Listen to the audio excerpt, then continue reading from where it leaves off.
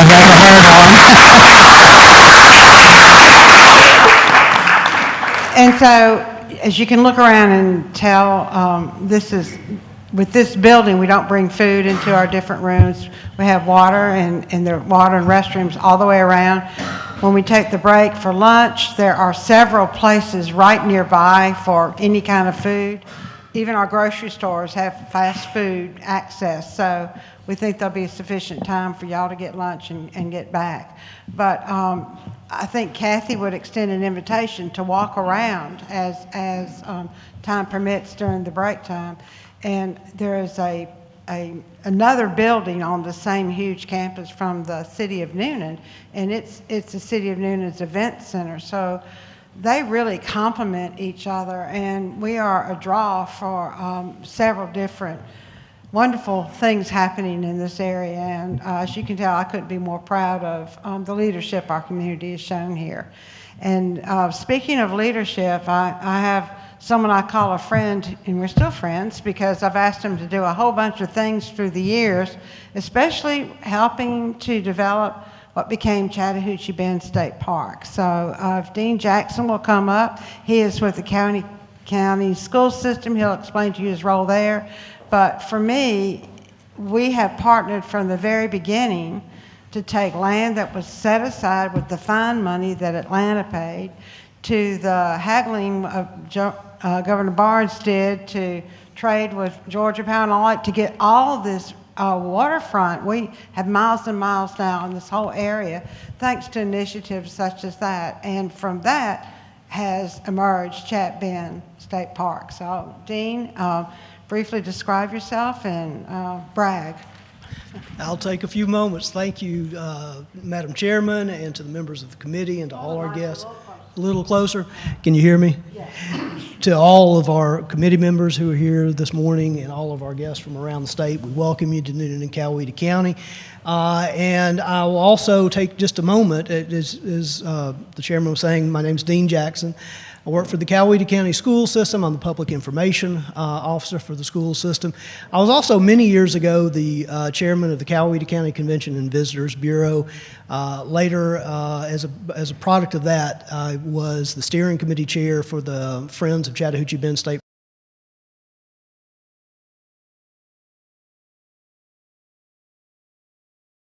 for Performing and Visual thing that Kathy Nixon just said about this, and would also point out that this center is everything that she says it is to our community and to our students.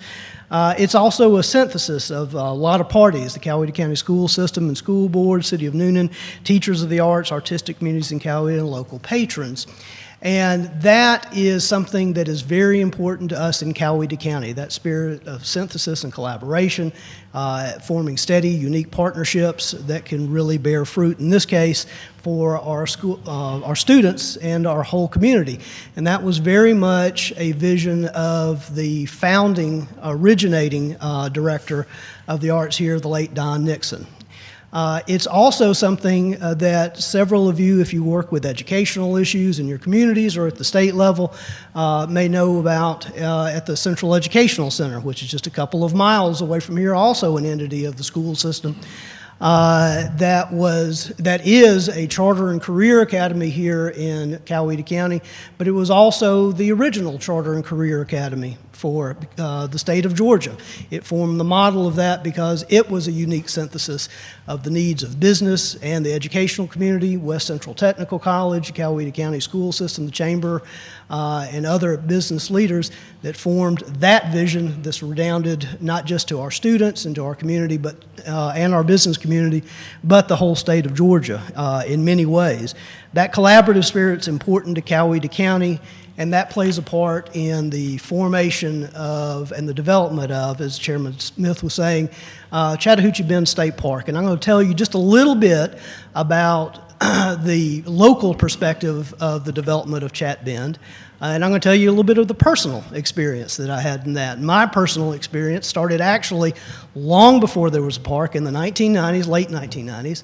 Well, before I worked for the school system, I was a local reporter, and I got a call one day from Chairman Smith, who said, "Hey, do you want to take a boat ride?" Well, of course I want to take a boat ride. I'll go wherever you want to go, and where she wanted to go was down the river, down the Chattahoochee River, which was, as she described, quite deservedly so at the time, it had a reputation of being a terribly polluted river. It's also a beautiful stretch of river. That entire stretch from south of Atlanta down to West Point Lake and really beyond is a lovely, lovely blueway in our community that we had virtually no access to in Coweta County, and quite frankly, a lot of folks didn't want access to the river, particularly in Coweta County. There wasn't an enormous demand given the very serious sewer overflow problems south of Atlanta. However, we put canoes in. I believe it was at McIntosh Park below the Shoals with a number of DNR and state parks officials, and we paddled down to Hilly's Mill and had lunch, and then we paddled down a bit further to Bushhead Shoals and got out somewhere around Heard County, I think. And it was a great day. And what we really didn't know at the time, or at least I didn't know at the time, is that we were witnessing something that was developing that was a significant development for our part of the state of Georgia, and that was the Greenway acquisition program that was happening in the late 90s because of the fines that were accruing to the state of Georgia because of the federal government's approach to insisting that Atlanta solve its wastewater overflow problems.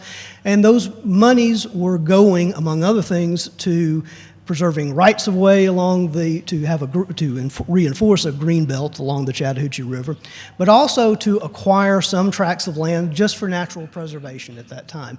And of that trip that we took that day, about 13 miles of the river on our left side, the left bank, was the land that has now become Chattahoochee Bend State Park. But it wasn't a state park. It was simply preserved land at the time. Of course, Chairman Smith, I think on that very trip, said, you know, one day that could be a state park. And that put a nice kernel in my mind and some other people's mind around this community. Several years later, I was the chairman of the Convention and Visitors Bureau, and we were going through a process that a lot of you have probably gone through in your own communities. What are the assets in our communities? How can we market that? What are the important things? What are some things that can come up? And one of the things we talked about that day, this was around, about 2002 or 2003 or so, was, well, you know, there's about 3,000 acres that's sitting in Coweta County. It might be a state park one day. I wonder what it would take to have that come about. And our CVB director at the time, Angela White, actually had the gumption to call the Department of Natural Resources, and she got hold of a gentleman that I cannot remember his name to this day, and I really regret that because he was assistant director, I think, under Becky Kelly at the time, of Georgia State Parks and Historic Sites. And he said, yes, I'll come down and talk to you about that. And he came down and he talked to us about state parks and the great things they're doing, many of which, you know, a lot of us are hikers or boaters. We know about those things, but we asked him, what does it take to become a state park? And he described the very complex feasibility studies and development studies that would need to take place for something like that happen. There was one underway at the time of Don Carter State Park. And some others that he said, but it takes a long time to get there. And we said, okay. Well, once it gets there, what happens? Well, it may be a while because at that time, I believe, and this was around, as I said, 2002, 2003, the state of Georgia had not created a state park from the ground up, soup to nuts, in something like 30 years. Now, it had acquired some beautiful properties, Tallulah Gorge, I think Red Top Mountain, others, but it hadn't built one all the way. And they said, but you know, you have to have that development study, and then who knows? Who knows what could happen? You know, you might have one in 20 years or 25 years. So who knows? And then we asked a question as a CVB that we had no right whatsoever to ask on behalf of Coweta County, which is, what if we did that study ourselves? What if we could talk our commission to doing that? And he said, well, that'd be a very nice thing. The state would probably look well upon that. And we went back as a CVB and we talked to our county commissioners, and they were undergoing a significant land use study at the time, so they had a very large project in that same direction going on, and said, could you add this on? And could you develop plans, potential plans for the Chattahoochee Bend State Park along the state's auspices? And they agreed, which was surprising, but they agreed. It was not an insignificant cost. And that study was was undertaken. And that's the time that we had conversations with Lynn Smith that I think she had been thinking in her mind for quite some time and talking to quite a few folks about, and other state officials as well. The county's going to complete this for you. What do you think about that? Long story short is within a few years, quite to our surprise, the state authorized the concept of developing Chattahoochee Bend State Park around the same time as Don Carter State Park. And our county commission stepped forward at that time and put a lot more skin in the game, not just the development of study, but agreed to a very expensive series of road projects up to and through the park and other permitting and planning processes. The very last thing we did, and I won't take much more of your time except to say this, is we did decide as the CVB that the best thing we could do, since we had had so much collaborative energy going on, that we needed a vehicle for regular people, for users of the park, to really take ownership of that park. And so we sought chapter development through the Friends of Georgia State Parks. Our CVB actually sponsored a number of town halls in which we talked about that, signed up the steering committee and did it. And by early September of 2009, we chartered the Friends of Chattahoochee Bend State Park. I think you may have met, and we'll hear later on from Phil LaRue, still a member of that committee, Friends group, has been with us, from the beginning. A lot of good folks have worked out there in doing that. But by September of 2009, we were actually able to host the groundbreaking of Chattahoochee Bend. And the reason I point that out is I think to this day we are still the first Friends of the state park group that were a Friends chapter before we had a state park to be a friend of. And we're very, very proud of that. I only point all that out because that is a spirit of collaboration that we've always worked with in Coweta County. It worked very well for the development of Chat Bend. And the thing that we found along the way is there are literally hundreds of people who are willing to give of themselves and their time to hold dear the same things that I think this committee holds dear. So I'd like to thank you very much for giving me a chance to tell you a bit about that and for the important work you do on committees like this. Appreciate it. Thank you. Thank you very much, Dean. I think the spirit of collaboration is a theme that might run through this meeting today, but also when citizens are faced with a desire to use a certain stretch of water and such as that, there are laws and there are processes to follow. And so in our part of the state, thankfully, we were able to use local funds, state funds, and some, I think, matching funds to create what we did. And so the theme as we go along today is, if there are areas of the state you think would be for the public good, there are acceptable legal measures to take and follow to try and make that happen. But the next part of our program today, and in a little bit, we're going to get to McIntosh Reserve, and we're going to get to what Chattahoochee Bend State Park can do now, because that is a phenomenal story that's about to get some legs.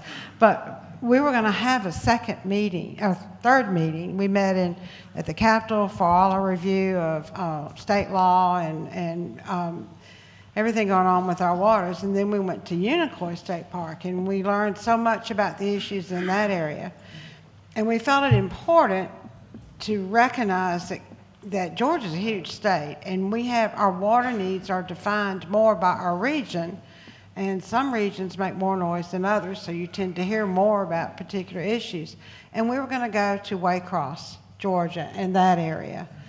We had great plans. We had a lot of things we were going to do. And then Hurricane Helene came about, and it was impossible to hold our meeting there. And so I felt that it was important that we hear that voice from that part of the state. We've heard from other parts of the state, but this story also goes to, we were planning and looking at things as they existed, but after Hurricane Helene, we got to just shake the bag and start all over again. So the well-laid plans of men sometimes get rearranged by the good Lord in nature. So we need to hear, though, the story of Waycross. Our larger urban areas in states that were impacted by Hurricane Helene got good coverage. The suffering is going on now in areas where there is not much public information, and dire struggles are taking place. So Representative Burchett will explain that and go in a little bit more depth of this part of the program and possibly introduce some good news a little bit. Sure, sure. Thank you, Chair Lady. So yes, we did suffer a significant, I would say, catastrophe in South Georgia. I don't know if many of you have been down there to see some of the damage, but my district was hit particularly hard. Coffee County, Ware County, Lanier, Lowndes, Atkinson County. The landscape has forever changed down there. We have, since the hurricane, been able to get back powers up for the majority of everybody. I think we're 100% now. Kids are back in school, but there was a time that almost 100% of power was out in my district. 100% power was out, and you don't even realize the things that you take for granted until you're washing out of a tea pitcher in your backyard or washing in the pool. And many of my constituents, my house included, we were out of power for, we got power 16 days after the hurricane. And many of my constituents just now received power last Wednesday, I think. And you've got, the damage to the cropland and our forest land is significant. We're going to have a significant amount of loss. Probably 50% of the pine trees down there are down. Pecan trees, cotton was hit very, very hard. Peanuts, I think, are going to come out. They didn't get too saturated with salt, so I think peanuts will come out.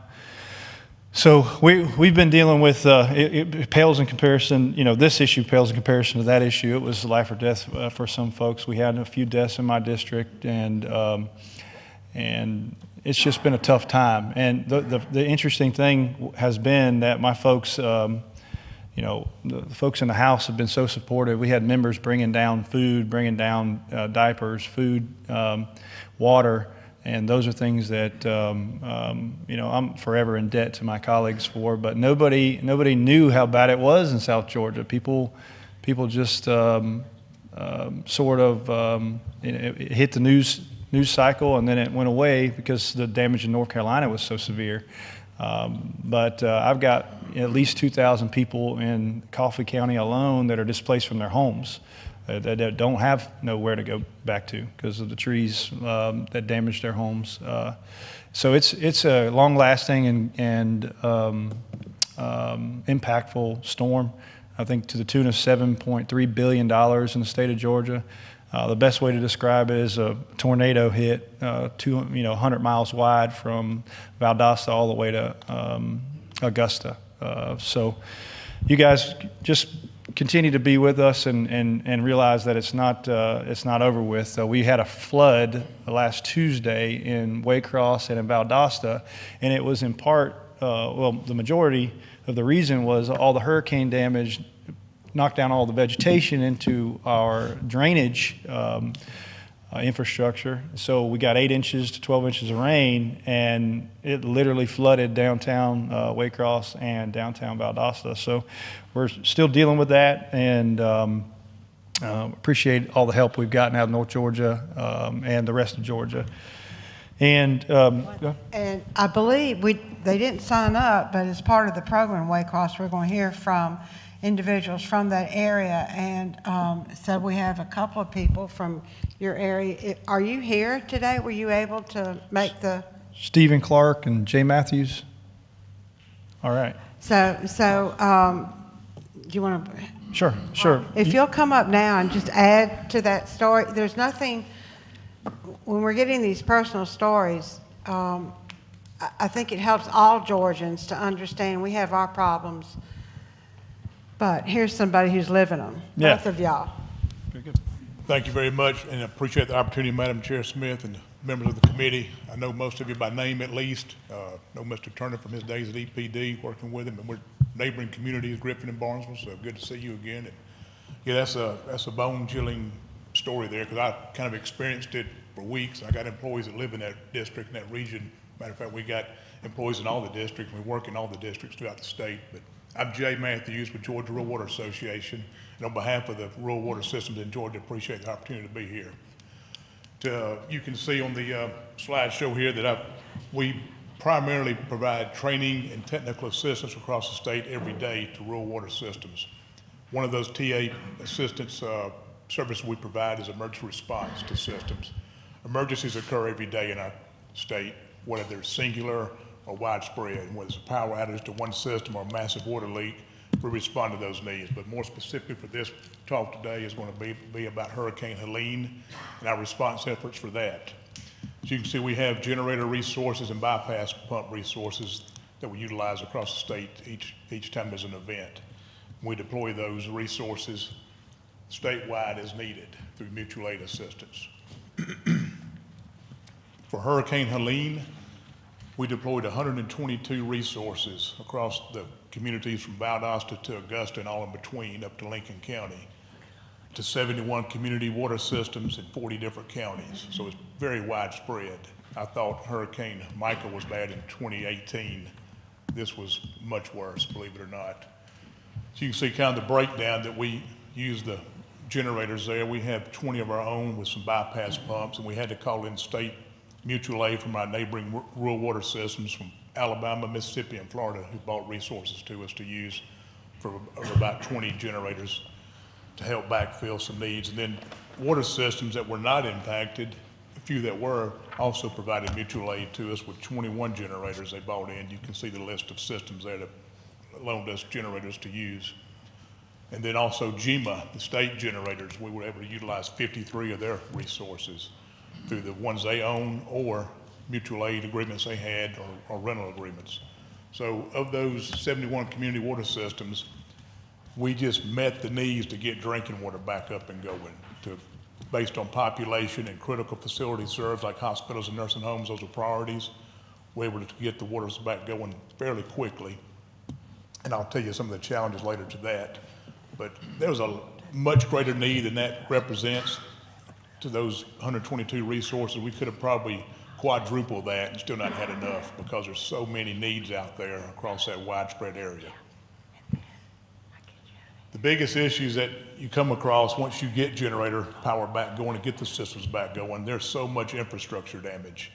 We get the wells pumping, we still can't get the systems pressurized again for a lot of them due to uprooted trees, water main breaks, and you got to go find those because they're always in the middle of the woods and somewhere obscure. You have to go really hunt for them. So when you get the generators going, everybody expects the water to be back up and going, but it takes a while to repressurize a water system, no matter the size. You got to fill tanks up, fill big mains up, then you got to fix leaks. So it is a timely process.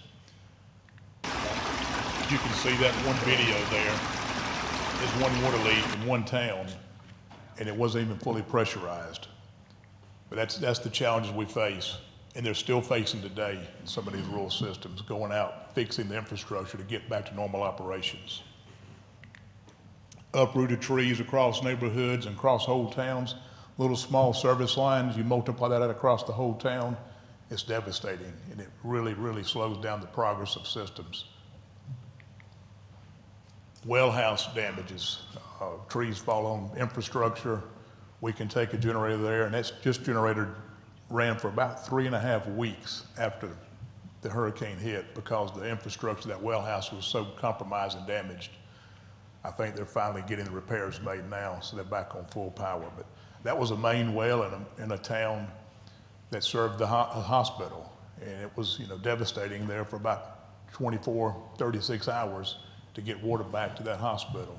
Although they had power, we had to get the system back going. Infrastructure damages occur in many facets. This road is a roadway to the treatment facility in a town. They could not get to their treatment facility till they got the road fixed, and it took a while. I thought they could have gone around it, but it was like a swamp out there, so that was the only access to a treatment facility. Had to get that repaired. That looks like just a brush or a pile of trees. That was trees that had fallen on infrastructure. You can't even see it. There's a lift station there. Had to clear the debris just to get to it. That just slows down the response efforts. So resiliency is the key to this going forward. Out of bad comes good usually. And every time we've had an event, back from Matthew in 2016 to Irma in 17, Michael in 18, I've seen good things come out of it. Systems become more resilient.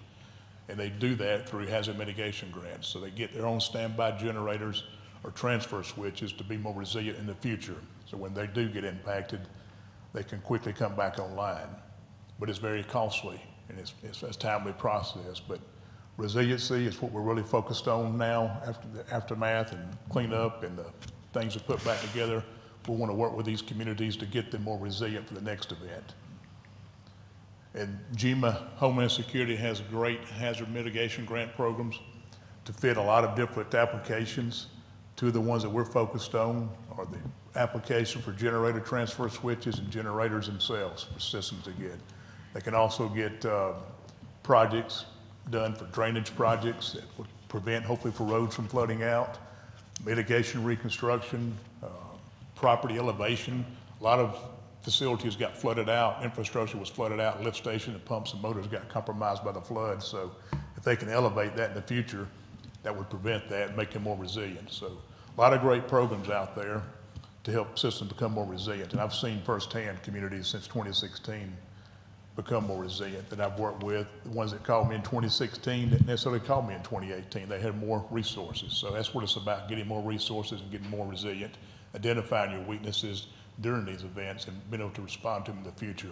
I know I worked firsthand with a lot of communities in South Georgia, Middle Georgia that were impacted, worked directly with the mayors, and a lot of eyes were open to their, vulnerabilities to these events. So I think a lot of good's going to come out of this. It's going to take a while. So be glad to take any questions or comments.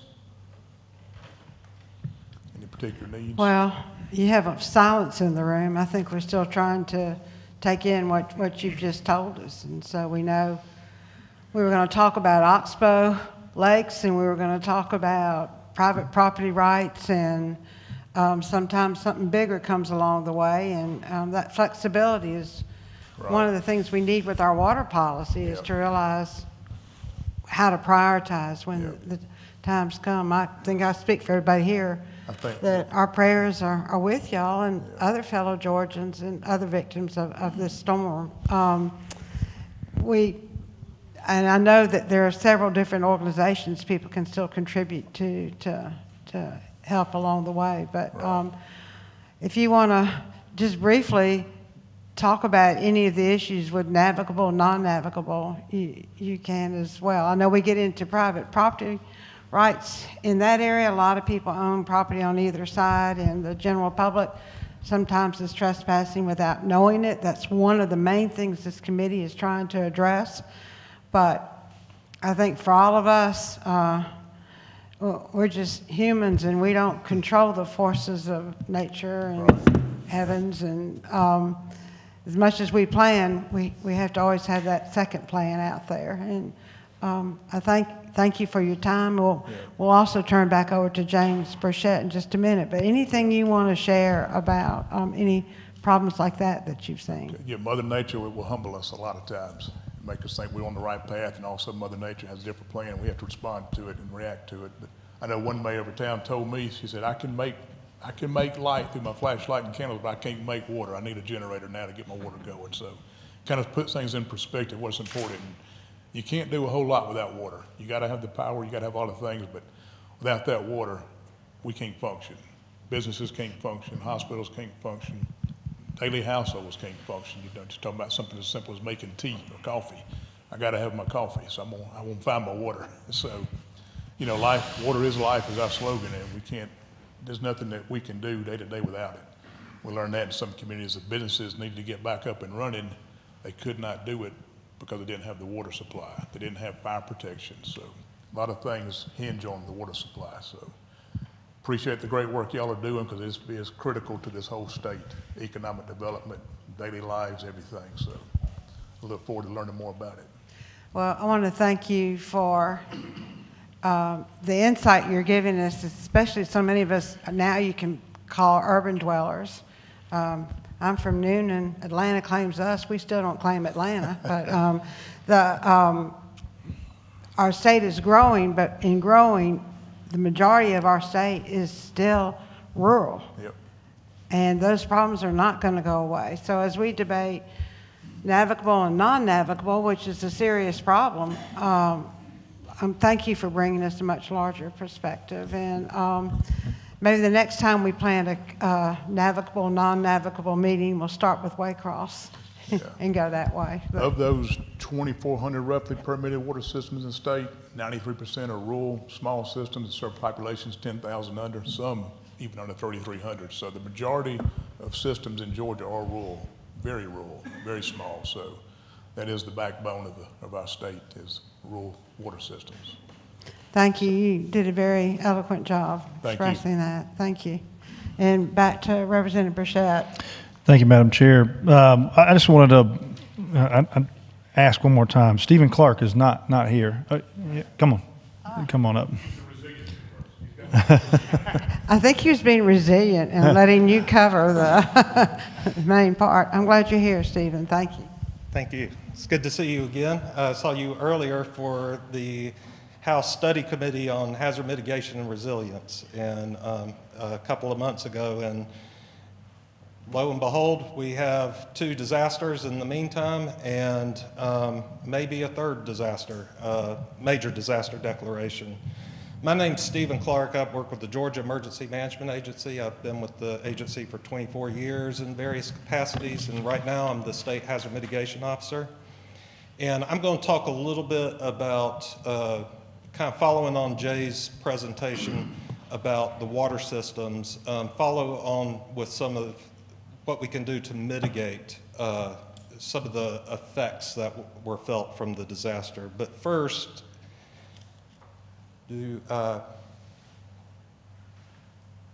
does this work? There we go. Okay. First, I'd provide an overview of the Hurricane Debby. 34 counties were declared for what's called public assistance.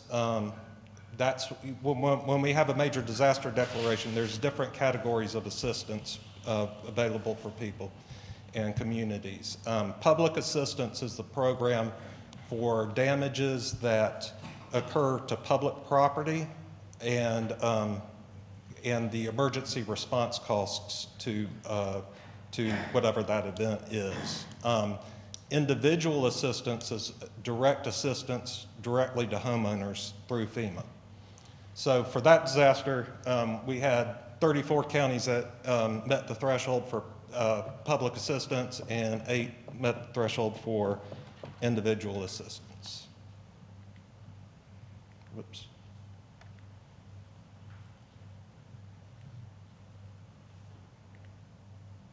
There we go. Hurricane Helene, 93 counties were declared for public assistance and 63 were declared for individual assistance. This was one of the most significant events Georgia has experienced.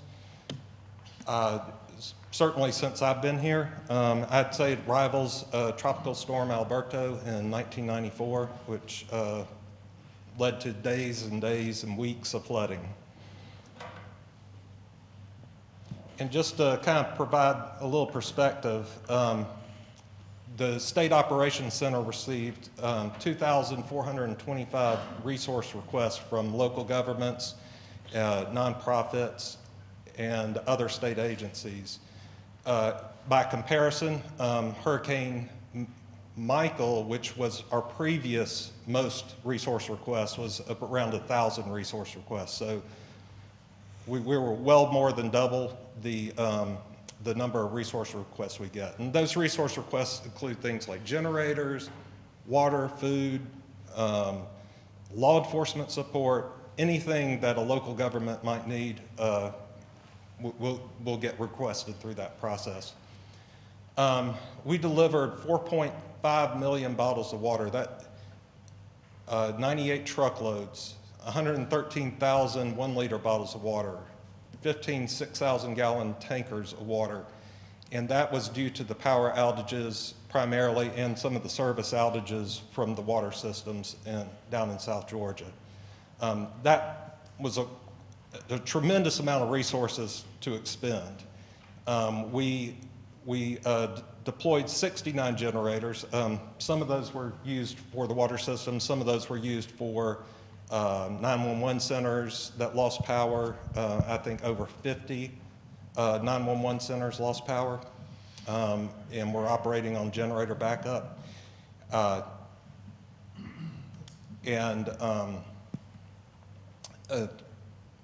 Sorry. So 69 generators were deployed to critical facilities and water systems. Currently there's 13 disaster recovery centers open and 4 mobile disaster recovery centers where members of the public can go to meet with federal agencies that are providing assistance. Okay, what can we do to minimize these effects? One of the tools we have is hazard mitigation. It's any sustainable action that reduces or eliminates long-term risk to people and property from future disasters. That's how FEMA defines hazard mitigation, and they have a grant program called Hazard Mitigation Assistance Grants. And there's several different programs there. I'm going to focus on the post-disaster grant program, which is Hazard Mitigation Grant Program. This is money we receive after a disaster. We get a certain percentage of the total public assistance and individual assistance costs. And then we get 20% of that amount to do hazard mitigation grants. We get 20%, the standard amount is 15%, but the state of Georgia, through our program, has what's called an enhanced plan, so we get 20%, and that's going to be important. I'll show you why in just a minute. Sub-applicants for hazard mitigation grant programs can be state agencies, local governments, and nonprofits. They must have a hazard mitigation plan, which we work with each community, each county in the state. Each county has a hazard mitigation plan, so we're covered there. And they must participate in the National Flood Insurance Program. There's several different project types. They go through an extensive FEMA regulatory analysis, benefit cost analysis to make sure that for every dollar we're spending, we're at least saving $1 in future avoided losses. Types of mitigation projects, they range from property acquisition to structural elevation. We have a project on Tybee right now that's about 50 homes that are being elevated. The one I highlighted there was secondary power source. That is one type of grant that we can do, and that's generators. But the highlighted projects there are ones that we kind of frequently do. So right now, where do we stand with the hazard mitigation grants? So projects that have been completed or near completion, we've used hazard mitigation grant funds to fund 108 this is for water systems only. We also have quite a number that go into critical facilities, but we've mitigated 108 with fixed generators. We have 56 portable generators. And then we also have a large number of projects that have just recently been awarded within the last few months or will be awarded by February is what we're told by FEMA. And that's going to put double that amount of generators out on the street and really kind of reduce the need for Jay to go out and pull generators from one community to another.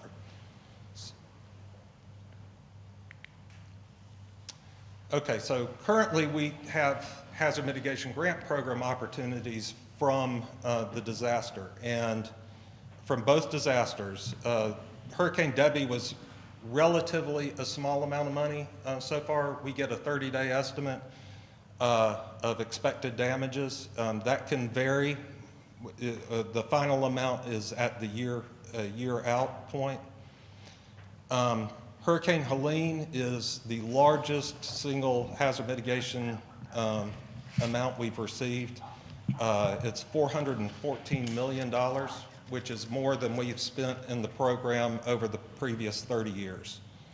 So, and that enhanced status that we have has given us an extra $100 million to do hazard mitigation projects. So the hard work of my planning staff really paid off, and netted the state an extra $100 million to do hazard mitigation projects, which we are encouraging all rural water systems and critical facilities to participate in the program, and hopefully avoid the issues with water, because we were dealing with that in the State Operations Center, nursing homes without water, trying to figure out how to flush toilets.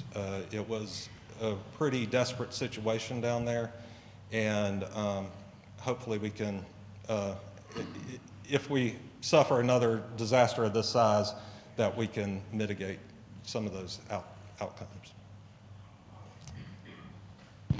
So again, this is kind of putting a lot of our debate in perspective. I also serve on the Hazardous Mitigation Study Committee, and there are lots of, it's like a whole big, huge book of water issues that we try and address. But I will say, on a personal note, for those from Coweta County, we had the tornado in 2001. We didn't know it. We called it the Midnight Tornado, and hello, everybody's property, homes, and everything were destroyed. But GEMA was there to help us rebuild Noonan High School. And it took us several years, and we just opened it this year. So I think planning, which is what we're trying to do with navigable and non-navigable, is an important piece of our big puzzle of the state of Georgia. But the readiness and the need for all of our citizens to comprehend the massive problems and challenges and the rewards we face in Georgia is really important. I will point out with the map below, so the white areas that weren't hit, that's where we're arguing over navigable and non-navigable. That problem didn't go away. So the rest of it, there are no borders. There's just flood. So I think it's good for us as citizens, me as a legislator, to not think in a narrow channel, but to think in a much larger channel as we debate and try and solve the problem that's before this committee. And you did a very good job of just bringing to the forefront what you do, and for all of us how important planning is. So I'll see you at the next meeting next week. Okay. All right. Any questions from the committee? I don't have questions. Just want to say thanks to GEMA for all the efforts, and certainly my constituents in South Georgia really appreciate everything that was done. I mean, you had folks that were out of water, and to see a truckload of water coming, it was fantastic. So I appreciate all the work that GEMA did during the hurricane and is continuing to do. Thank you. I've worked for GEMA for 24 years, and not anything on myself, but I'm very proud of the work our agency's done. Is it always perfect? No, but every team member at GEMA does the best they can, and really wants the best for the citizens. Yeah, this was, you mentioned it, this is going to be the largest single event in the history of Georgia. Is that correct? Yes, sir. All right. There was a point in time, one of my counties had zero communication, no cell service, no landlines, no anything, and GEMA went to the effort of flying in satellite phones just so we could communicate with Lanier County. So you guys went above and beyond, and I really appreciate it. Yes, sir. We worked with JICA on that, I was there that night. I was there many nights, but we were coordinating, getting the helicopters to get all those resources down there, and yeah, so. Mm-hmm. Thank you. Thank you very much. Again, I think we're getting an overview now. So I kind of capitalized on the related matters challenge to the committee. I did think we needed to hear the story from Waycross. It also deals with waters, some waters which were non-navigable and now are. And so it just shows the changing pattern. But just as a representative and a citizen from Georgia, I can tell you we've got a great, well-run state, and we have great people who will step forward and respond to emergencies. And when we get into our debate of some very acrimonious. We still do it in a very civil manner, so I thank y'all for that. And along those lines, the navigable and non-navigable debate goes to, at the bottom line, private property rights and where can a citizen get on some property that abuts the water and where they cannot. And it's been a problem that has ended up in court and somebody went to jail over it. So it is an important issue before us, and meeting like this with our state agencies responsive to what's going on, Representative Burchett has some interesting news to tell you, a development that's occurring. So, this is good news, I think. One of the things that's come out of this committee is the ability to interact with DNR, particularly when it comes to being on the water. And so DNR announced, I think last week, that they're putting together an application for Georgians to be able to interact more seamlessly with DNR. So when it comes to fishing and hunting, I think, let me make sure I'm correct in stating the name of this thing. That's what I've been doing on this phone here. So they've released this application called Hunt Regs so that folks can easily report if there's any illegal hunting or illegal fishing on their property. So this is for landowners and for fishermen. I believe there's going to be an interactive map on there to be able to determine where DNR believes that the navigable waters are, in their opinion, delineated. And this goes to the fact that this is an issue that the community and both the landowners and both the fishermen and paddlers need some clarity, right? So this will be, we're in the 21st century, so now everybody's using telephones now, so this will be something that easily and readily available to everybody to look at their phone, make a determination. A landowner side can say, hey, we've got a violation, somebody is on my private property, I need you here, versus having to make a phone call or going the old route. I think that's a step in the right direction to trying to clarify this important issue before us, and navigable and non-navigable. And I want to say thanks to the chair lady for scheduling a meeting down in the Blackwater world of South Georgia. Unfortunately, we weren't able to get to it, but I've told the story many times. There's, in my part of the country, I've had landowners come to me and one of the worst stories is that the Satilla had flooded into a pasture of a friend of mine, and people were duck hunting in his pasture, shooting over his house.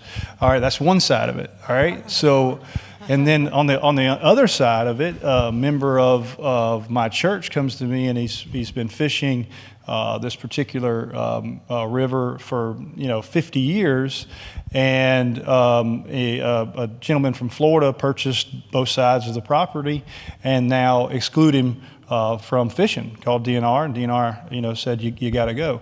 So we've got both ends of the spectrum in South Georgia with the Blackwater streams, and everybody, and those are the extremes, right? I don't think that, every day people are floating into people's pastures, and every day people are not being excluded from these streams.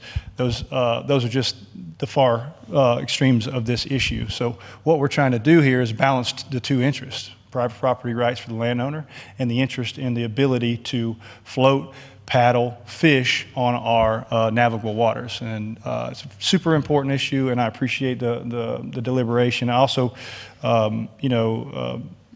Chair Lady Smith has been dealing with the water issues longer than I've been, I wasn't going to say longer than I've been alive, but maybe. And so she's been doing it a very long time, and being able to tap into a resource like Chair Lady Smith is just one of the benefits that we have in the House. So we're narrowing down on the issue, and it's not an easy issue, right? It's a tough issue. You get to personal property rights.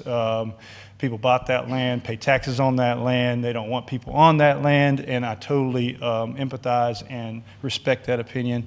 And then on the other side, you got people that want to be able to fish, they want to be able to float, and they've been doing it for years on these waterways. So I'm a fisherman myself, and I want to be able to fish this Attila.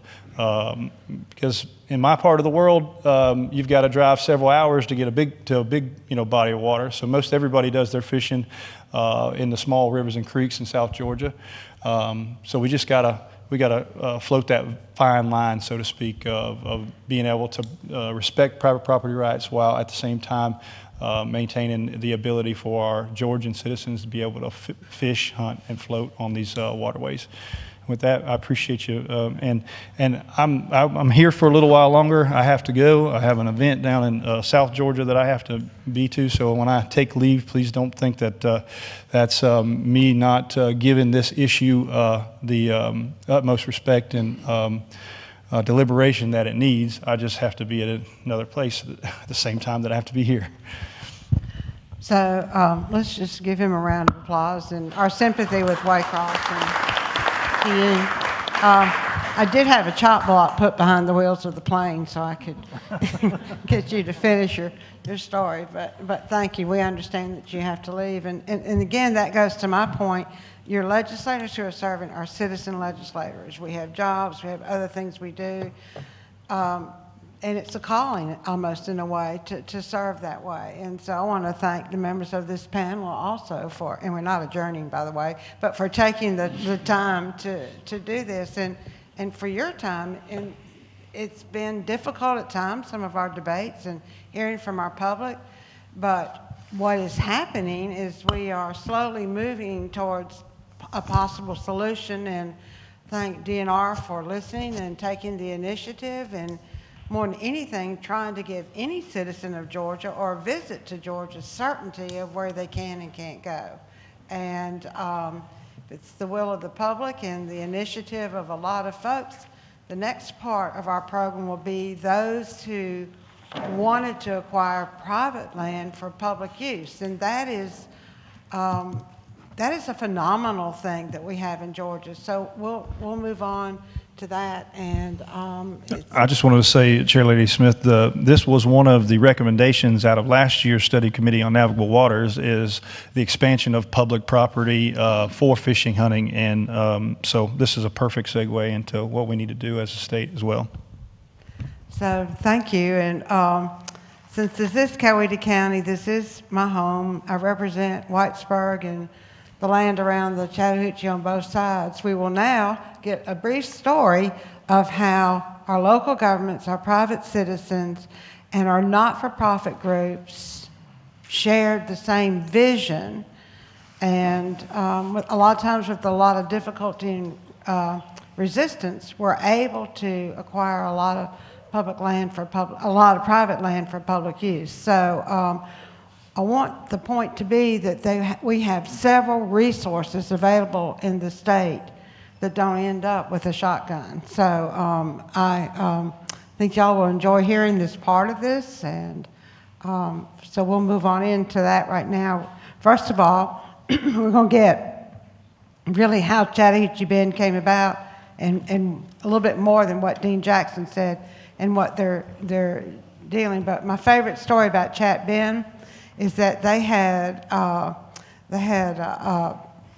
the Chat Bend Parks group before the park was started. So I think, I think that's a pretty good story about the area. So we'll hear from Chat Bend, then we'll hear from McIntosh Reserve, and then DNR will tell us about the Georgia Outdoor Stewardship Act.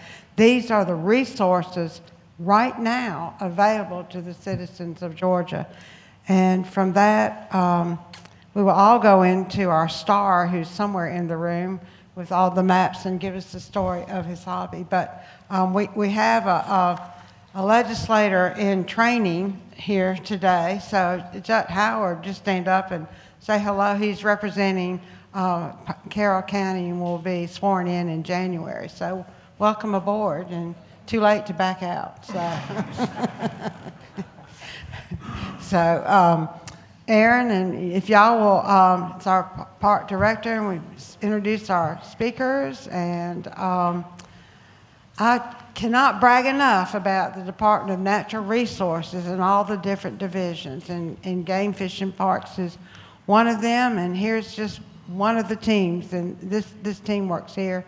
And here's the regional director of our parks. She's saying, you go first because you're over all the parks in this area.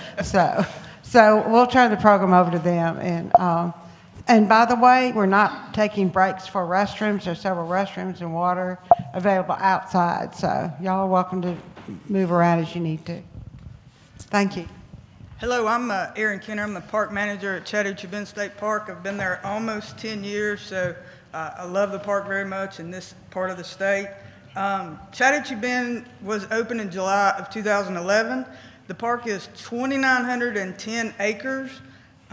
There's 7 miles of river frontage, so we're very blessed with that. We have over 12 miles of hiking trails, 5+ miles of mountain biking trails. We have a paved multi-use trail that we just opened that's 2.5 miles round trip that was built by grants from Georgia DOT and Coweta County. We have a main boat ramp that you can get in and out of the Chattahoochee. We have 6 cottages, 3 are still under construction, but we're very excited about those. 26 RV sites, 22 tent sites, 8 platform sites, and 8 backcountry sites. And those are where they have to backpack into those, and those are all right along the river. Safety-wise, we work with Coweta County Emergency Management. We've done large injured or lost hiker drills with the county, the fire department, the sheriff's department. They all come out when we have to do river rescues. We're one of the main points that they'll get into the river to find people. And our game wardens patrol the park for us safety-wise. There's always myself or my assistant on duty, so there's always somebody there watching the park and all the guests. I'm going to turn it over to Phil LaRue, and he's going to talk to you about the history. And Phil was one of the fathers of this whole Friends of the Park initiative, and he's still kicking. Thank you. As Dean told you earlier, the park, the land was acquired back in 2005. Bonds were floated by Coweta County and the state in 2007. And then the park became a reality in 2011, in July of 2011. However, as you alluded earlier, the Friends of Georgia State Parks actually granted our Friends chapter charter in 2009, and we started working in the park before the construction crews ever showed up. We cleared a lot of land out there where they were going to bed down construction equipment and things like that. Roads in the park, Flat Rock Road was just that, just flat rocks, and we cleared that off. A lot of you have heard Alan Jackson's song about way down yonder on the Chattahoochee. Well, the flat rocks were one of those areas where all the teenagers in Coweta County went to party, and we're still cleaning up broken beer bottles and things out there from those days. So the Friends of Georgia State Parks is a 501c3 corporation that is made up totally of volunteers throughout the state. Every state park and historic site has its own chapter or is eligible to have its chapter. There are a couple that don't because of location and how far out they are. But we also have a state office in Cartersville that has 5 full-time paid employees and a governing board, and I serve on that governing board as well as the vice chairman currently. The office provides support back to the local chapters in the form of revenue disbursement whenever anyone buys a state park, Friends of Georgia State Parks membership. That money goes to the state, and then a portion comes back to the park where that membership was purchased, as well as volunteer hours. For every hour that we volunteer, we receive $2 back in revenue, and that is spent totally on the parks. So we've had our first meeting in February of '09, our first volunteer day. In March of 2010, we began our first trail day. We had over 70 people show up and completed 1.3 miles of the Riverside Trail. At that time, we started in the northern end of the park and worked our way back because we couldn't be down in the construction area where all the heavy equipment was. We currently have 12 miles of hiking trails, and those arguably go through the most scenic areas of the park. The main trail, our Riverside Trail, begins at our day use area and goes approximately 2 miles along the river. It's fairly flat. We have an observation tower at 9/10 of a mile. If you go beyond that, it turns slightly upland and begins some rolling hills until it gets near the bend in the river at the top end of the park there, and then it turns more flat. And that is one of our most popular trails in the park. We actually host what we call a hike and paddle event out there for local citizens to have access. And when I say local, I mean all over metro Atlanta. We've had people come from as far away as Gwinnett County, Rockdale County, Barnesville to take part in these events. We started our day use area. It's a 5.5 mile hike up the river. We have lunch under the trees near the bend at the top end, and then we have brief safety briefings on how to properly paddle and what to do if you happen to fall out of your kayak or canoe. And then we float 3 miles back down the river and get out right where we started. And that's one of our most popular programs in the park, and it provides a lot of access to the Chattahoochee for people who normally wouldn't be able to get out there. They don't know how to kayak. They don't know where they can go, so we provide that opportunity to them. What else do we do? We host 2 river cleanups a year, one in conjunction with Sweep the Hooch in March and April with the Chattahoochee Riverkeeper, and then we host a Rivers Alive cleanup in the October timeframe as part of the Georgia EPD Rivers Alive program. We partner with corporate groups like Synovus, Home Depot, Publix, and Georgia Power. We currently, in this past year, Publix came out and in one day removed about 1 mile of silt fencing that was left in the park since its construction. That silt fencing was buried under a lot of leaves and debris. So they had to first pull the metal post out of the ground and then pull the silt fencing out of the ground. The Friends themselves, we rebuilt 3 platforms in our platform camping area that had rotted away over the years. That area is prone to flooding. It was recently under about 5 or 6 feet of water, and those platform sites were under about 4 inches of mud when we finished. They're now clean. So we rebuilt 3 of those in the past year. We've installed pollinator beds near the visitor center as well as roadside pollinator beds to the tune of $2,500 and about ½ acre of native wildflowers and pollinators. So we work with the citizens of the county to come out and volunteer with us, and we work with corporations. So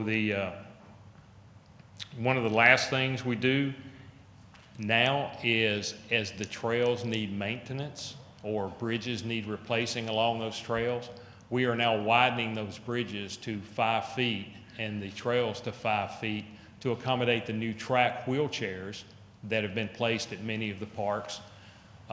That's an initiative of the Amy Copeland Foundation and All Terrain Georgia and DNR. And we hope to be able to get our own track wheelchair at Chattahoochee Bend once these trails are wide enough to accommodate those.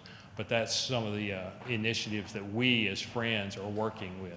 And we love the community support. We get a lot of support from Coweta County for a lot of our events out there, working with the Emergency Management Agency. When we do our river cleanups, Coweta County provides a van for transport of the kayakers and a dumpster for all the trash, and then they haul the dumpster away. So we partner with everyone.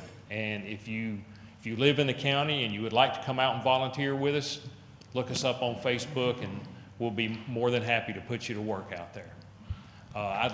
Brad Gibson is our regional manager, and he's going to tell you a little bit about the future of the park. Thank you, Phil. Thank you, Aaron. So I'm Brad Gibson. I am park ranger for Georgia State Parks. I'm over all of Region 1, Northwest region of the state for us. Aaron talked about kind of the current operations of the park. Phil gave us a great history of the park and of the Friends group. I'm going to talk a little bit about the future needs of the park. As everything, access to our parks is important. Also, being self-sustaining is really important to us as a division. So We are looking at expanding our cottages here at Chat Bend. We have 3 new ones that will be online any moment, which will help with our return on interest of the park so that they can generate enough revenue to pay for their expenses in the park. And this is for all expenses that happen, that replacing the bridges that go down, replacing any of the infrastructure that gets beat up, water leaks, which we heard a lot about earlier. So those are all handled usually on the park level. And so we work together as a team to address these situations. And we want to put our park in a situation so that they're self-sustaining. So we are looking to add more cottages. We are looking to add more trail. I just got to say yay. Okay. We want to add more trails, probably about 15 miles of additional mountain biking trail. We want to get more equestrian trail into the park, or equestrian trail altogether into the park, and just giving ourselves access to this beautiful place. If you have not been out there, take the 40-minute ride from here. Go visit the park. The staff is amazing. It's a weird blend of really wildlife and like really nicely manicured lawns all living next to each other. It's a great place to just get out and stretch your legs. It's got wonderful rolling hills through the park.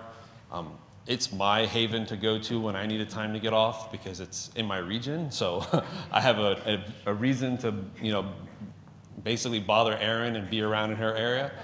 You'll just see a couple of slides of the facilities that we have. These are just some of the campsites that are available there. Part of our stewardship method is that we give you a designed area to camp on.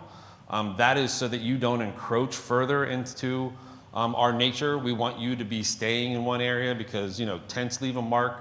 Even though you take it away, there's, the ground that's been disturbed, things like that. So we give you an area that we want you to use. And that's ways that we help preserve the rest of the land around it. So some of our camping sites, and then, our stewardship for the future really depends upon taking good care of this land. So we do a lot of prescribed fire. We burn to keep fuels down. We're trying to open habitat for natural plants to be there. We want to get rid of the stuff that shouldn't be there. Fire is a very good method for that. So we plan areas that we are going to introduce burning at so that we can keep the park healthy. They do planned hunts so that we can keep our deer population healthy. Overpopulation is really bad for deer too, so keeping those numbers in line helps that whole population to stay ready and to be good. And then looking into the future, we want access more and more to our parks. And so we first started with All Terrain Georgia, which is a part of Amy Copeland Foundation, and bringing action track chairs to select parks. Over the last year, it's expanded. We're continuing to expand a share program, which will bring these action track chairs from one of our host parks to another park, which is something we're currently working on. Before a park like Chat Bend could have their own chair, we could have another park bring that chair to them to let people use it, just so that we get there and we get it wider. But this has even gone beyond that. In fact, we have a thing called Outdoors Beyond Barriers now, which was introduced by our commissioner, and it is a way to, again, grant access to those that might have some sort of barrier in their life and get them out in the parks, get them their own time to do managed hunts, get them their own time to be on action track chairs, to be on grit chairs, which are a bit of a workout type of chair for people.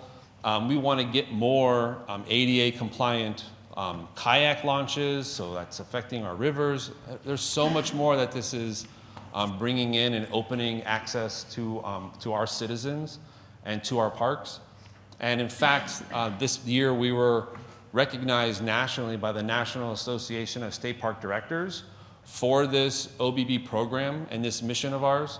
And so it was the most national innovation award that was given to us, which was an honor. We have not won a nationally recognized award in a really long time.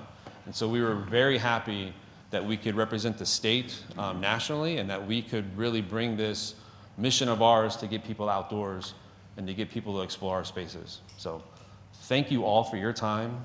thank you guys for your time. It was a pleasure being with you today. Thank you for the commercial. You're welcome. I think it's wonderful. Does the committee have any questions or anything? All right, thank you. And by the way, next time you come to Coweta County, plan to go see some of our wonderful resources. So what is just a great moment for me to think about this, but we have our neighboring county on the other side of the river called McIntosh Reserve. And it is a county-driven initiative, and it's just phenomenal what they've been able to do. But along with the theme I'm trying to point out, as private lands are acquired for public use, that's the accepted and the right route to take, as opposed to us locking horns over a particular area. There's so many resources available to our local governments, to our citizens, and to the people in the state of Georgia to acquire land and to use it safely. And so Carroll County has a phenomenal story, and some partners who are also here today to tell us how you can identify the interest and the energy, develop some historic lands, and be recognized. Now what's happening is we are a recreational area for a greater part of the metropolitan Atlanta area. So we will start off hearing from Emily Camargo and then Michelle Morgan. And Michelle is actually the commission chair for Carroll County.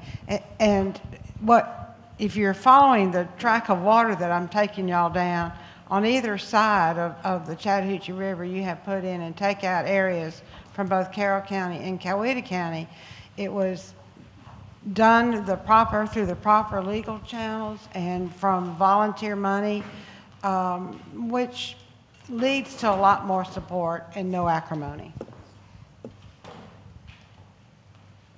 So as they're getting ready. Hi there. My name is Emily Camargo. I'm with the Trust for Public Land. It's really a pleasure to be with you all today. Thank you for having me. Will you explain a little bit more about Trust for Public Land? Oh yeah, don't worry, y'all are going to hear all about us. Okay. I'll just give my friends a second to get set up. Okay, great. So, as requested, let's see if I can get this to work. Let me give you a brief background on who the Trust for Public Land is before we jump into the work that we did at McIntosh Reserve in Carroll County. So, Trust for Public Land has been around for about 50 years. We're a national 501c3 nonprofit, and we've been founded on the idea that access to the outdoors is a fundamental human need. It's a right that everyone deserves, and one of the best ways to do that is to give people access to public parks. So Trust for Public Land, emphasis on public, we work with cities, counties, states, and the federal government to put more land into public ownership and to enhance the public lands that we already have. We do this in a lot of ways. This is a snapshot of our strategic plan, but you'll notice that community is at the center of everything we do. We believe that health, climate, equity can all be addressed effectively with parks, and we always engage first with the community to make sure that the amenities and the facilities that we're helping to enhance and bring really reflect the needs and the desires of the people that live and work nearby. We do a lot of work on conserving land. We build trails. We renovate and build schoolyards in urban areas so that communities can have access to park facilities that are already existing. And we expand and build new parks. And I would be remiss if I didn't say that we do all of this through the generosity of philanthropic support. And with the support of our donors, we've been able to complete nationally about 5,000 projects for parks, trails, and schoolyards. We've generated about $94 billion in funding for parks acquisition and enhancement. And then we've also created access to over 4 million additional acres of public space. In Georgia, more specifically and more relevant to this group, This is just a few examples of some of the work that we've done. We helped conserve land for the Atlanta Beltline. We helped conserve land for the MLK National Historic Park. We've done a lot of work with the National Park Service at Cumberland Island, and more relevant to this conversation, we have done a ton of land conservation and park development along the Chattahoochee River.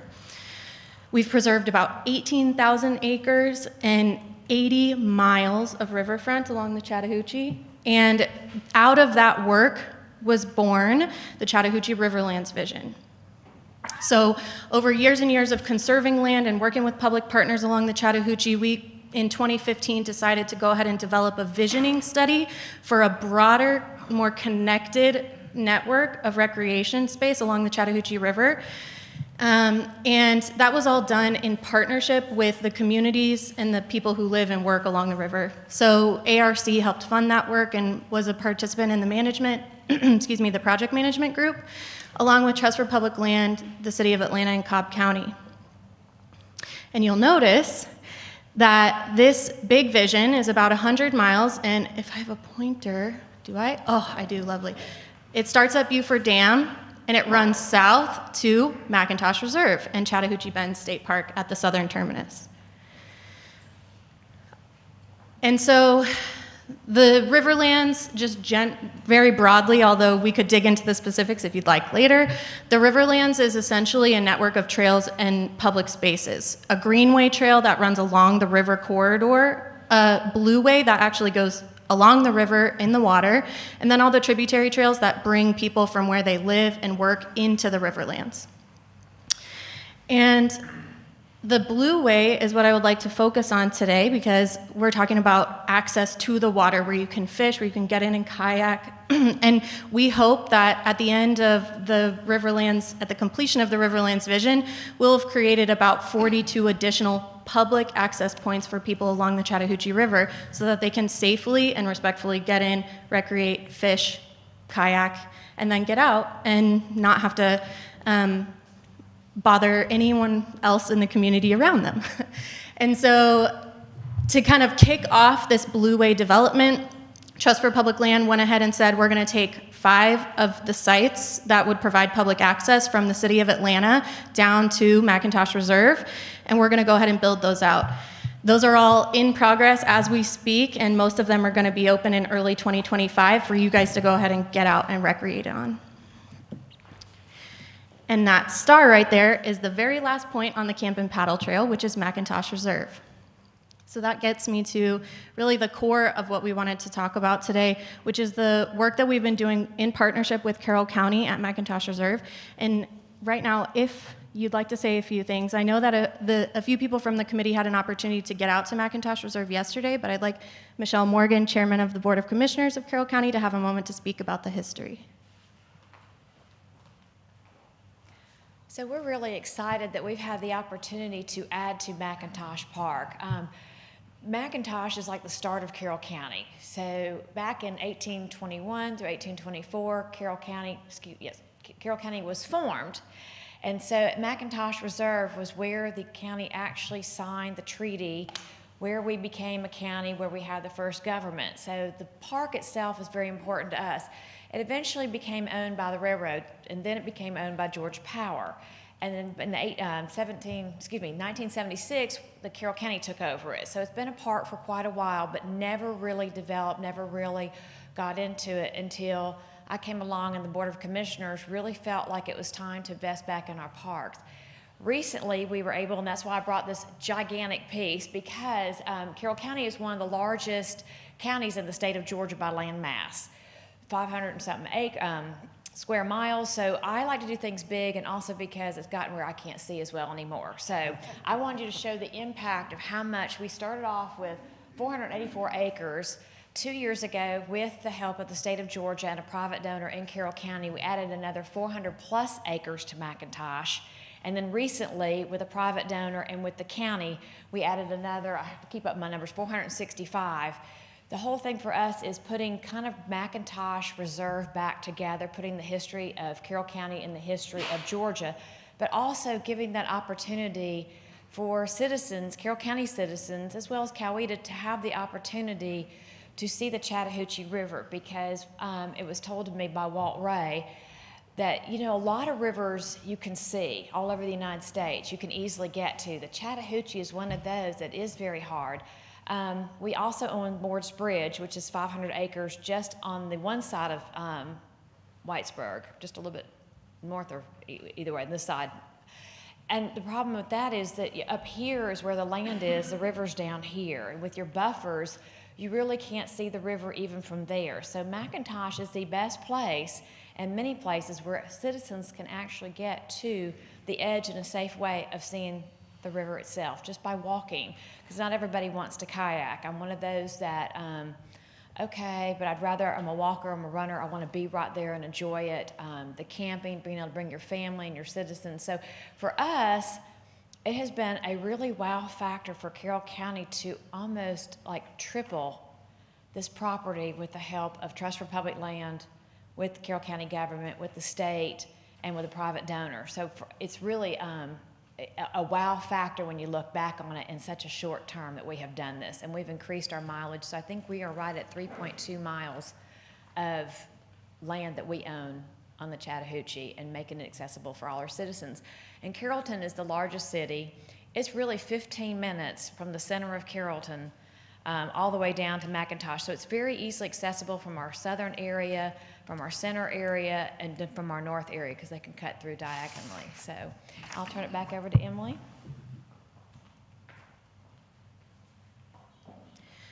So in addition to the history that McIntosh Reserve has for Carroll County, being the site of the first Carroll County election, this property also has really significant history for all of the people that came before us, the Muskogee Creek Nation and other Native American indigenous groups that lived in this area. So we really, part of the founding of the park, it's named after Chief William McIntosh of the Muskogee Creek Nation, who both contributed to the displacement of the Muskogee Creek Nation, but also the establishment of the state of Georgia. So this site really has a lot of cultural and historical significance, both for Georgia and for the Native people who lived here. And in addition, I think I have an ecological sciences background, so I have to mention that there are countless, hardwood species, wetlands, longleaf pine on this property, and in addition to 19 state protected fish and plant and wildlife species that also exist in this portion of the Chattahoochee River corridor. So McIntosh Reserve, Chat Bend State Park, this is an essential and very impactful wildlife corridor on both sides of the river that's been built with public interest. So I think that's worth mentioning. I'll just quickly talk about the project work that we've done that Michelle alluded to. So this on the screen, if you can't see it in the crowd, this big map, it's basically what I have on the screen here. And so I like to think that the best projects don't originate in my mind, they originate in someone in the community, and then I get to help make it happen. And that is the case with this work that we've done. A member of the community reached out to Trust for Public Land. We were to notify us of land that was for sale in the area. And so that's exactly when I kick it into high gear and I start reaching out to landowners and seeing, is there an opportunity here for Trust for Public Land to work in partnership with the county and in partnership with the private landowner to make sure that everyone's interests are respected, but also that the land gets put into permanent conservation. We were able to do that with a 2-phase purchase from a single private landowner that was operating the property in timber before we came along. And the first acquisition closed in November of 2023. Like Michelle mentioned, that was funded through a generous grant from the Georgia Outdoor Stewardship Program for $1.95 million that funded the majority of the purchase price. And then the county came in with all of the match funding in addition to a private donor who we're very grateful, because without her, we wouldn't have been able to do this work. I'd like to also mention that Lynn Smith supported this work and helped get us across the finish line to make sure that this project was not only funded, but we actually got the land into Carroll County's hands. Quickly following that, the same private landowner, they're trying to get rid of a lot of their holdings in this area, and we didn't want to see this land go to waste, so we turned turned around, and with that same private donor and the Carroll County funds, we were able to go ahead and quickly secure a second acquisition. So all of this has happened since 2023, which I think if you know anything about land conservation and real estate, these projects can take a really long time, sometimes years. So to get all of that land conserved in a matter of about a year and a half felt like a real accomplishment. And so combined now, McIntosh Reserve is 1,423 acres and 2.5, almost 3 miles of river frontage. We're also continuing to do work as part of the Riverlands, as part of the Camp and Paddle Trail, and to help make sure that this property is activated in a way that makes sense for the public and is going to really utilize the space well. We're working on a master plan with Carroll County to potentially, although that's what the study is going to tell us, potentially connect McIntosh Reserve up to Morris Bridge Park, which I have to mention was also a trust for public land acquisition in partnership with Carroll County. So it would be really amazing, and we hope to put together some plans to see this public space connected with a trail corridor that would allow people to move up and down the river in Carroll County. And I wanted to also give Stacy Blackman, the county attorney, an opportunity to talk about, because her and I worked a lot on the actual project work, so I wanted to give her an opportunity to talk about the county's perspective on working with a nonprofit and the public to make this happen. Thank you, Emily. I must say that if you ever get an opportunity to work with Trust for Public Land, please do so, because they made this process seamless. They, as mentioned, the county worked with them on Morris Bridge Park, so we already had a partnership going. And when this land that became available that was right next to our park, luckily the chairman and board of commissioners just jumped on it with the support of the community, and Representative Lynn Smith, once again, our partner in so many things, helped us get through this. And Emily did a great job applying for the grant. She knew the things to focus on. The connectivity is so important at that 100-mile river trail system, and we're right across the river diagonally from the Chattahoochee Bend State Park. So all of those things were so important. She knew all the endangered species that are there on our land, and we just focused on that, and that's going to be preserved for generations to come. But Trust for Public Land, they take care of everything. They talk to the landowner, they get the land under option, they handle the due diligence, they handle the first closing, and then transfer it to the county. So everything could not have gone smoother. In 2 years, to triple the size of our park and protect it for years to come is amazing. So thank you to everyone that helped make this happen. Committee have any questions? Okay, we have one question. Great presentation, by the way. What's the total acreage? So the total acreage of the park is about 1,400, 1,423. Okay. And did I see on one of those slides, maybe the first slide, where there was something mentioned about 80 miles? Oh, so that's the Trust for the Public river? Land. In the 30 years that we've been working in Georgia, have conserved about 80 miles in partnership with community along the Chattahoochee River. And that's 80 miles. Is that contiguous 80 miles, or is that 80? It's just 80 total miles, not necessarily all connected. Awesome. Mm-hmm. Any other questions? I was going to add, Lynn, I know we all talk about housing, we all talk about farmland, because with Georgia being really, the top place to do business, top place to do agricultural, these two pieces of property that we were purchasing were timber. And the timber companies were pulling out of Carroll County, and it's not an area that we particularly want to grow as far as commercial or housing, because we don't have the infrastructure. Carroll County does not have sewer system in the unincorporated part.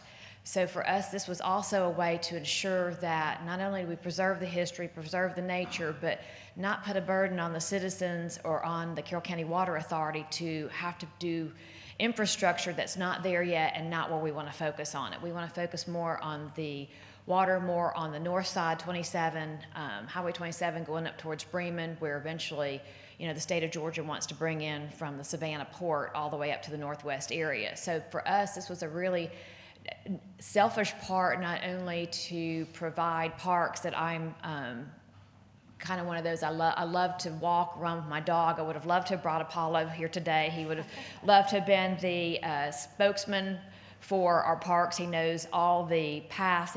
I could just let him go and he comes back, and he'll come back and tell me what all he found. But the whole thing is, this was also an area that as a commission, as an elected official, and working with the little city of Whitesburg, we had to be very conscious of that if this land did not come into the county, what burdens it could put on us for areas that we're not prepared for.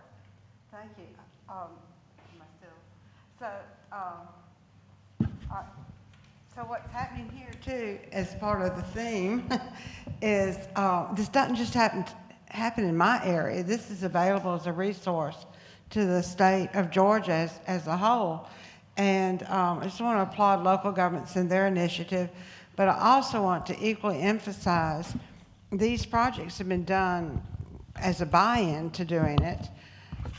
And it has the effect of protecting the rights of the private property owners. And that was the Boston Tea Party way back when. This is an important tenet of the Constitution of the United States and Georgia. So there is a way to have it both ways. And we have been mentioning, by way of funding, the Georgia Outdoor Stewardship Act. So we're going to have, I did it right. Okay. Naj, talk to us about that. But I want, as we're talking about this program, this was an initiative that took over 10 years to develop in the General Assembly. And there always was an intention of a lot of legislators to create a legacy for the state of Georgia.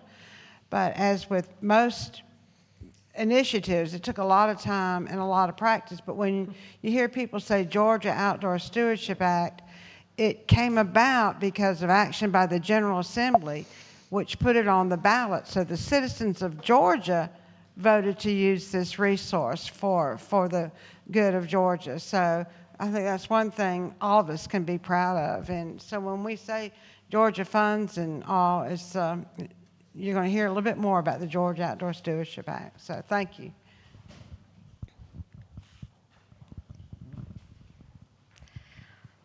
Thank you, Chair Lady and committee members. I'm Sohaila Naji, the program coordinator for the Georgia Outdoor Stewardship Program, and it's a pleasure to be here. I'm going to start with a little background and then move on to the types of projects that are a good fit for the program. The Georgia Outdoor Stewardship Act was passed during the 2018 general election, and then the Georgia Outdoor Stewardship Program became active in 2019. It's a funding mechanism dedicated to securing the future of the state's critical natural resources and to support nature-based recreation. The program is funded by monies received by the state from the sales and use tax collected by outdoor recreation equipment. And its intent is to provide stewardship for state parks, state lands, and wildlife management areas, support local parks and trails, and protect critical conservation land.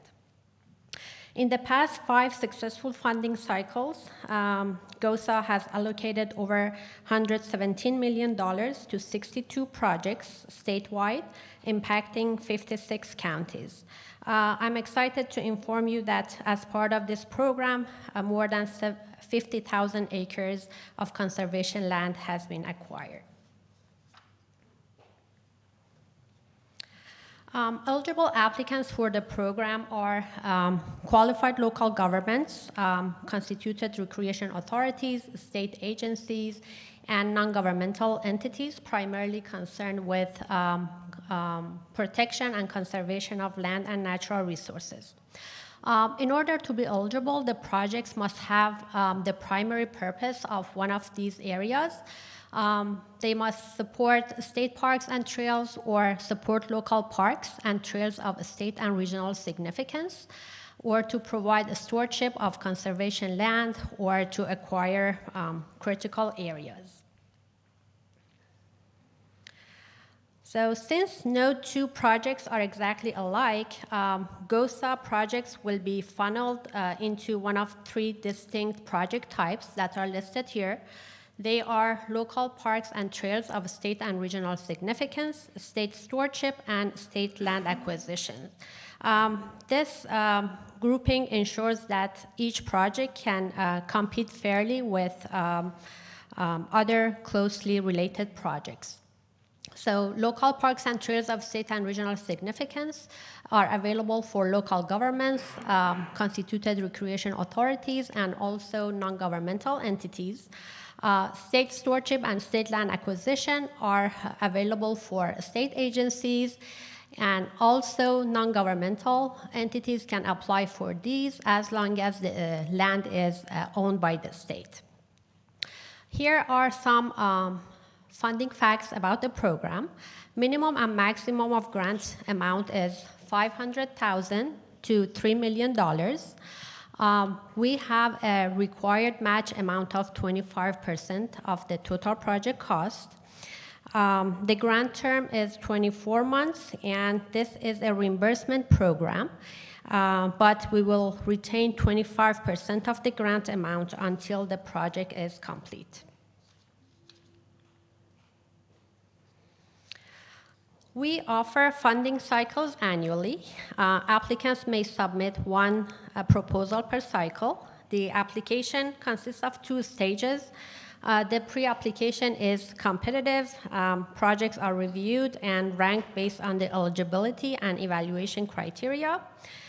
According to the statute, there is a multi-step approval process for the pre-application, and that includes the Outdoor Stewardship Trust Fund Board of Trustees, Board of Natural Resources, and then approval from the appropriation subcommittees of the state and Senate are required before the successful projects being invited to second level. Second level application is non-competitive. So what makes good projects for the program? As I mentioned earlier, funding is available for acquisition or improvements taking place on state lands or local parks and trails, and for conservation land. The program looks for regionally significant projects that protect, conserve, or restore the state's natural resources, and or create nature-based recreational opportunities for the public. Here are some examples of the conservation and the restoration elements as we look for in the proposals.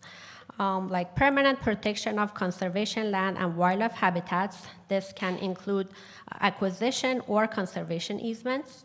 Protection of cultural sites and historic resources, reservoir and stream bank stabilization and restoration, removal of invasive species, improving water quality of Georgia's rivers, streams, lakes, etc., and also wildlife habitat management that is doable through reforestation, tree planting, and prescribed burns. These are all examples that are a good fit in the program.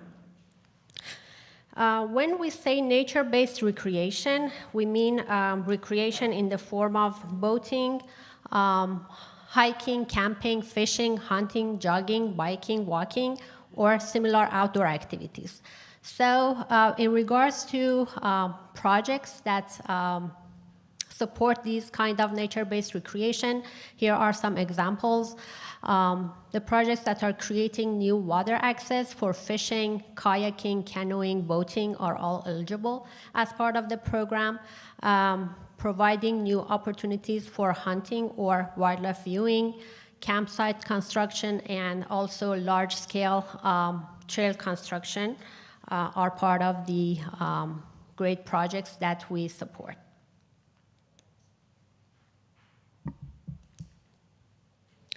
So in the next few slides, I'm going to present a few of the GOSA-funded projects that have been completed in the past few years, and we're so proud of those.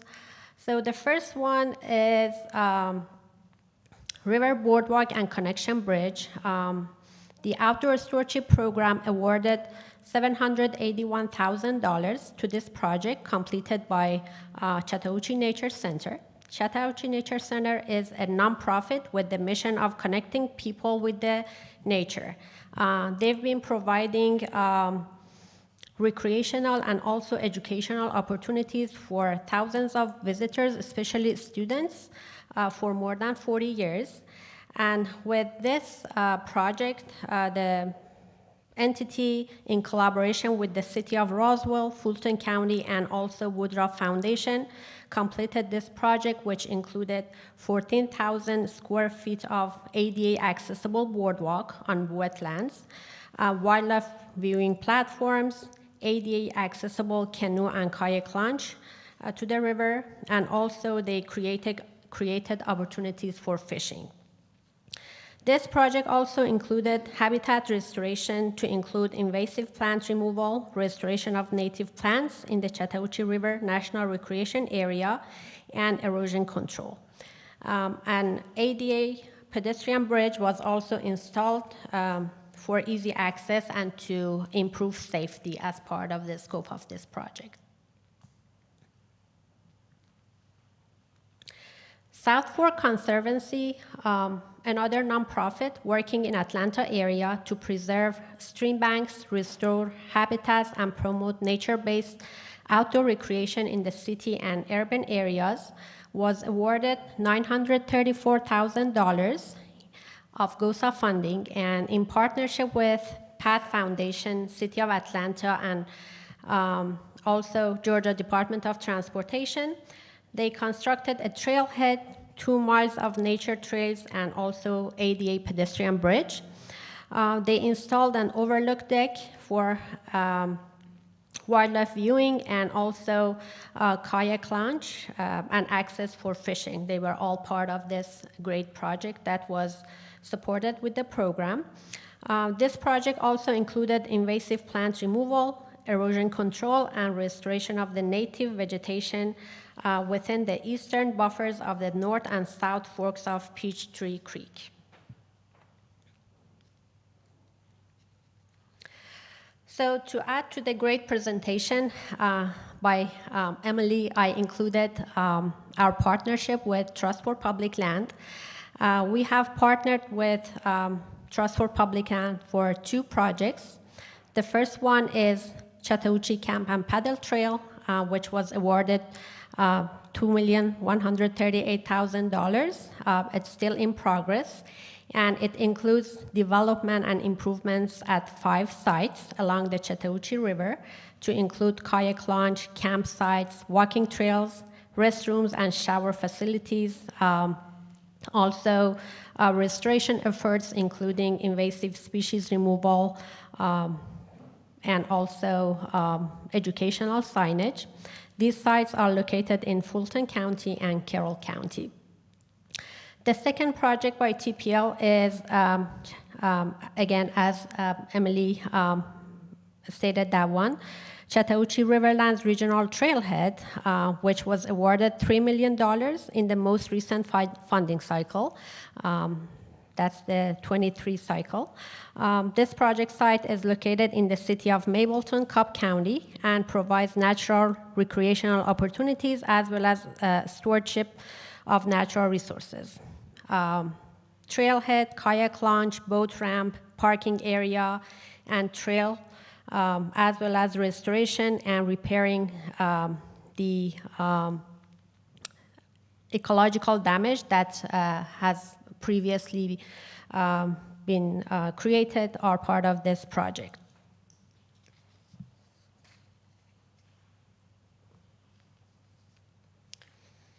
And I'm sorry, I think I skipped the Carroll County. So knowing that McIntosh Reserve is part of today's agenda, I also included our partnership with Carroll County, as Chair Lady Morgan also spoke about this. Expansion of McIntosh Reserve by Carroll County was awarded $1,950,000 for the acquisition of 429 acres of property to expand the McIntosh Reserve Park, which also protected half a mile riverfront and also a major tributary to the Chattahoochee River and all the ecologically valuable areas in that park. So I included this just to mention that this project is a great example of collaboration among local governments, nonprofit entities, and state agencies for protection of natural resources and also creating access for people for nature-based recreation.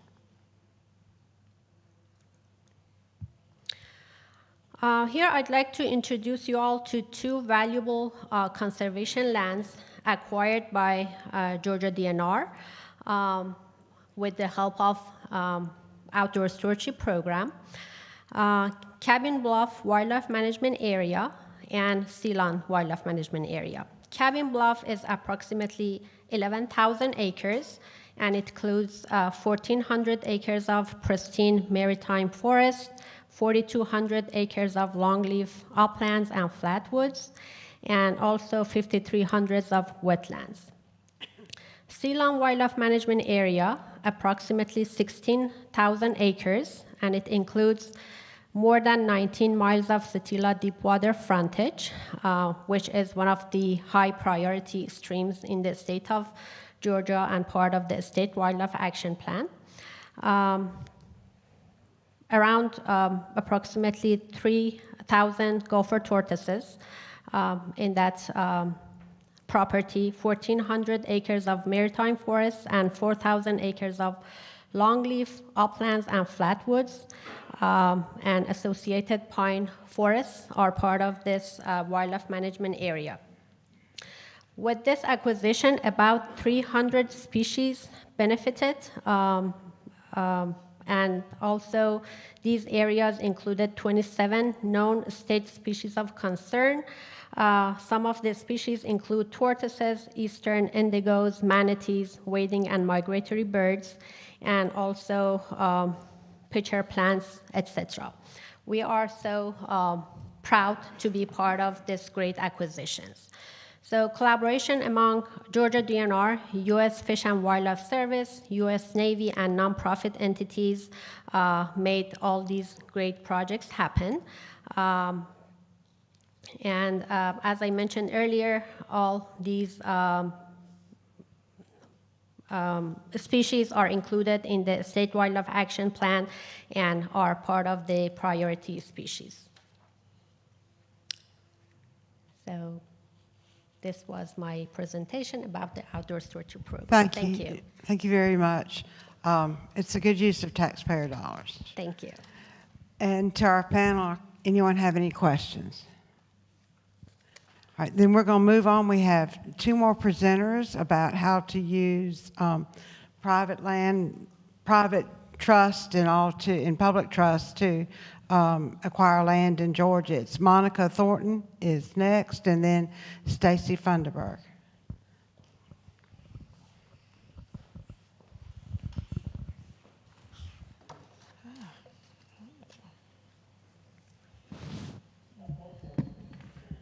See if Stacy was.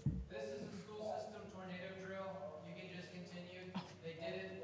We just found out there is no emergency. Okay. I might decide to go ahead and use it though.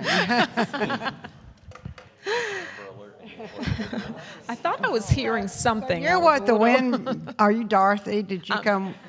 Right. You're what the wind brought in. Exactly right. Good morning, everyone, and thank you, Madam Chair, for this opportunity to present to the committee. That's what I do. I bring the, that happens all the time. You want to wait a second? Our first meeting last year got interrupted So by a train. I want to make sure everyone can hear. I'll try to speak over it since we know we are safe and we can stay in this space. So we'll just keep moving unless you guys ask me to stop. I'll just keep moving. Unless you're blown away. Unless I'm blown away, which could happen. Won't be too far, right in Tyrone. I'm Monica Thornton, and I'm the State Director for the Nature Conservancy. I run the Georgia operations.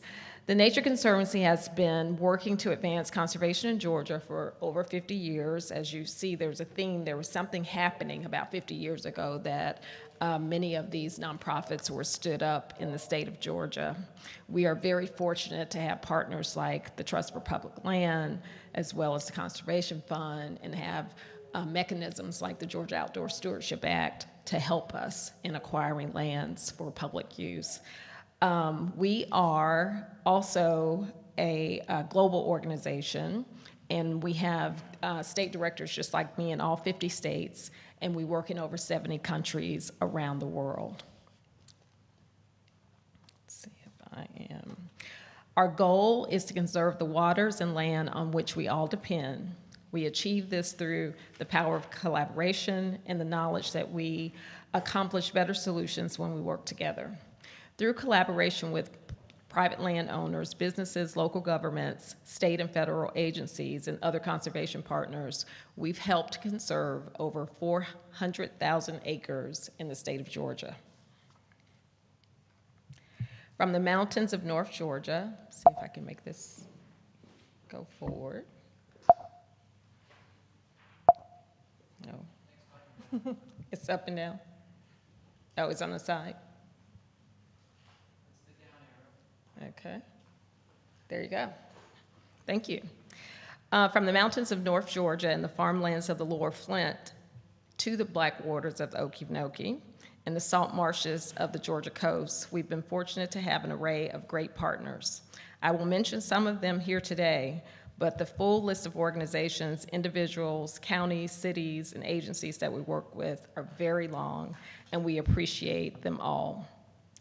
I thank members of this committee for the important work that you do and for ensuring that the people of Georgia continue to experience the natural beauty of our state. The Nature Conservancy values the crucial role that private landowners play in advancing conservation, and I have no doubt that we will continue to protect and enjoy the natural beauty while respecting the rights of landowners.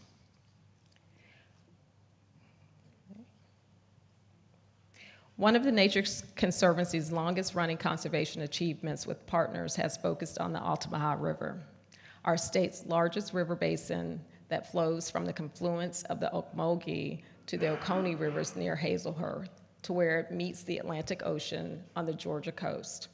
In partnership stretching back over 30 years with the Georgia Department of Natural Resources, DNR, private landowners, and many others, we are proud to have helped protect more than 200,000 acres along 56 miles of free-flowing, the free-flowing lower Altamaha.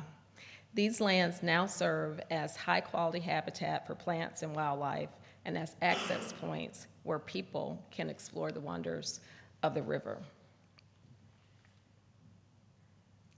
Protecting nature is also good for business. That's why the Nature Conservancy collaborated with chambers of commerce, outfitters, state and local governments, and watersheds to create the Altamaha River Partnership, which works to boost job creation in the area through enhanced nature-based tourism and river-based recreational activities. In addition to conserving habitat for many species of animals and plants, we know that protecting the natural lands along the river also helps reduce the threat of flooding for communities downstream. We've heard a lot of these themes today, and it's wonderful to see how this all works and how it all comes together to provide recreation, but also to protect our species. The protection of the Altamaha is truly one of Georgia's greatest conservation successes, and we continue to build upon that achievement. Now, I'd like to tell you about another exciting project that is benefiting our state. This one lies in the hills of northwest Georgia. Yes. If you drive north from here for about an hour or so, you will find yourself in an area of abundant natural beauty and ecological importance that is facing growing pressures from land development. Spanning the southern Appalachians in Paulding, Polk, and Harrison counties, the Dug Down Corridor presents an opportunity to conserve a multi-state forested area rich in unique land and aquatic habitats. The Nature Conservancy is working with private landowners, Georgia DNR, the Georgia Forestry Commission, the Conservation Fund, the U.S. Fish and Wildlife Service, and others to secure a 100,000-acre natural corridor that would connect the Paulding Forest and Sheffield Wildlife Management areas in Georgia with the Talladega National Forest in Alabama. Natural corridors like this are essential for maintaining a vital economic system and healthy wildlife populations. They also provide us with great environments for hunting, fishing, hiking, biking, and wildlife viewing. Utilizing a combination of private and public funding, including the Georgia Outdoor Stewardship Act, which we just heard about, the Nature Conservancy has helped to add over 5,000 protected areas to the corridor since 2018. Let me give you an example of one recent addition where the Nature Conservancy was able to improve recreational public access to the Tallapoosa River on a newly protected natural area in Haralson County. The Tallapoosa is one of the state's most biologically diverse rivers. It hosts an incredible array of species. The land in Haralson County was part of a multi-tract deal that added over 2,000 acres toward the corridor. After the Nature Conservancy acquired the lands, they were transferred to Georgia DNR and are now public wildlife management, is now a public wildlife management area. The properties shelter 2 miles of the Tallapoosa River that help to preserve clean water for the community and all those downstream. Just last year, we installed a new soft ramp on the Tallapoosa that creates an additional point of access along its canoe trail. Projects like these are a plus for conservation and for the county officials who are eager to provide their residents with opportunities to enjoy nature. Large landscape-style conservation projects can often extend across county and city boundaries. Management of the projects requires strong coordination. Another great example of this is the Nature Conservancy's successful restoration and land management work in the county surrounding Columbus, Georgia. The Columbus area is home of one of America's premier military installations, Fort Moore, which we all know is formerly Fort Benning. For more than 20 years, the Nature Conservancy has collaborated with Fort Moore and others to conserve the natural lands around the installation. Doing this is a big win for both conservation and the military readiness. To carry out the training exercises that are critical to its mission, the garrison partners with conservation organizations, private landowners, and local governments, and the state and federal agencies to ensure that compatible use of lands around the installation are enforced. Conserving the lands and preventing encroachment from incompatible development help meet the needs of Fort Moore while achieving the gains for conservation and outdoor recreation.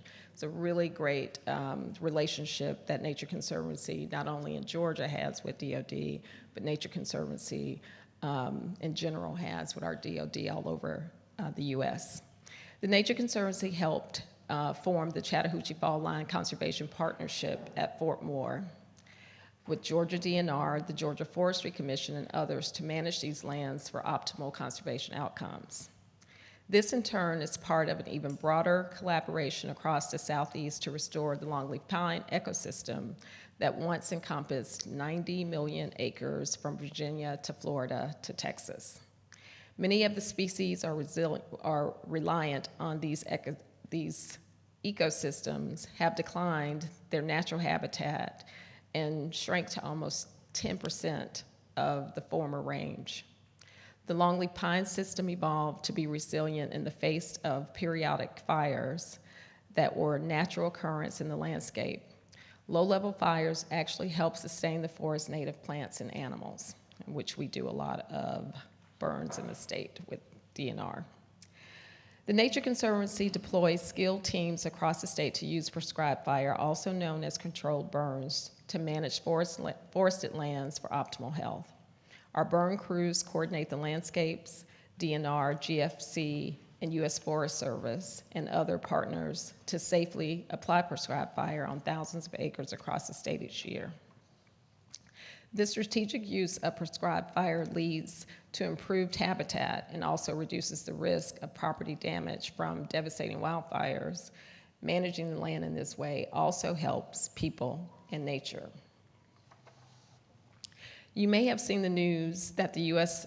Fish and Wildlife Services recently changed the official status of the red-cockaded woodpecker from endangered to a lower level of concerned, threatened. In recognition of the success that has been achieved in the growing population of the species by restoring its natural habitat. Wins like this are a direct result of partnerships like those I've described, where many different entities come together to create and implement plans that benefit both nature and communities.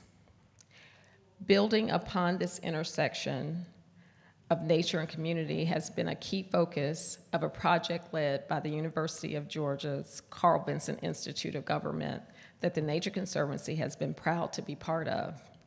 The project worked with Fort Moore and its conservation partners and with the River Valley Regional Commission and the 6 rural counties surrounding Fort Moore to identify ways to maintain the rural character of the area that the residents appreciate while enhancing economic development that is compatible with conservation and Fort Moore's military readiness.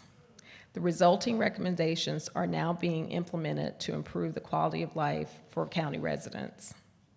Core to these recommendations is the knowledge that smart growth and economic development can complement conservation and the needs of the military base. It's also a pleasure to work with the talented people at Carl Vinson Institute, and we applaud their leadership to this important project that I believe will provide valuable insights that can benefit communities and conservation all across the state. We're looking to take that and implement it all across the state. In closing, I would like to thank you again, Madam Chair, and for those on the committee for the opportunity to share what the Nature Conservancy is doing in Georgia today. We're also looking forward to having the Outdoor Stewardship Act reaffirmed in Georgia. In coming years, I think we have about 2 more years before it's back up and we have to renew it. The Nature Conservancy is grateful to collaborate with so many partners who understand this and who are deeply committed to ensuring that people-owned nature continue to thrive. Thank you very much. Thank you very much. Again, these partnerships are wonderful and avoid conflict between one property owner and a desire to fish by another individual. So thank you. Thank you very much for that. When you were talking about Fort Moore and that relationship, we've not gone through this in a very long time, but there's the Brock Commission always goes around and looks at all of our military bases on a periodic time frame. And these initiatives reinforce the strength of Georgia's commitment to that. And it's extremely important to our community. The retirees live in our area, and so they're all different links to some of this conversation that's going on. So thank you for that as well. And are you Stacy? Yes. Funderburg, yes. So thank you. And again, this is another great partnership for acquiring private land and the usage of it. So program's yours. Yes, thank you, Chairwoman Smith, and thanks, committee, for taking the time. And I'll just want to spend a few minutes talking about the importance of this work. I mean, quick background on the Conservation Fund is we're also a national nonprofit. We work on land and water conservation around the country, so everything from parks in the city of Atlanta to wildlife management areas, and then work a lot with federal agencies as well. We have, this issue is really important to us. Of the 9 million acres that we protected around the country, over 3 million of those are working lands that stay in private ownership.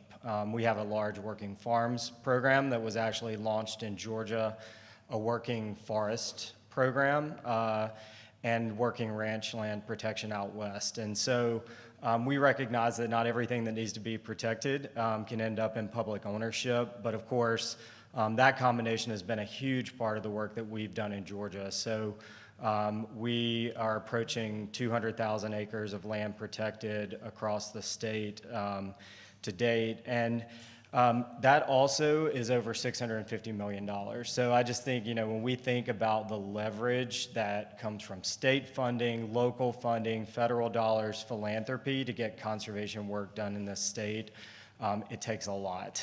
Every deal is a layer cake of partners and funders. And it's no coincidence, of course, that public access and water are a driver of land conservation across the country, but in this state in particular. You saw a few of the projects that have already been highlighted. We worked on Ceylon, of course, on the Satilla River, which is a huge addition, and then a lot of work in San Sevilla along the Altamaha. And we're working constantly in the city of Atlanta with the Trust for Public Land on Chattahoochee River corridor protection, with the Nature Conservancy in the Dug Down corridor and along the Altamaha. But of course, these places are where you have wildlife, you have watershed protection that is critical for surrounding communities, and then of course, recreational access that sometimes we take for granted. And so we have to invest more in that. And I just want to hit on a few things that I think are critical to doing this work. Partnerships. You've heard it again and again, and we're very lucky to have an amazing state agency, the Georgia Department of Natural Resources. We work around the country, and there's no one better than them in investing, particularly in access and wildlife management areas, expansion, so that we have places to hunt, fish, hike, and explore the outdoors. And then we work with private landowners. I mean, we approach every conservation transaction. I mean, we can buy land for conservation if there's a willing landowner, but there's over 1 million acres of conservation easement land inside the state of Georgia. I mean, there's also a way to work to conserve land, and then sometimes that is for public access, sometimes it's just to protect that critical habitat and river corridors, which is common in Georgia. We have to keep doing that work with private landowners. And then money, of course. I think you've heard, and I know Chairwoman Smith was a huge advocate for GOSA. We are so lucky. We're 5 years into a dedicated funding source for land conservation in Georgia. You saw some of the stats from Sohila, but I was looking before this. I have a little pie chart that I keep every year to see how those funds are stacking up. And now we are over $120 million that have been allocated out of state tax dollars on outdoor sporting goods since that program started. Over 36 million of those have gone to state priority land conservation for transactions like Ceylon and San Sevilla that we've talked about. And then over 50 million have gone to local parks and trails, and often public access and rivers are part of that work as well. And then there's a lot of philanthropy and then federal and local dollars that have gone in to that funding. And so how do we keep this going forward, and how do you do this delicate dance of respecting landowner rights and continuing to invest in public access going forward? I think we have to keep these investments going in conservation. We have to open up more areas for public access, but we also have to have other tools in the toolbox, right? How do we use conservation easements? How do we work with landowners to take pressure off of their lands by opening up other places for access? And then we have to keep making this a priority of the work we do. So it needs to be a priority of the nonprofits like the Conservation Fund. It needs to be a priority of local municipalities, but also the state when they're thinking about funding and how they fund conservation. And then lastly, I'll just say that I think we have to remember why public access matters for conservation in Georgia. I grew up in Middle Georgia on a dirt road in a place that I could just step out of my back door and run through the woods. And I grew up there hunting and fishing, and now I live in the city. I have about 0.10 acres that I can do that on. It's much more limited. But I have 2 daughters who are 14. They love the outdoors. We spend a lot of time hiking. We access to places in the city for us, parks, ways to get to the river, and then we go down to the Okefenokee every year on a paddle trip. Like, having places like that are the things that are going to make them advocates for conservation in the future. So it's about getting out there and being able to enjoy it, but this access is key to making sure that we have advocates for protecting our critical lands in the future. So just want to thank you for the work you're doing. I know it's not easy, and appreciate the time. Thank you. Does the committee have any questions? Yes, sir. We have one question for you, I think. Yeah, I'm interested in that easement program you were talking about with private landowners. Could you add to that, or? Yeah, I mean, there's a number of course, there are tax benefits, federal tax deduction for placing conservation easements on private land. There are also newer programs. I mentioned our Farms Fund program, where we are pulling down USDA funding for the purchase of easements to protect private farmland, for instance. So a really good resource for monetizing those conservation easements or local land trust around the state, and we have quite a few. And then, of course, talking anytime about whether there are tax incentives. In some instances, there are public programs that actually pay for conservation easements. We worked with the state last 2 sessions ago, and then last session for the first funding for state dollars to go to match federal dollars for the purchase of conservation easements for farmland protection in Georgia, which is a really critical need. Okay, so the easement then is to limit the landowner's use, just to keep it conserved as it is? Is that what Exactly. It's basically to take the development rights off the table. I mean, you can carve out a footprint for house and other things, but it's really to keep that land from being fragmented or developed and used for something else. Do you all ever use that for access to rivers and things like that? I have seen it folded in. We're working on a project right now with Georgia Forestry Commission that's an easement down on the Suwannee River, and we are going to be able to use that to get a boat launch for the Suwannee. There's a lot of great access once you cross the Florida line, but we don't have as many places for boat and canoe access on the Georgia side. So that's an instance where it's an easement on private land, but it's going to allow for access. And I'll just say too, I mean, we've spent a lot of time thinking about the Upper Flint River and protection. I mean, one advantage Georgia has is that we have a lot of conservation-minded landowners in this state, and they want to keep owning their land. They want to keep protecting it in the way it has been, often for generations. So we need to find more ways to incentivize them, and it can't always be a donation. Sometimes you got to bring funding to the table to be able to purchase a conservation easement and keep it at private land and keep it from being broken up. So there are some, but we need more. All right. Thank you. Appreciate it. Sure. Any other questions? Thank you very Thank much. you. So now we're going to talk about native land. And we've already seen a display of the maps that Jonathan Parker has done, but it's amazing when you just goes to the history of Georgia and the use of the river from way back when, and Jonathan's passion. So we'll hear from him. He'll be available when we take our break for lunch. And go ahead. Look forward to hearing from you. Great, thanks. I'm not going to try to call you Miss Lynn. I'll call you Chair Lady Smith. So, all right. Good morning. Thank you for inviting me. This is my PowerPoint presentation. If I want to share a place with you, show you what it looks like and where it is, I do it with my cell phone. You use your cell phone to see where, what, and how to get there. Both our phones have satellite imagery, Google Earth, GIS, and other apps to help us view and share places. You can get the software to layer in other additional information. The quality is so good, so accurate, it's easy to forget that this technology has never set foot on the property it's trying to describe.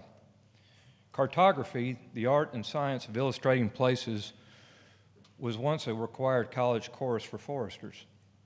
Like explorers and adventurers of the past, we first went to the woods, collected information, took measurements, made observations, and only then would we go to the drafting room and map our fieldwork findings. We don't take cartography anymore, my UGA forest resource student's son told me. It's all digital now. That's when I decided to do watercolor maps of properties I wanted to find a more personal and intimate way to illustrate land people love. A great map, I imagined, is beautiful, historic, and artistic. It's elegant and romantic. I found the watercolors John Audubon used and the paper made in a French paper mill built in the late 1400s. I paid attention to timeless design, cartography, titles, legends, and compass roses. I read about Audubon and Bartram and Da Vinci, even Da Vinci, if you can believe that. I collected soil samples to color terrain and topography. I wanted to place the viewer at the discovery intersection of science, art, history, culture, soils, native plants and animals in a way digital technology can't. Eventually, I wanted to do a map of an area. Indian trails kept showing up in my research, and so out of curiosity, I picked an area around a rusty, noted Indian trail sign near Gay, Georgia. It's where the Okfuskee Trail crossed the Flint River Shoals. It's the map on the right. I'm going to call it our cartographic point of beginning. The year is 1826, and that's about the earliest date we've heard today. The year is 1826. Chief McIntosh was murdered the year before, signing the Treaty of Indian Springs. It ceded all remaining Creek Indian lands in Georgia. It's the moment a communal society of great hunters and brave warriors surrenders to a culture of fierce independence and private property rights. The first order, before any settlers moved in, placed a geometric grid over the natural landscape. The best unit for land measurement at the time is how far 4 oxen could pull a plow before they got tired. Even though it was invented in 1620, the Gunter chain is, to this day, our preferred unit of measure for land and distances and areas. 80 chains is 1 mile, 10 square chains is an acre. Every acre in Georgia was once surveyed using the chain. I have one here, and it's authentic. The bold colors on the map are land districts. The little squares inside those are land lots. Georgia would be the only state in the Union with an anti-land speculation ethic. Our founding fathers believed a 45 by 45 chain land lot size, 202.5 acres, would be the optimum size for a young settler family. Household names were put in a drum, and one by one, new owners' names were selected. These original district survey maps show the undisturbed land and notes the tree species that were blazed to mark the lines. They included rivers, streams, fords, and most Indian trails were mapped as well, accurately, I might add. The Okfuskee Trail crossed the river, then meanders through the woods, and then tracks an old country road. A Horace King covered bridge built in the 1840s and drivable to this day was built at the Red Oak Creek trail crossing. A neighboring landowner showed us rock carvings or petroglyphs, and I named this map Crossing. And I hope you have time to look at the display because it has a lot of this information there. This led to Upper Paths, the middle map, a map of all Indian trails in my working area. Old foresters, the ones who did take cartography, also learned to pace in chains, so locating trails from the old surveys was pretty easy. Sometimes they were left undisturbed, sometimes they were covered up or graded flat by past farming or development practices. It was interesting to note all of our West Georgia county seats and many of our major roads are on these old paths. Just like today, people wanted to be close to transportation. There's a picture here of Chair Lady. I'm not going to call you Miss Lynn, okay? I just did, okay? Of Chair Lady Smith and 2 members of the Muskogee Nation.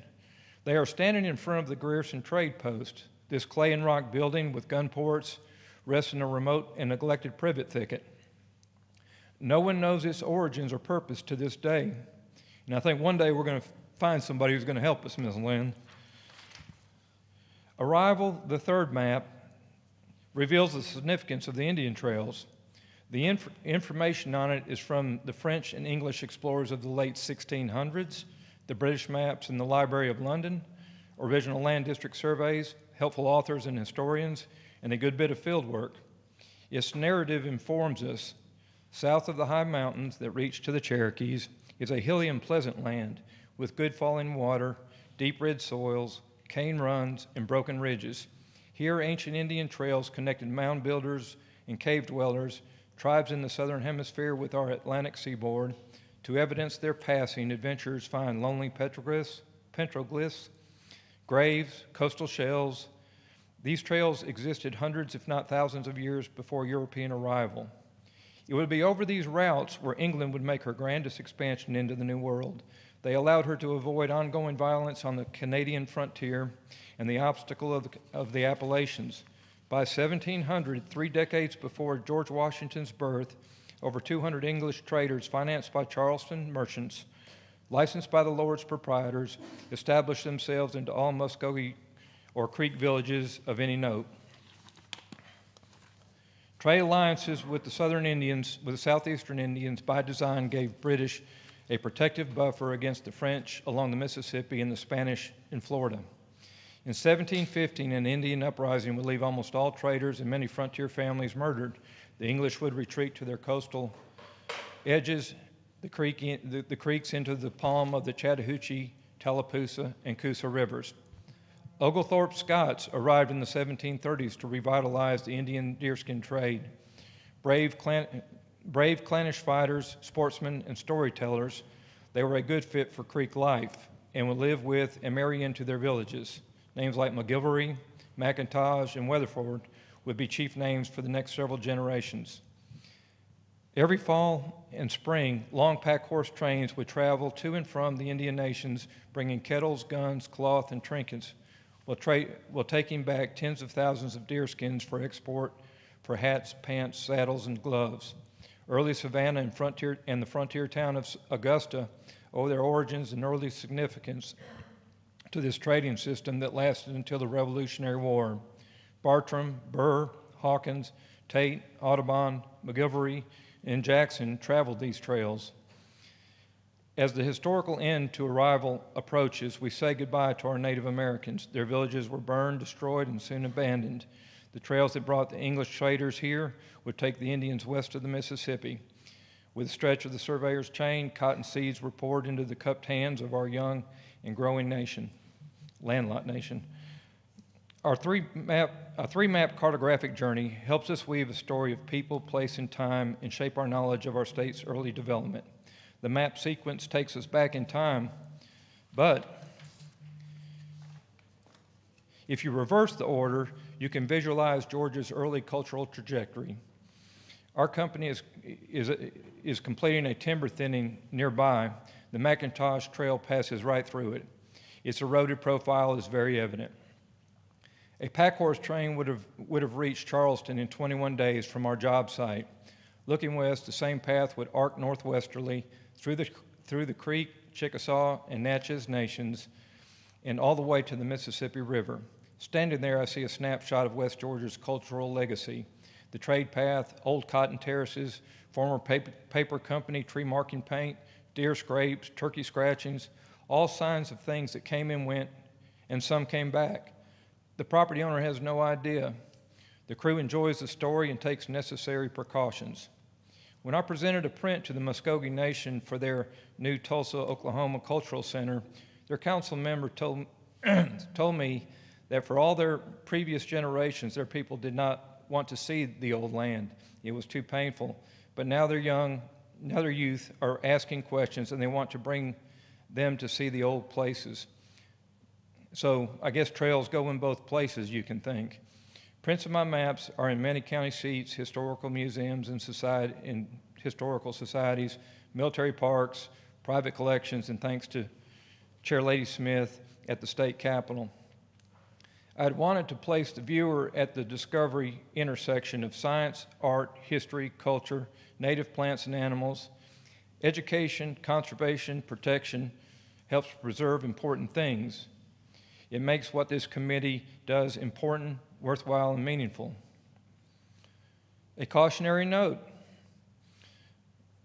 It's a quiet conversation between me and my rusty sign partner, but sometimes tillers of soil find lead balls, points, milling rocks, or pottery pieces.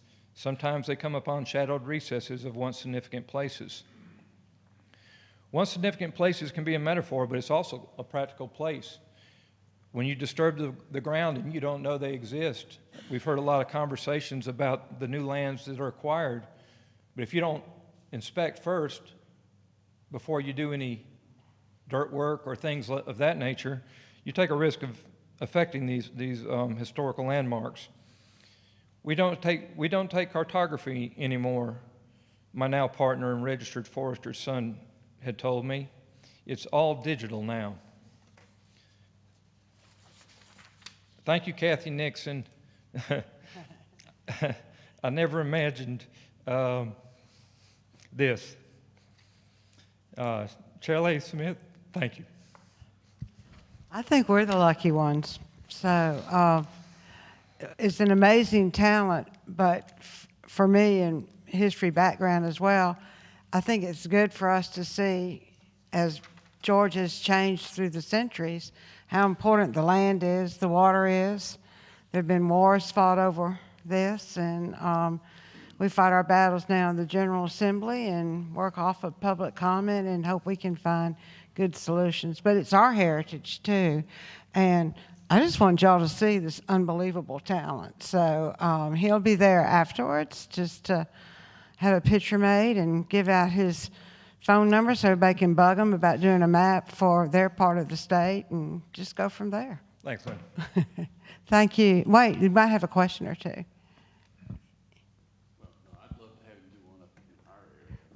We'll start a list. You can, we can sign up and Well, I see. didn't finish my story. I've got a business where we're logging, we're foresters, and that type of thing. So I may have to retire to do some of the things that maybe I'd like to do, but nevertheless, time's limited, I guess, and so. Well, it's an amazing talent, a wonderful passion, and we're all are benefiting from it. So it tells a good story. And you will be around just for conversation. All right, thank you. So we will take a brief break now, a lunch break. And to those of you who don't live in this area, when you get out and go to the roundabout, you want to head towards Noonan Crossing Boulevard East. It's, 2 miles from here. There are grocery stores where you can get fast food. There are all kind of fast foods and places like that. And we will reconvene right at 1 o'clock, starting our meeting at 1:15 for public comment. And if you have not signed up, we have the sign-up sheet right here for you to come sign up. And thank y'all for your patience as you have listened to all of these historical and compelling stories about the state of Georgia and the good stewardship that all of our citizens have for it, and the respect for private land, which is what made the United States of America. So thank you.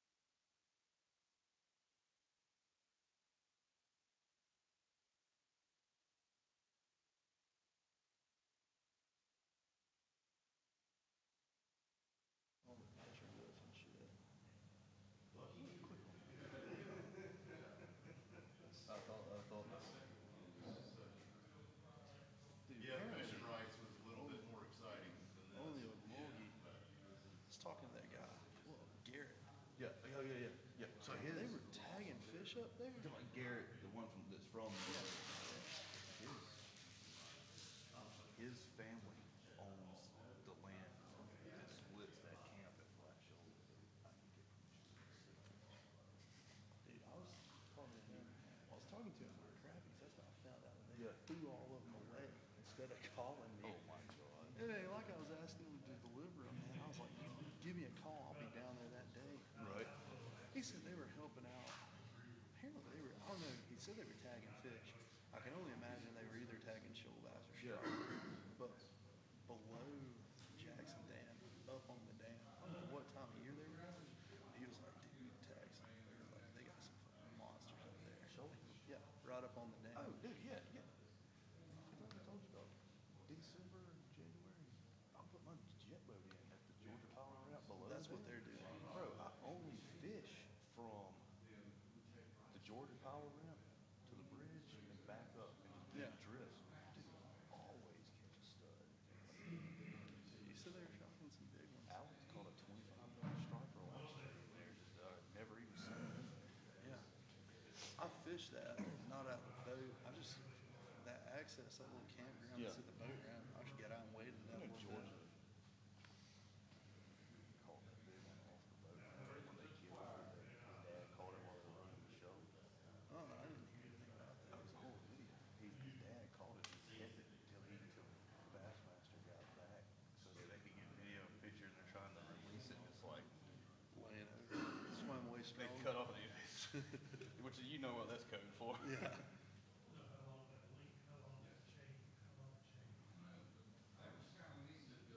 Dude, I'm glad the only thing happening when you get back is comment. That's it. I hope so. That's what the schedule says. Okay. Yeah, it says comment, and that's it.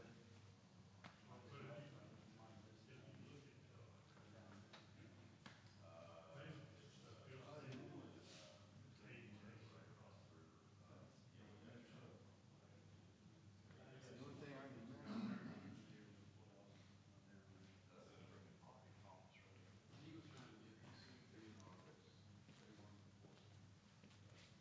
crazy.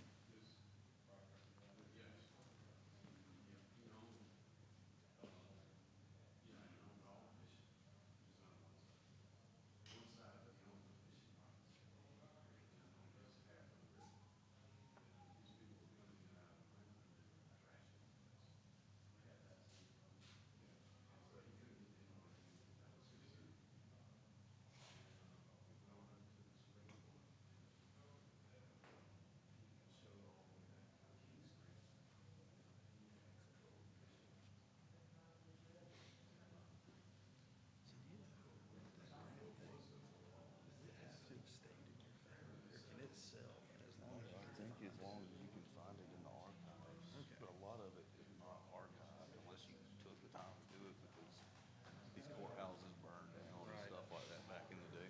So it's just, you're basing it off luck, whether whoever had it did it. Okay. So somebody said it was like, it seems like when you say it seems like a big deal, but it ain't that hard to go final. As long as your land was granted to begin with. Now, there's a guy that his job is to, don't quote me on this, but I think he is like,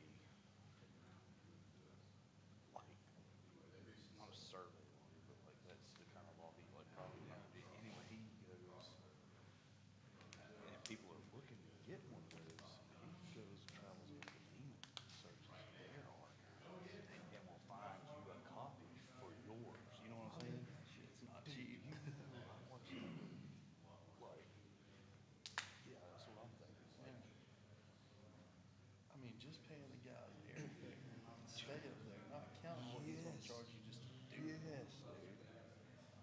And that's got to be a tedious freaking, you know what I mean? Like, you're digging through handwritten archives. That's insane. I was thinking about not saying anything.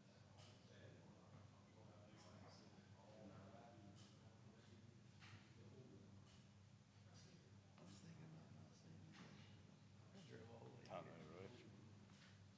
Also, it's like, now this is the second one I've been to. It's pissed me off.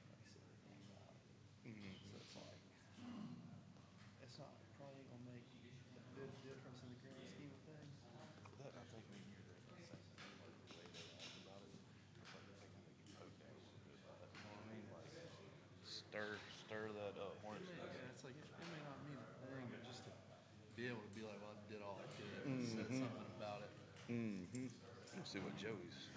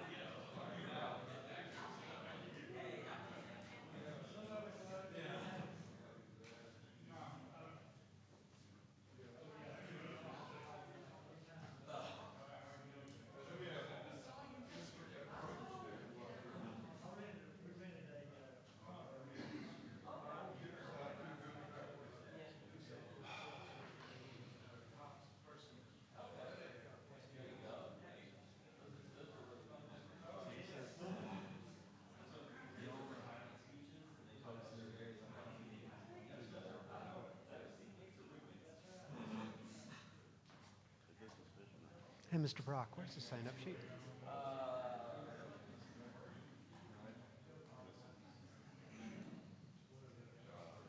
it's supposed to be.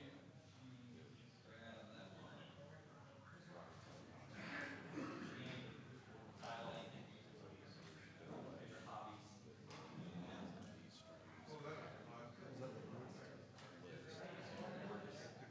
If that got killed, anyway, we should have like a vehicle. Yeah. On the issue. I see a lot of stuff. I worked at Fort Benning for 18 years. Okay. Yeah. And I know all the stories of how the land got transferred, what they made the Indians do. Yeah. He's got a nice discipline. Yeah. Very good.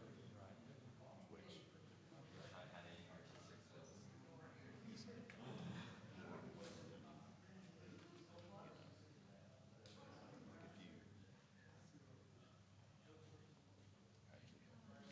they try to peel back even more on that list, like Some chief relatives is in that history right there.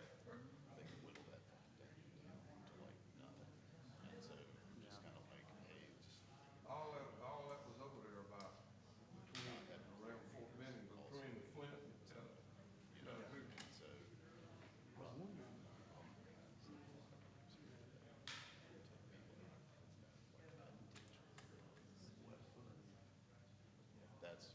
that's what people. What's over there in this Waynesburg?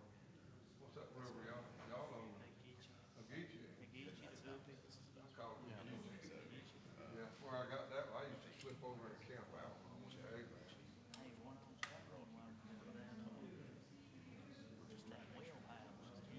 That was a swing. These people can do Well, I don't know property you managed with. Well, actually, what's going on? It was right after recreation park. Yeah. And I ran for recreation park. No, I've been told not to. Now, one of our members The county, lives here, Ron. He was That damn, born in Indiana. well, that damn hurricane, it got blew over toward you too. What I call the 17 days. As a matter of fact, the last Zoom meeting we had, that was in the dark. I didn't take no notes. I mean, Well, I couldn't make it to that one. That's the one I didn't miss. Sorry about that. But I'm gonna be able to do it. My daughter, I'm gonna get where I can email and everything else. She's trying to help me learn how to use it.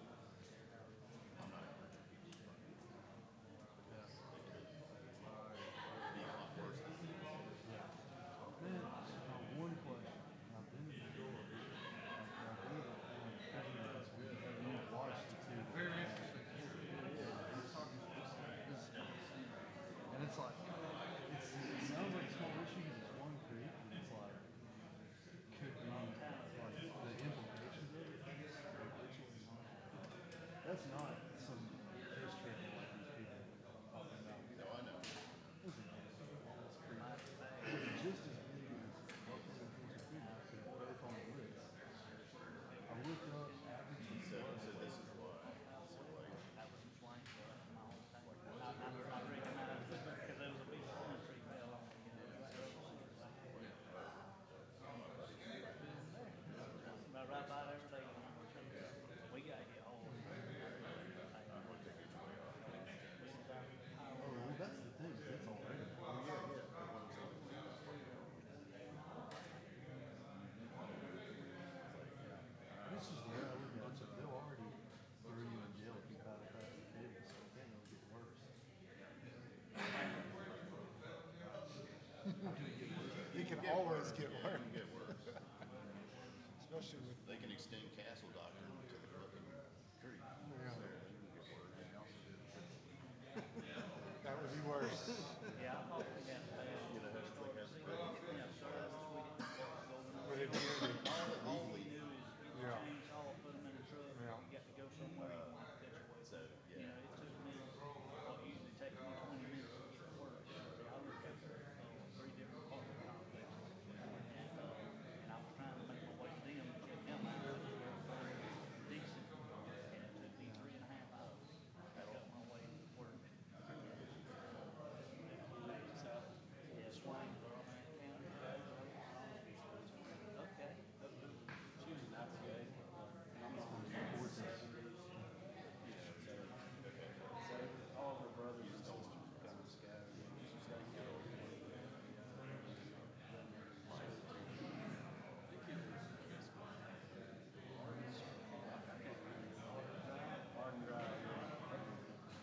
But I was way up to go down.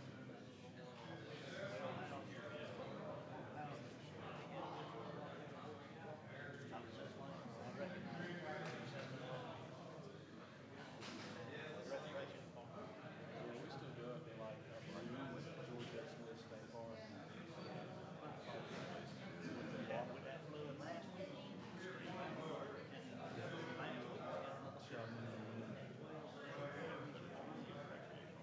I lost it at 60.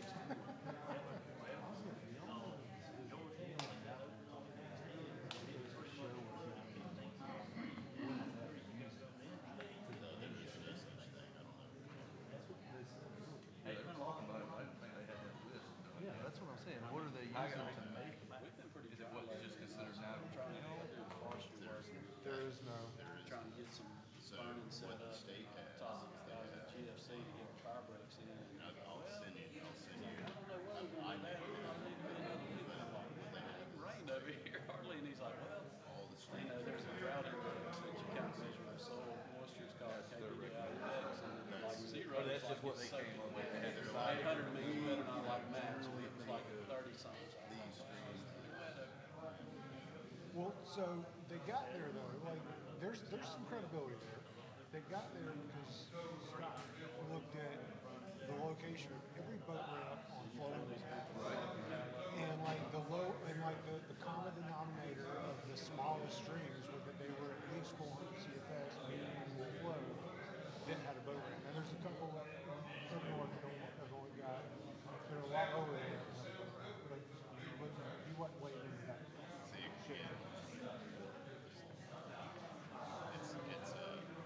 That's my big thing.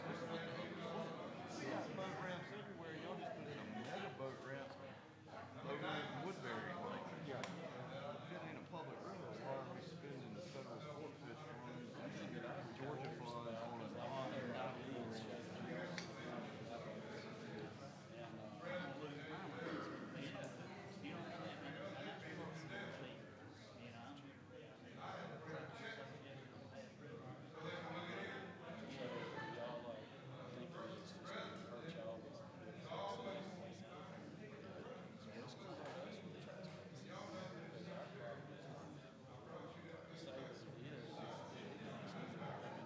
It dries up where you got to pull your boat out of the water to get to the next spot.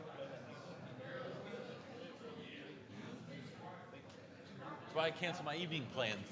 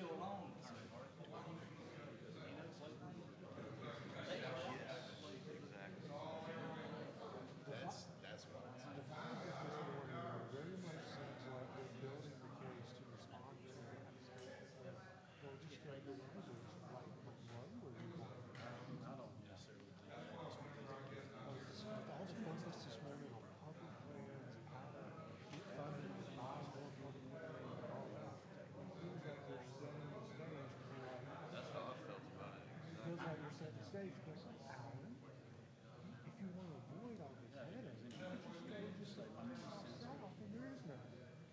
There's no fish either. Watch 50 million days. I got to.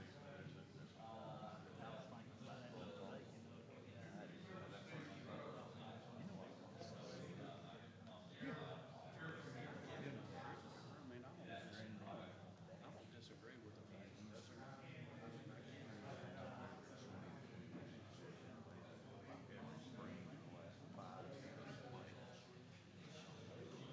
and I see his granddad down there every time I come through there and they're dragging the string. He's posting them on Instagram. On purpose. You know they is. How many just think where it's at? You gotta eat them, eat the small ones. You gotta eat the trophy size. So no, I would not encourage it. Because it's not. It's nothing. It's like you check the box. Yeah. Now the scary thing is that I think that the committee is going to say we don't need to have any recommendations for improved emotions. And I think that it's going to go back to is this the most habitable or not? And I think it's also going to make another shot at making it illegal to touch the property. That's my crystal ball.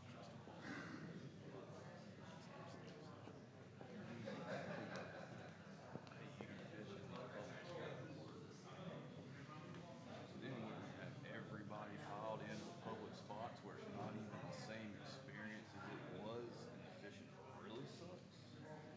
But hey, if there's not enough public spots, they just gave you all the resources to figure out how you can buy more private land. All you gotta do is have fun trying to do that in Talbot and Upson County. Well, yeah, what are you gonna do? You're gonna walk up to the Brutes and Millers and be like, I'd like to buy this land. I'd like to buy Yellow Jacket Shoals.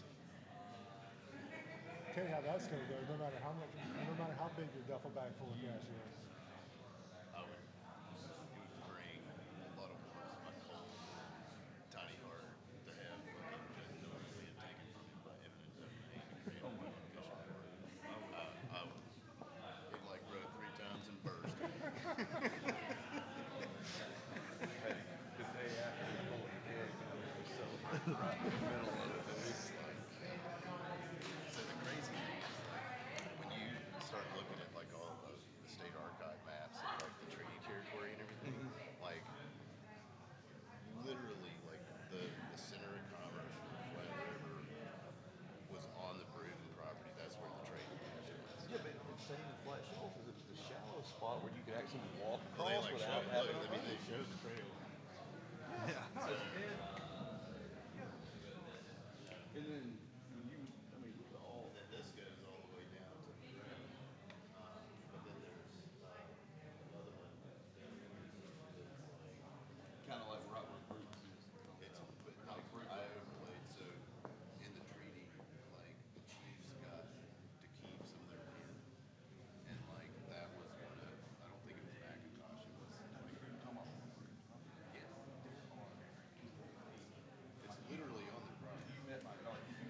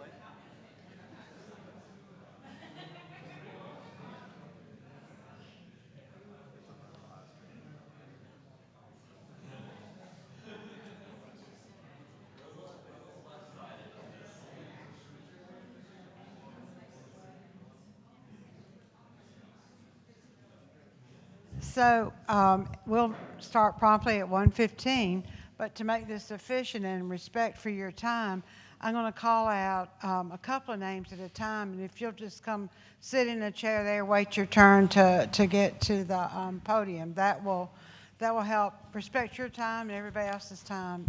We've got about 20 speakers lined up, and you will each get 5 minutes each. Brock will do this right here, which means 1 minute to go. And yes, I used to teach school, and I know time is important and your time is important, so we'll respect each other with 5 minutes and probably get us out about 3:30 or so if we do it that way. I wish y'all were my students. Y'all just got quiet. That doesn't happen much. All right, so again, we'll start right at 1:15. I'll go ahead and call the first couple of names, and if I'm not reading your writing, excuse me, I think this is a G or an S? Janine Edwards? Oh, all right. So if you'll just come get ready, and then the person following you is Steve Monroe, and so we'll do it in that order. And after Steve is Rob Benison.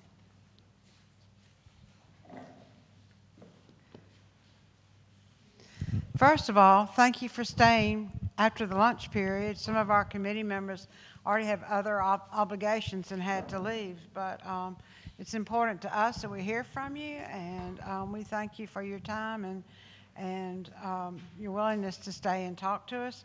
Also, if you're part of a group and your theme is exactly the same with each person, if you can find a way to make different points for us as you talk, that would be very helpful. So, well, I'm going with 2 minutes. Just don't want to leave somebody out if they had planned to be back here at 1:15.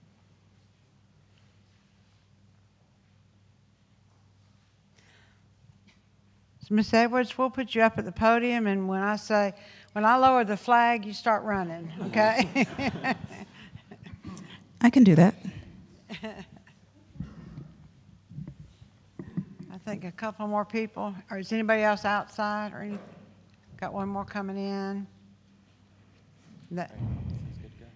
Looks like we're good to go. So, Ms. Janine, thank you. We look forward to hearing from you, and we'll give you a heads up when you got 1 minute to go. Thank you. Okay. Good afternoon. My name is Janina Edwards.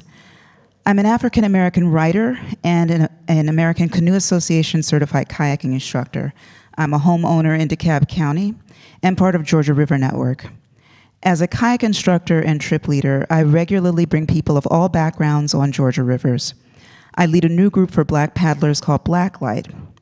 Lest you think black people only paddle in metro Atlanta, be assured that's not true.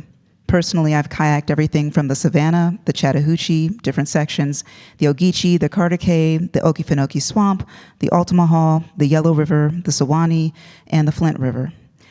As Georgia's outdoor industry has grown, so has the participation and leadership of people of color through groups such as Outdoor Afro, Black to Nature, Chasing Waterfalls, Middle Georgia Kayakers, West Atlanta Watershed Alliance, Blacklight, and Latino Outdoors.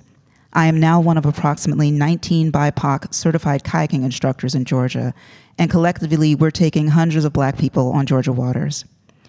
The committee is concerned about the property rights of those along these waters. One proposed solution to the navigable streams issue is creating a list of rivers that would be permissible for us to recreate. We're told that if a waterway is deemed off limits, we can simply ask the landowner's permission. Creating such a list and the idea of asking permission is, in my opinion, a red herring. At best, it's impracticable. As a black woman, this solution strikes me as disingenuous. Getting permission brings the image to mind of me, a black woman in the South, in potentially remote areas, walking onto someone's property to knock on their door to ask permission to paddle on the waters that pass over their land. Understatement of the year, you are potentially requiring me to break the law to stay within the law. And however, at its simplest, that's what you're asking me to do. This idea could get me killed for trespassing. I will also point out that I would have to potentially talk to dozens of property owners to get permission for a kayak trip of even a short distance of 5 miles. Plus, the resident may not be the landowner.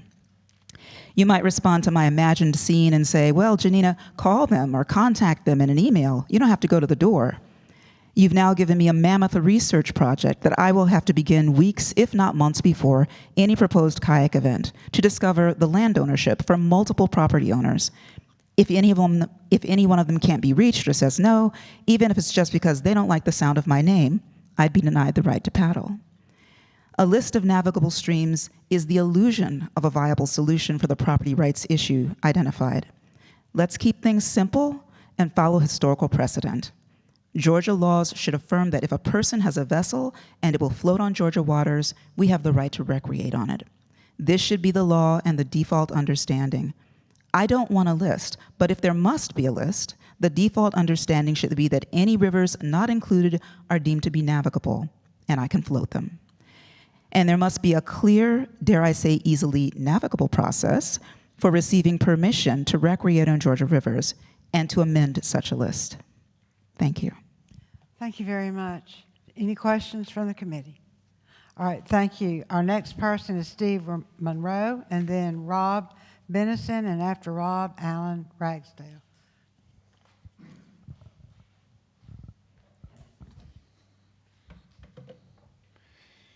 Good afternoon. Afternoon. Sorry. Yeah. Now can you hear me? Yeah. Okay. Good afternoon, Madam Chair, members of the committee. My name is Steve Monroe. I'm a resident of the city of Decatur in the 82nd District, represented by Mary Margaret Oliver. But I also own property along the Toccoa River in the 7th District, represented by Mr. Chastain. Over the past 50 years or so, I've enjoyed paddling canoes, kayaks, rafts, tubes on waterways all over this country, in about 12 different states, and of course here in Georgia. I consider it a blessing that I currently have a place where I'm just steps away from the designated Toccoa River Canoe Trail in Fannin County. I should clarify that although my cabin is adjacent to the river, I don't actually own the property immediately abutting the river, so I don't own the stream bed, but I'm cognizant of the concerns of my neighbors who do own the stream bed. I also enjoy fishing, and I'm a member of a group called the Toccoa River Fishing Community, which Representative Chastain was gracious enough to visit about a month ago, where we pooled together resources to privately stock a section of the Toccoa that flows through our neighborhood. So I'm a property owner, a paddler, and a fisherman. And I want to just mention the metaphor that Kathy Nixon used at her opening statements about passage and the sort of weaving of a passage of the river with the passage of time or the passage of a lifetime. And I want to come back to that issue of passage. So I've been following the activities of this study committee, and I want to thank you as citizen legislators for taking time to consider these ideas thoughtfully and carefully. As I'm sure you're aware, in the House Resolution 1554, it said identifying which of the state streams constitute navigable streams is a challenging endeavor. And I thank you again for taking on this challenge. I worked for many years in government, so I want to give you my bottom line up front. For me, I strongly oppose any blanket designation of rivers and streams, including the Toccoa, as navigable streams with all of the legal ramifications that would incur, as proposed in the H. Bill 1397. That said, I strongly encourage the committee, and by extension the legislature and the Department of Natural Resources, to ensure that recreational boaters have what's described in the description of what's a navigable river, quote, an inherent right to use for passage. An inherent right to use for passage the Toccoa River Canoe Trail and other rivers like it across the state. My understanding is that the charge to this committee includes a duty to make recommendations for legislation or action that the legislature can take. And with that in mind, I have one specific recommendation. And my recommendation is this, that the study committee recommend that the legislature create I mean, there's been a lot of discussion of navigable versus non-navigable and the issues that are around those terms. And at the risk of complicating things, my suggestion is to create a new term called a passable river or a passable stream. And a passable stream would be a subset of non-navigable streams where the property owner maintains all of their rights to the riverbed and to restrict hunting and fishing, but it would ensure the right to passage for recreational boaters to go through that stream, recognizing that they're not permitted to get out of the boats, they're not permitted to fish, et cetera, but they would have a guaranteed right to passage on passable streams. And I want to be clear that in no way would I suggest that a passable stream would include the right to trespass on adjacent property. It's only the right to passage through. And just quickly, so I put a little table in the handout that shows some of these distinctions. I quickly want to touch on the point of using mean annual flow as a designation for either passable or navigable streams. And I fully support the idea of using an objective measure like the data that come from the USGS gauges that are across the state. The concern I have is that you have to define what term you're going to use. So for instance, the Toccoa last year was just over 400 cubic feet per second mean annual flow. But over the last 7 years, it's varied from 328 to up to 732 cubic feet per second mean annual flow. So you have to be careful about using a single point in time to make that designation. Thank you. Thank you very much. Our next person is Rob Benison, and then Alan Ragsdale, and after Alan is Garrison Forrester. Thank you, and thank you to the committee for giving me the time to speak. My name is Rob Benison. I represent the Soquee River Watershed Association in North Georgia, which some of you may be familiar with. I'm not here to talk about property rights. I'm sure you're going to get your fill if you haven't already on that. What we're concerned about is conservation of the river, the surrounding areas of the river, the watershed, and the quality of the water itself. Our organization started 25 years ago, relying predominantly on federal funding after the river was designated impaired because of poor water quality. We've worked over the years to clean up the river, to deal with erosion issues, to rebuild riverbank, to help clean up the river so it's more sustainable for the fish and the various invertebrates and various things that live in there and the plants. And we've been very successful such that the Soquee River now is considered one of the cleanest rivers in the state of Georgia. The concern that we have with increasing access to the river is that it be done in a way, I think very much like what's been done for the Chattahoochee Bend State Park, in a way that has an impact that minimizes the negative impact that increased use of the river is going to have. We had a cleanup day very recently on one of the public access portions of the river, and we collected just over 60 pounds of trash in less than a mile of river. And that was with 10 people spending a few hours just walking up and down the river. If you increase the number of people flowing through there, you're going to increase that issue, and you're probably going to affect the water quality as well. So our concern would be that whatever decision this committee recommends, whatever recommendations it makes going forward in terms of definitions or legislation, that we take full account of the potential environmental impact of opening it up. And if we're going to do that, let's fund it, staff it, and build these areas in a way that is going to be at least neutral in terms of the impact that it has on water quality and the surrounding area. Any questions? Any questions? All right. Okay, appreciate the presentation. Just a couple of questions, maybe just one. Do you guys plant trees? We do plant trees. We also have tree and shrub sales every year for folks. We consult with private and public folks along the river on what we can do to protect and prevent erosion. I've got a piece of property, and we've done quite a lot of work on that to plant trees that are appropriate to prevent erosion, because that's one of the biggest issues that we deal with heavily fluctuating rain levels. We also do testing, water testing for chemicals, various chemicals, and other measures such as oxygen concentration, acidity, E. coli, various other things that affect the ability to have quality of life on the river. What's the average water temperature in the Soquee? I don't know the average. No, I don't. But it does fluctuate tremendously, and as a result, so do the various other things that we measure, such as oxygen content. But I don't have that number for you. Any other questions? Okay, thank you very All right, much, I sir. appreciate it. Thank you. Alan Ragsdale, then Garrison Forrester, and Ronnie Hurd. Alan? All right, thank y'all for having us here today. My name is Alan Ragsdale. I'm a fishing guide on the Flint River, Upson County area. Been doing it since 2010, and where you cannot fish is so confusing. With the amount of boat ramps that are DNR maintained, state boat ramps, we have at a minimum 7.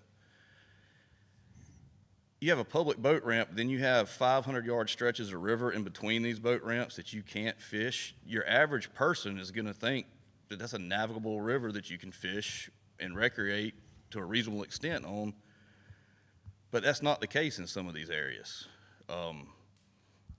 That's what a lot of us are really asking for, is clarification on that. So thank y'all for your time. You do have a question? No. Go ahead. No, he's asking if I'm going to put him out of the room. And he answered. Appreciate the presentation, and appreciate the being a guide too. Just one question. I was under the impression that anything downriver from a DNR input or whatever is you can fish. That's what I assumed until this was around 2015, I believe. DNR showed up at my house, and I was told that I would be written a ticket if I continued running trips through Yellow Jacket shoals. And ever since then, I've tried to be as involved as I can with this, because like I said, it's very confusing. And I'd like to give an invitation to you guys too. If you guys would like to see the Flint River, I would love to take y'all on a float on whichever section you'd like. So if you'd like to see how it is down there. Appreciate that. Thank you. Thank you very much. Garrison Forrester, and then Ronnie Hurd after that. So thank you all for having us. My name is Garrison Forrester. I'm not representing anybody, but I'm an avid outdoorsman, a Georgia resident, and an angler, and I've dedicated a lot of time and effort and student loans to trying to conserve Georgia's fisheries and waterways. And so a lot of the committee's focus, it seems, has been on the Upper Flint, and rightly so, but there's another place in the Flint River Basin that I'm sure y'all are probably familiar with that I just wanted to bring up, Itchway-Notchway Creek. It starts in Webster County, flows 84 miles, and dumps into the Flint and Baker County. About the last 15 miles of it, till it drains into the Flint, is owned by the Jones Center at Itchway. And though it is physically accessible from a DNR boat ramp at Norman's Ferry on the main stem Flint, you can go up and into the creek. If you do that, you'll get thrown in jail. And I don't think there's any, it's obvious that that's what they're willing to do based on the court case that I'm sure y'all are all familiar with, Givens v. Itchway. So I'm bringing this topic up because I had the opportunity to legally fish and access the creek while I was working with the Jones Center. And after seeing it firsthand, it baffles me how it can't be considered navigable. I mean, I've been down this creek in a full-size boat with an outboard motor. And just to give the committee an idea, I know this 400 cubic feet per second has been thrown around a little bit.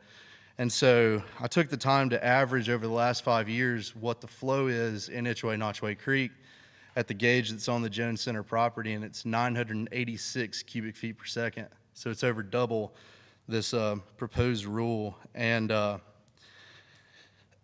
it just, you may say like, this is one creek and this is a broad issue, but I think the decision about this creek has implications that'll span the whole state. And those implications are, I mean, it seems like if you move the goalpost for people like Itchway, then it kind of sends a message that as long as you know the right people and you have enough money, then it doesn't really matter what the law is. You can kind of do what you want. And so I just hope that the committee takes, things like that into mind when making a final decision. And I appreciate y'all allowing us to come up here and comment about it. Thank you. Any questions? Thank you, sir. Ronnie Hurd, then looks like Andrea White. Ronnie Hurd? And Andrea White? After Andrea is Nelson Coons? Coons? Coons? Nelson. I'm sorry. Go ahead. Thank you so much. I work full-time for the Georgia River Network, but I also volunteer as the Southeastern Chair for the American Canoe Association, so I represent river recreation from a couple of different sides within Atlanta zip code. And we've presented a lot of data to you guys already, and I don't want to reiterate the things we've already told you, but I will say we'd be happy to answer any questions on any of it. Today I'm here to talk to you a little bit about property rights, but perhaps from a different perspective. Because the perspective I know you've heard a ton about is the perspective of one riparian property owner who would like to control what's happening going past his property. But I don't think that we've talked about the small businesses who purchase land on rivers to build a business or lease a property from a landlord to build that business. And they also have property rights. There are paddlers who spend their entire lives saving money to go purchase a home near a whitewater river that is the lifeblood of their passion, so that they can live near that river, someplace like the Cartacay or the Upper Hooch. And they also have property rights. There are folks that purchase property so that they can run Airbnbs and include kayaking as one of the things that you can do from that property. They're running a business. That's a part of our business and tourism culture here in Georgia. And they also have property rights. And furthermore, those tourism and river recreation dollars, that amounts to, and I've got it here in my notes, $73 billion in revenue for the state of Georgia. Those also offset our property taxes. So here in Coweta County, every single property owner in Coweta County has a savings on their property tax of $271 because of tourism. If we put a whole sector of those tourism dollars at risk across the state, then we're affecting the property taxes of every property owner in the state, county by county. And those are all property rights as well. So I would ask you, let's make sure that in the protection of property rights, that we're not weighing one riparian property rights owner as being more valuable than all of the other property rights owners in the state, who also get benefit from this river recreation tourism. We are all in full support of enforcing laws for trespassing. We are all in full support of enforcing laws for hunting and fishing regulations. And we are perfectly happy and willing and anxious to be a part of a collaborative team to come up with the nuances of those rules that make it better.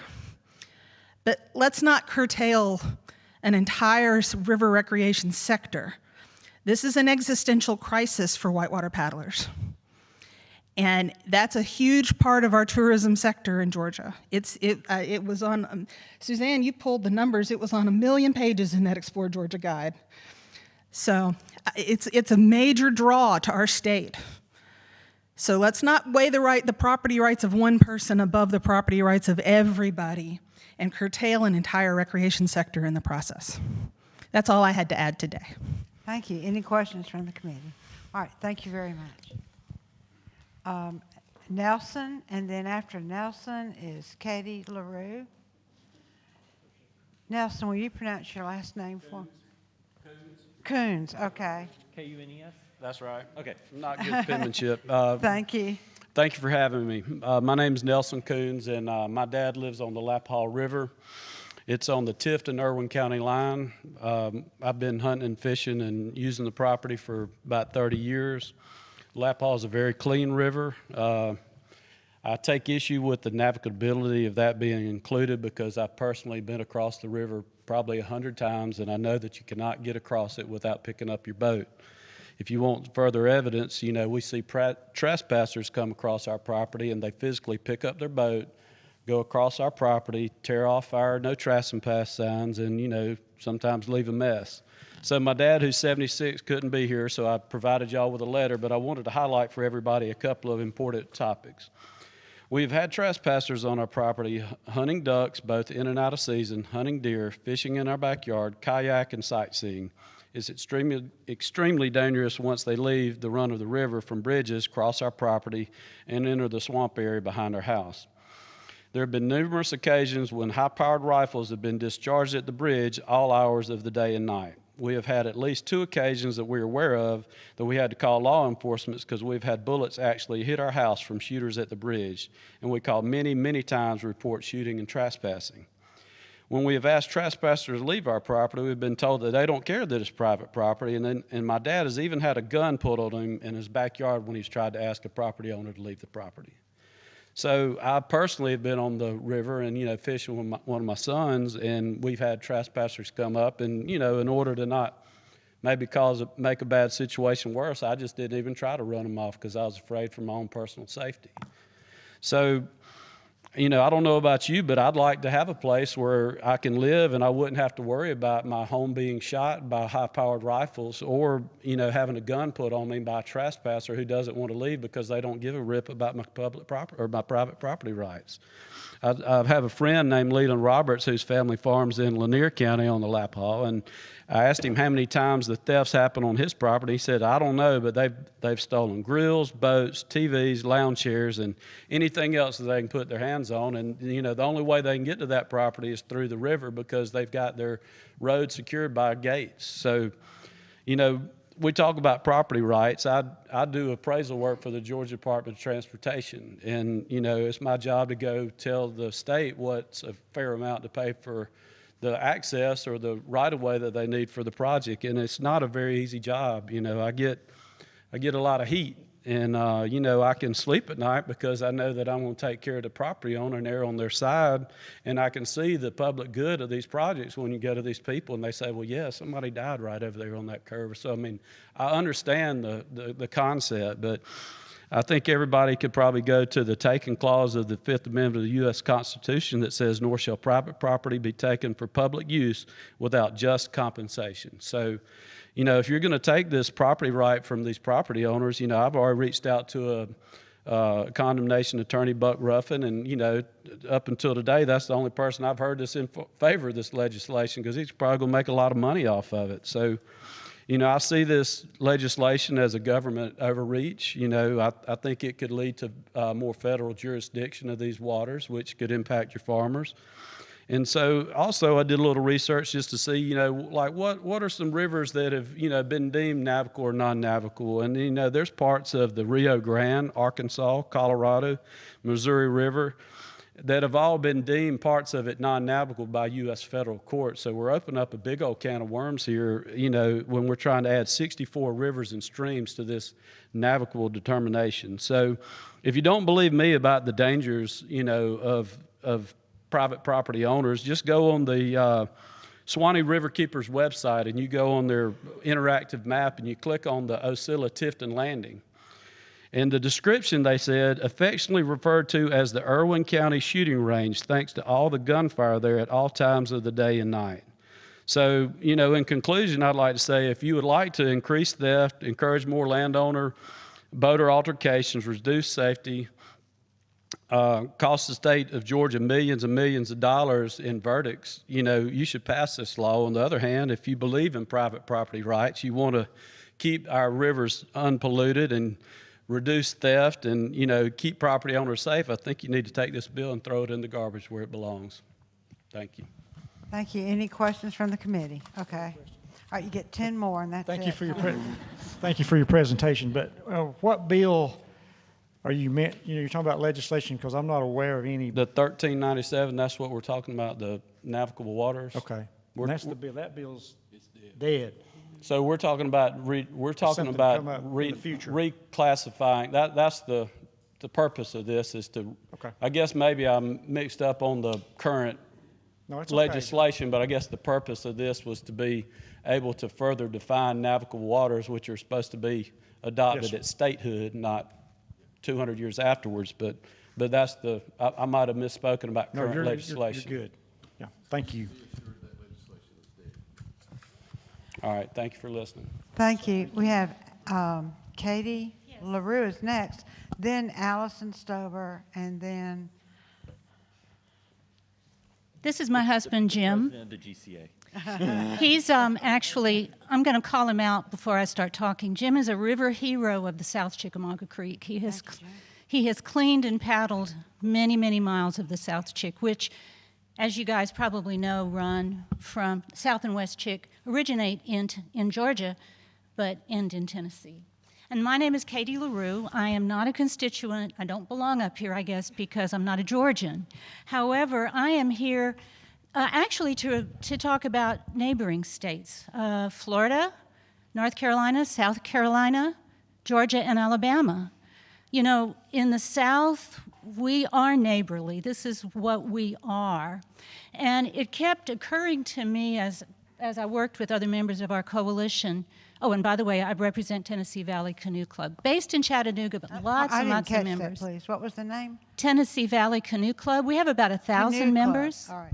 Yes. All right, thank you. And many, many who live in Georgia.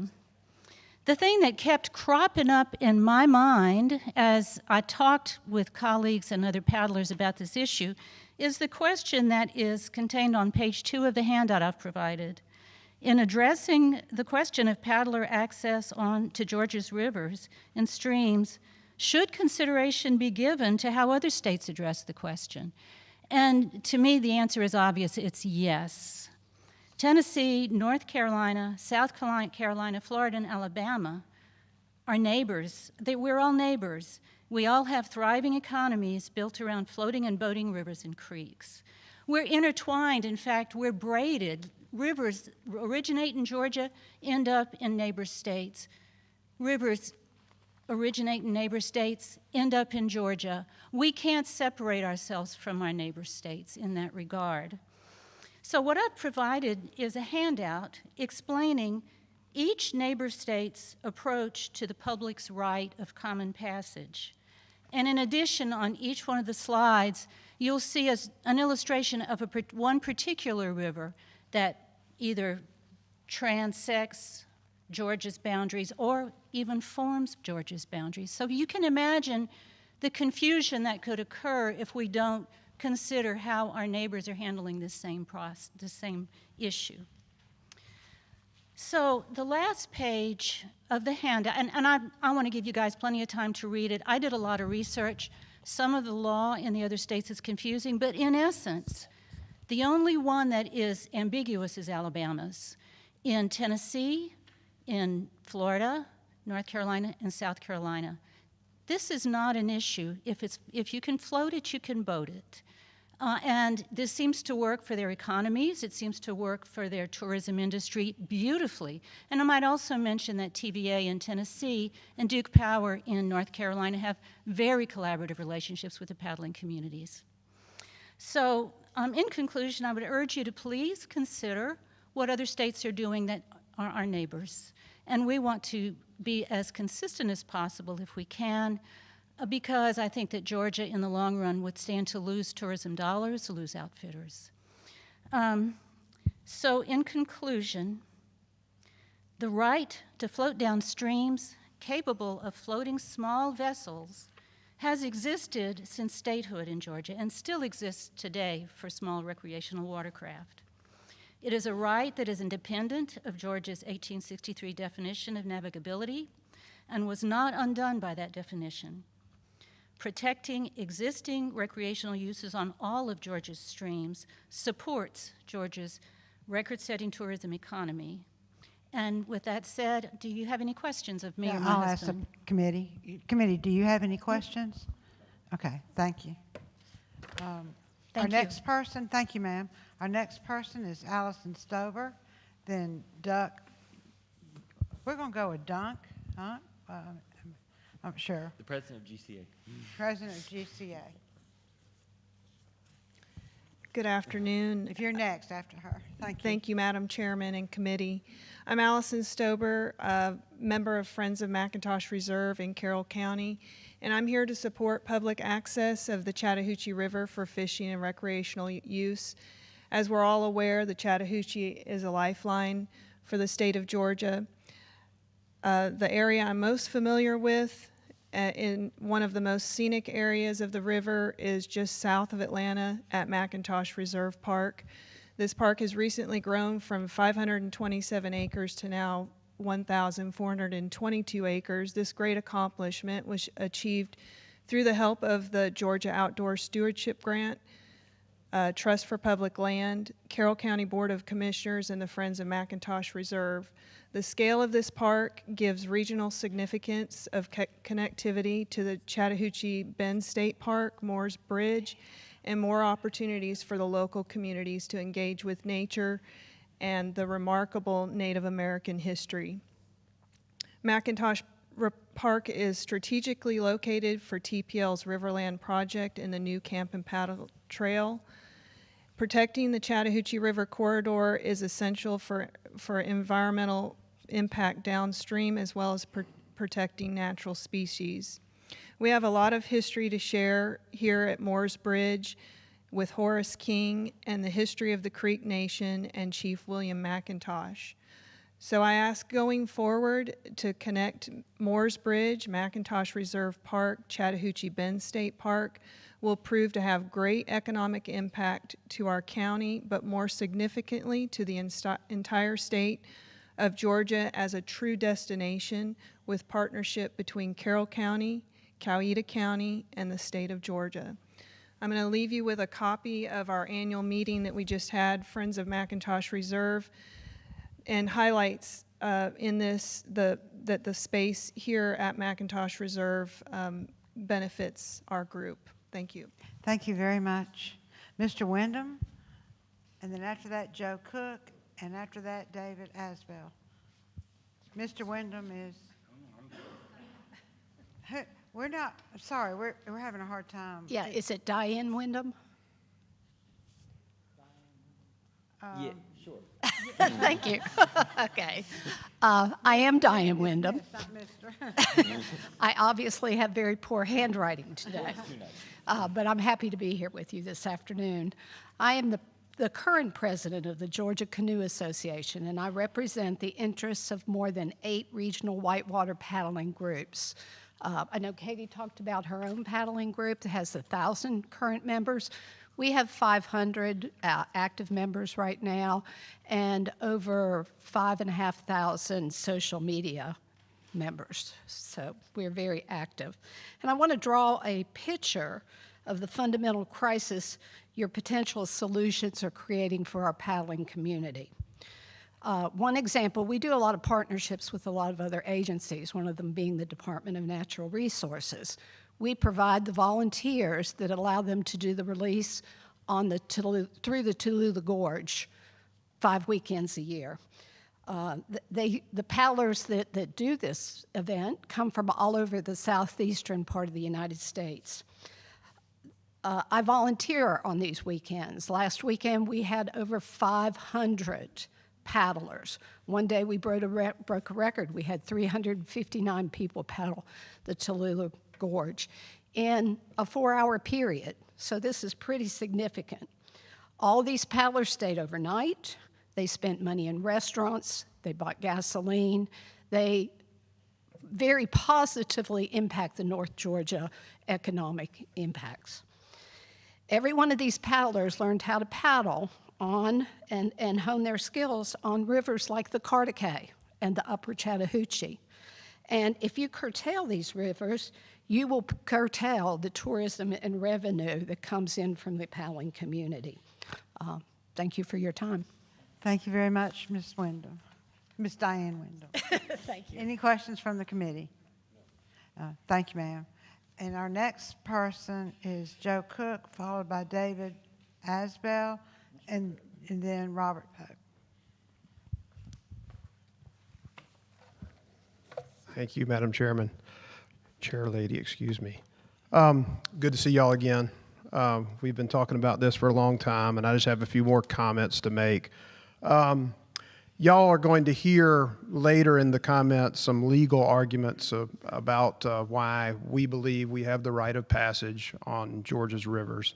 I'm here representing Georgia Rivers and our Freedom to Float Coalition. I'm going to distribute this letter to y'all.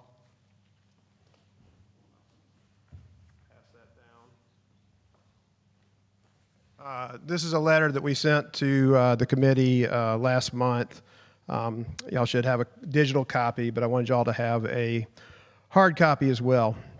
But y'all will hear later in the comments the legal arguments about why we believe that right of passage on Georgia's rivers, even small streams, still exists today. And just to summarize those comments, the right of passage is independent of laws related to navigability. Those laws determine streambed ownership and with it, fishing and hunting rights. But the right of passage on streams capable of floating a vessel of any size has been part of Georgia's common law since statehood and was not undone by the 1863 definition of navigability. That right to float down even small streams still exists today. So you might be unswayed by those legal arguments, and we think they are strong legal arguments. But what I would beg you to consider is current stream uses and protect those stream uses and do what is best for Georgia's citizens and Georgia's economy. Outdoor recreation, as you've heard, is a huge part of Georgia's tourism economy. In 2023, our state welcomed a record 171 million visitors and that generated more than $79 billion in economic impact. So protecting public access to all of Georgia's streams capable of supporting recreational boating will keep that tourism economy growing. On the other hand, restricting access will have a chilling effect on this portion of our economy. So to support small businesses that form the backbone of that tourism economy, we urge the committee to recommend legislation that leads to a confirmation of our state's longstanding policy of allowing passage upon all streams that are capable of supporting passage by commonly used watercrafts such as canoes and kayaks. Such a clarification would not impact the definition of navigability, nor would it infringe upon the rights of property owners. It would simply allow boaters to pass down streams, and it would protect that right that citizens have enjoyed since statehood, and equally important, it would protect a critically important part of our state's economy. Kind of boil it down to this. 2 questions. Is the legislature willing to adopt policy that is going to endanger small businesses? And is the legislature willing to adopt policy that has the potential to increase property taxes on many property owners, especially in rural communities? So those are the questions that I would urge y'all to ask yourselves, and I think the answer to that question is no, we don't want to do that. So I hope y'all would support us in preserving our right of passage down even small streams here in Georgia. Are there any questions? Yes. Thank you, Joe, for the presentation. We've had a lot of conversations, but just one quick question of all the streams that you've floated, canoed, whatever, I know it's been a lot of them to date. Have you been restricted, prohibited, stopped on any of those? I have not encountered that, and as we discussed before, generally boaters pass down these streams with no conflicts at all. But, you know, y'all have heard, let's keep the status quo. Let's not do anything. There's no conflicts between boaters and property owners. Let's just keep it as it is. But the danger of keeping it as it is we will see more conflicts. As more riparian property is developed, you'll see more conflicts, and the way some are choosing to interpret the state's law, it just takes one property owner to prohibit passage down that stream, including streams that now have small business outfitters operating on those streams. So that's the danger. So we don't think keeping the status quo is the thing to do. Okay, thank you. Thank you. Any more questions? Thank you, sir. Thank you. Mr. David Asbell, then Robert Pope, then Dominic Destretti. Good afternoon.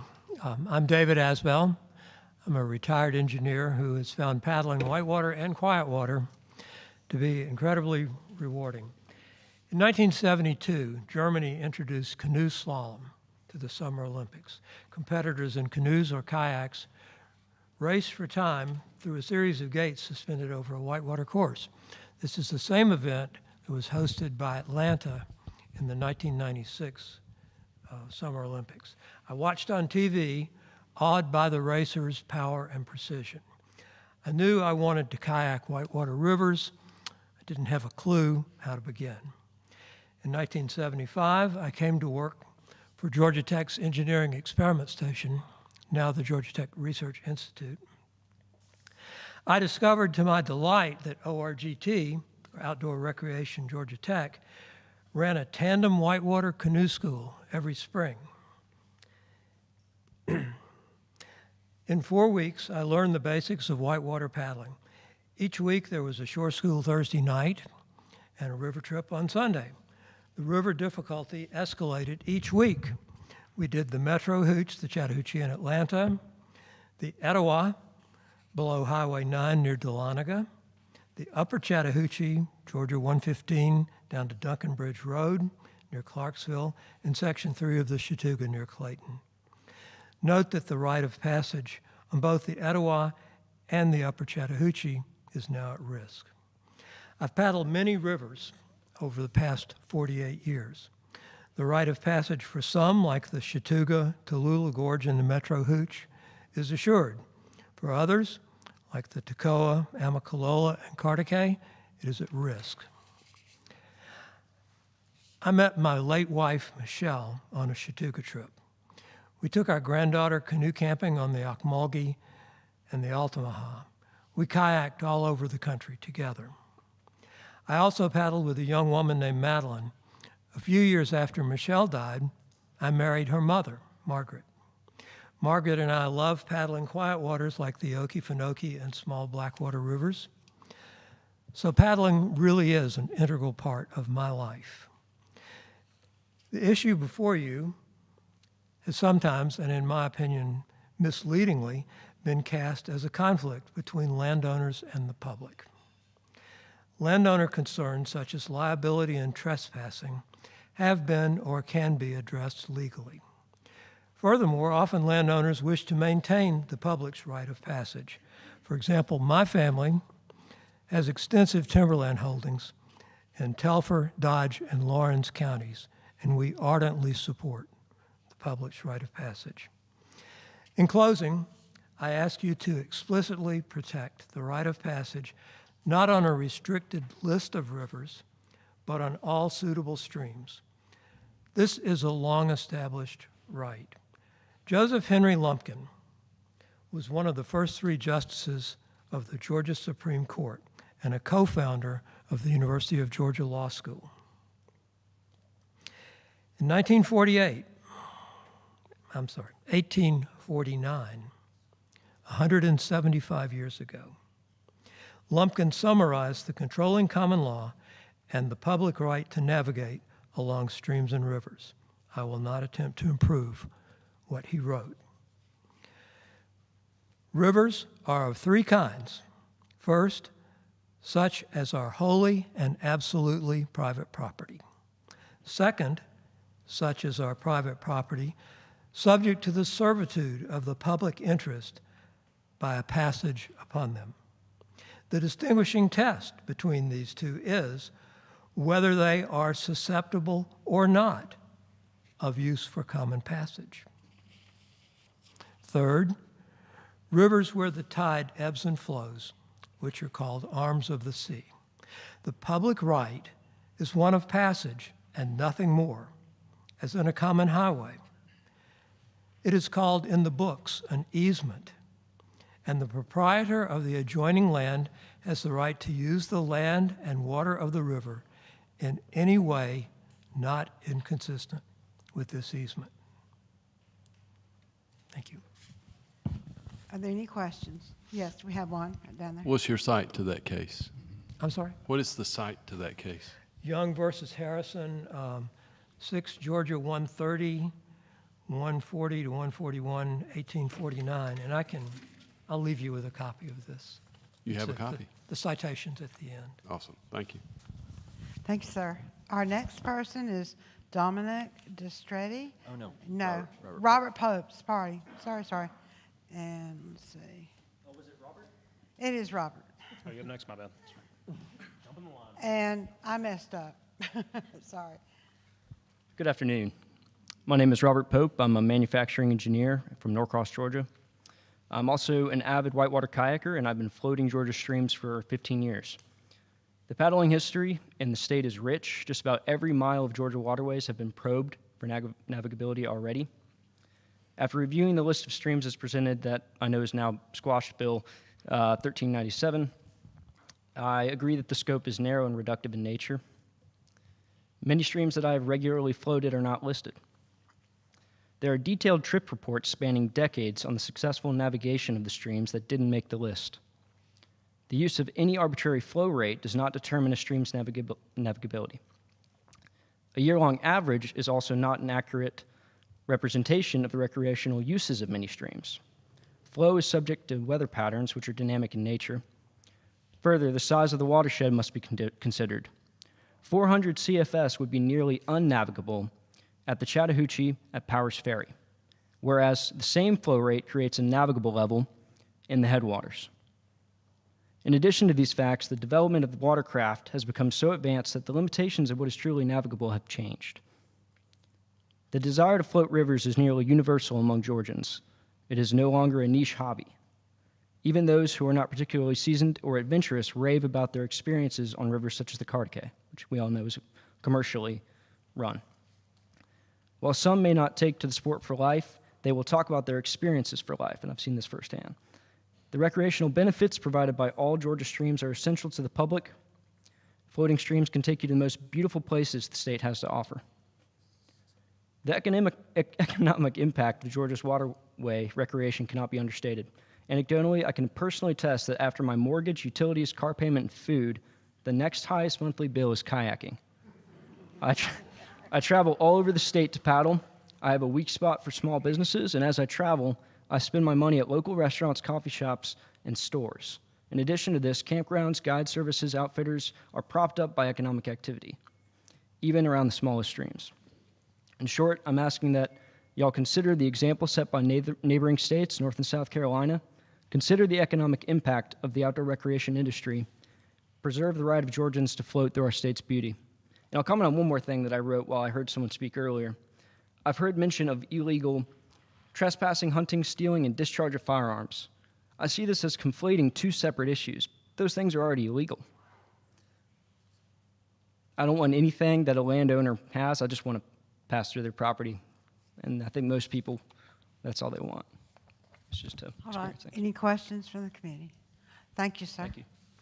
We're doing copy or no? Now, Dominic. Thank you, sir. Right. Yes, my name is Dominic Distretti. I'm a resident of Sandy Springs, Georgia. Thank you for hearing my comments today. Moved to Georgia around 10 years ago, and in that time I've basically fallen in love with the rivers here in Georgia. It started out as a way to beat the summer heat, and it's evolved into a passion of mine into whitewater paddling and supping and a lot of other ways to experience the waterways. Just to be clear, if you were to ask me to declare my position on the issue, I have to say I'm in favor of preserving public access to Georgia waterways. However, I do have sympathy for the concerns of private landowners and hope that compromise is possible.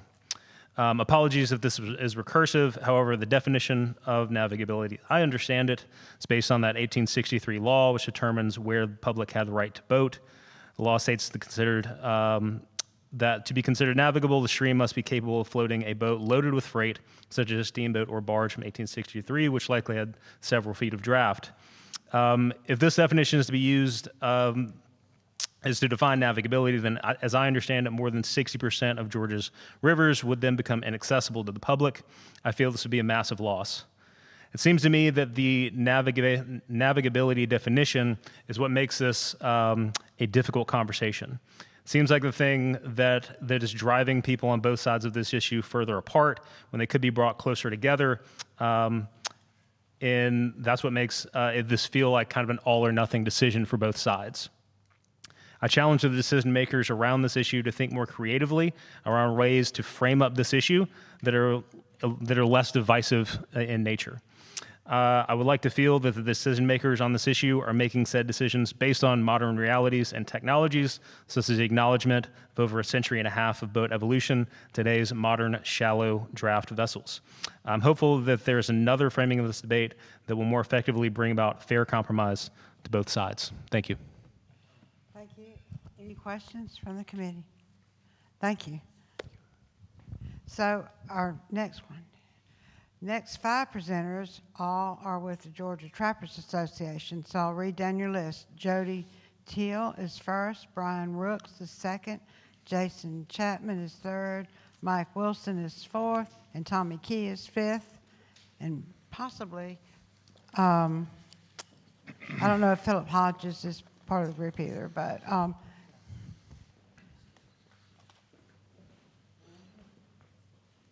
so you have the floor. Thank you. I'd like to begin by saying thank you to the committee for allowing my colleagues and I to briefly share the concerns of the Georgia Trappers Association regarding the navigable streams and related matters issue. My name is Joey Thiel. I'm the newly elected legislative and congressional director for the Georgia Trappers Association, and I've been trapping in the state of Georgia for over 50 years. It's our goal today to make this committee aware of our concerns regarding the potential negative and we believe unintended consequences that any legislation which doesn't include specific language addressing the taking of wildlife using any and all legal means, including trapping, will have on trappers, water trapping in the state of Georgia, as well as the many different revenue impacts that it'll have on the state. It is our understanding that if Georgia rivers, creeks, and subsequent tributaries be deemed navigable, they become public waters, owned and controlled by the state. OCGA Title 27, Chapter 3, Article 2, Section A, Paragraph 2 states, "It shall be unlawful to set, place, or bait any trap for the purpose of taking any wildlife upon the land or waters adjoining the land of any other person except during the open trapping season for such wildlife, and then only after obtaining written consent of the owner of the land, which written consent shall be carried upon the trapper's person while engaged in trapping." The issue is, to this point, trappers would obtain written permission from the landowner of the adjoining property of the water to trap those waters. Should those waters become public and property of the state, there is no provision in the law or the state regulations that will allow the landowner to grant permission to the trapper to those waters, even if that landowner's property is being flooded or otherwise damaged due to wildlife. Given that, the Georgia Trappers Association feels that permission to trap these waters will be lost. The Georgia Trappers Association believes that this solidifies our concerns and gives justification for our request that wording in any legislation protect the rights of Georgia trappers, because trapping is a constitutionally protected right in the state of Georgia. The right to trap is protected under the Constitution of the state of Georgia, Article 1, Section 1, Chapter 28, which reads, "The tradition of fishing and hunting and the taking of fish and wildlife shall be preserved for the people and shall be managed by law and regulation for the public good." This amendment was passed in 1983, and there's both documented and established precedents of Georgia trappers being responsible stewards of our state's renewable resources that show beyond a shadow of a doubt taking of wildlife includes trapping.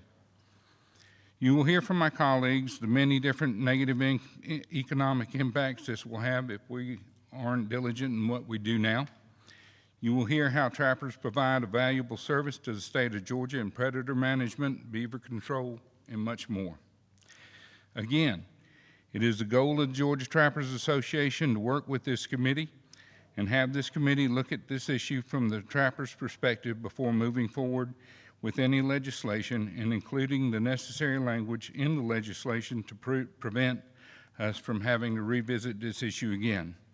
Again, thank you for this opportunity, and thank you for your time. Thank you, sir. Any questions? We have one?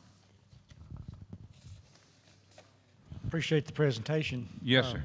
So, are you guys trapping on navigable waterways now? The way the law reads right now is you own property that adjoins water. What we're able to do is get permission from you to trap. The navigable waters issue, making all this water navigable, throws up the big question, because there's no clear definition from DNR as to if this becomes navigable, will this water be, can the landowner still give permission, because they no longer control it? And for some of these people who have companies who have to have insurance in order to do what they do, we got to have an answer as to what we can and can't do. So. Okay, thank you. So are you saying that your traps can injure people? Is that what you mean by it? No. Okay. No, I didn't understand your question. Well, I'm a little confused myself. Okay. So ask the question again. Well, I thought what you were saying was that, if you go and ask a landowner to go and trap on there and it's a navigable stream, then the landowner doesn't have any control of the navigable stream. That means people get to come up and down it. And so I assumed that your traps were dangerous to people. No. That's why I asked the question. No, I still have all my limbs. Okay, so what keeps you from being able, if they give you permission to go in there, you're saying that you're not allowed to go into. If it becomes a navigable stream, it becomes state property. State property we can't trap. Right now, the landowner, the property owner, owns that water, and they give us permission to trap per our state guidelines. Right. So if the state comes in and says that's a navigable waterway, the state now owns that water, and we are not allowed to trap it, and that property owner no longer can tell us that we can. So it removes trapping from us if you make it navigable. All right, thank you for the clarification. Thank you. I think your explanation has led to about 10 more questions. So we've got lots of time. you got a good team there. And so Ryan Rooks, Brian, am I right? Yeah, Brian. Brian. Okay, thank you. Thank y'all for the opportunity to speak today. My name is Brian Rooks. I'm a board member with the Georgia Trappers Association, but I'm also a wildlife company owner. I own a company it's called Central Georgia Wildlife Control. A few of the concerns that we would have, or mainly I would have, is anything that is done with the rivers, deeming navigable or non-navigable, whether it becomes public access or non-public waters, will directly affect my business on how I can go in and take care of a problem for a customer. Most of the customers that I deal with on the river, there's one particular spot, it's on Flat Shoals Road, which is where some of the issues have started in the past on Flat Shoals. You have Flat Shoals, you have Flat Shoals Road, just across Flat Shoals or up the river. I have done multiple beaver jobs up there to where beavers have been coming up out of the river into people's yards, cutting down their crepe myrtles and all their bushes and trees, and actually taking the bark off of some of their trees in their yard down to the cambium layer. And once you take that down all the way around that tree and girdle that tree is dead. So now it's not only costing them money because of the damage that they have done if they don't take care of the problem or hire me to come in and take care of it, it's going to cost them even more money when they try to cut those trees down, dig up those bushes, plant more in place to try to make their landscape look nice and pretty and all of that. It's costing them a lot of money. Well, the issue that we're running into is if that stream is made navigable and deemed public access or has a public title to it, then we legally cannot set a trap in that river to take care of those beavers. Unless something is put into writing, however this stuff is going to go, whichever way it goes, we need to have something in place that helps protect not only just the landowner, but also the people that are also helping the landowners with the wildlife problems that are coming out of these waterways. I'm not a kayaker, I'm not a canoer. I have done it in the past. I'm not going to say one way or the other which way I fall there. I'm just looking at it from a business standpoint and from a landowner standpoint that trappers still need to be involved in a lot of this stuff when it comes to beavers. Because when you have beaver issues, trapping is pretty much your only option to remedy that beaver problem. You can go in and try to hunt them or shoot them. There's technically no hunting law in the state of Georgia for beavers. So trapping is basically your number one method to remove these animals and take care of that problem, remedy that problem, and hopefully the next group that moves down the rivers or up the rivers doesn't cause the same problems. And if they do, then we can take care of those. I was going to read off the paperwork, but I got off track. But anyway, that's pretty much all I have. Any questions from the committee? Thank you. So Jason Chapman is next, and then Mike Wilson. Good afternoon. My name is Jason Chapman. I'm a resident of Carroll County. I've also lived in Coweta County as well, so I'm very familiar with this area. I'm also a business owner, and I own property with a waterway on it. So I have a lot of skin in this game on this topic. It affects me on multiple layers. But today, I'm here as one of the legislative committee members for the Georgia Trappers Association. I'm also the youth director for our association. I'd like to thank you for allowing me to offer information on the impacts this type of legislation will have on trapping in Georgia. In addition to the constitutional issues, the wildlife population management aspects, and the private property situations that are being presented by others here today, there's another main topic to discuss, and that is the critical infrastructure for our public services. Throughout Georgia, our local governments are tasked with maintaining roads, wastewater treatment facilities, stormwater runoff, railroads, and vital infrastructure for our daily lives. Every single county, city, and town has had to deal with nuisance wildlife that drastically affect these locations. With waterways, the biggest issue is beavers, causing millions of dollars worth of damages, flooding, erosion, and delays of service. I personally have worked with dozens of local government departments to remove beavers, open dams, prevent flooding and erosion that has damaged these facilities, roadways, and railways. Throughout the state, there are many thousands of locations that professional trappers are brought in to mitigate this problem. Today, the local government agencies are able to give permission on these key waterways, as they currently own the waterways on their properties, just as the private property owners do. Once a stream, creek, or river is deemed navigable, it becomes property of the state of Georgia. And even the local governments cannot authorize trapping of the nuisance wildlife. As per the Georgia trapping regulations, permission can only be granted by the property owner. By making a waterway navigable, it prohibits all local governments from protecting their critical infrastructure from nuisance wildlife in the waterways at those facilities. Now, since we're in West Georgia, I want to give you a couple of examples that I personally dealt with.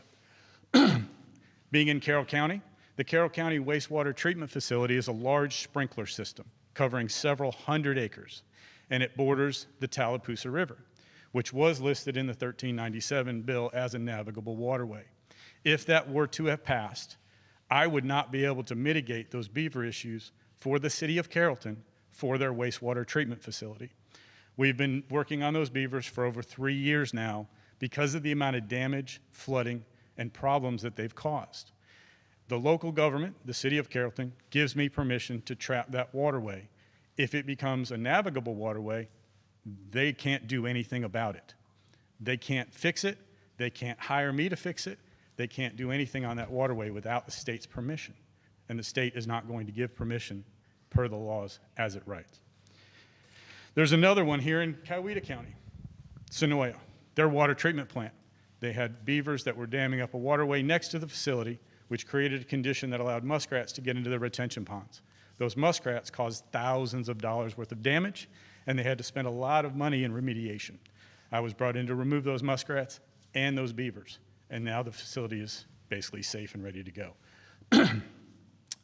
Additionally, we'll go one county over to Fayette County, Lake Horton, one of the largest reservoirs in West Georgia. The backside of Lake Horton's dam became so flooded that they could not do the safety readings on that dam. And I was brought in to remove those beavers so that they could continue their safety checks on that dam. These are major pieces of infrastructure we're talking about. These are not small things. This change could impact many thousands of public facilities and prevent the local government agencies from protecting their own infrastructure. The only way to keep this from happening is to add verbiage to the bill that makes allowances for trapping on these public waterways. As a member of the Legislative Committee for Georgia Trappers Association, I would like to encourage all members of this committee, all elected officials, and the general public to visit our Georgia Trappers Association and read our position paper on the topic. In that paper, we offer several solutions to this issue. We offer samples of wording that can be added to the legislation to make certain we have the ability to continue to protect our public facilities. We would like to offer our expert help in crafting this legislation over the coming legislative session, and would be happy to meet with any legislators who are interested in understanding the wildlife trapping Thank you. to greater Your detail. time is up, but I'm buying Thank you for some your time. time because you have a question. So I extend your time a little here. All right, thank you. All right, so am I to take it that there is some code in the Georgia code that covers trappers? In terms of what we can and can't trap? And can't trap on a navigable stream? Yes, so there is no trapping on state property. That's it, whether it's land or water. It says that in the code? Yes, it does. Okay, all right, that's where I was trying to figure Yeah, out where exactly. you're Yeah, coming it up. specifically states that we cannot trap state property, and that includes water or land. Okay. All right, I get it, thank you. All right. thank you. Any other questions? Thank you, sir. Thank you. And our next person is Mike Wilson. I hate having to follow him.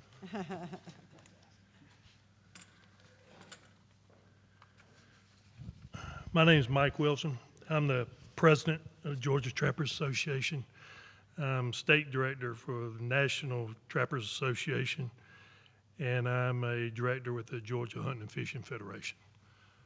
I'd like to thank y'all for the opportunity to come up here and speak, and I really appreciate it. And I'm kind of going to follow on the footsteps of what everybody else has said. And then my purpose here is to, in speaking to you today, is to point out what I believe is an unintended consequence of if the navigable water definition in Georgia is changed.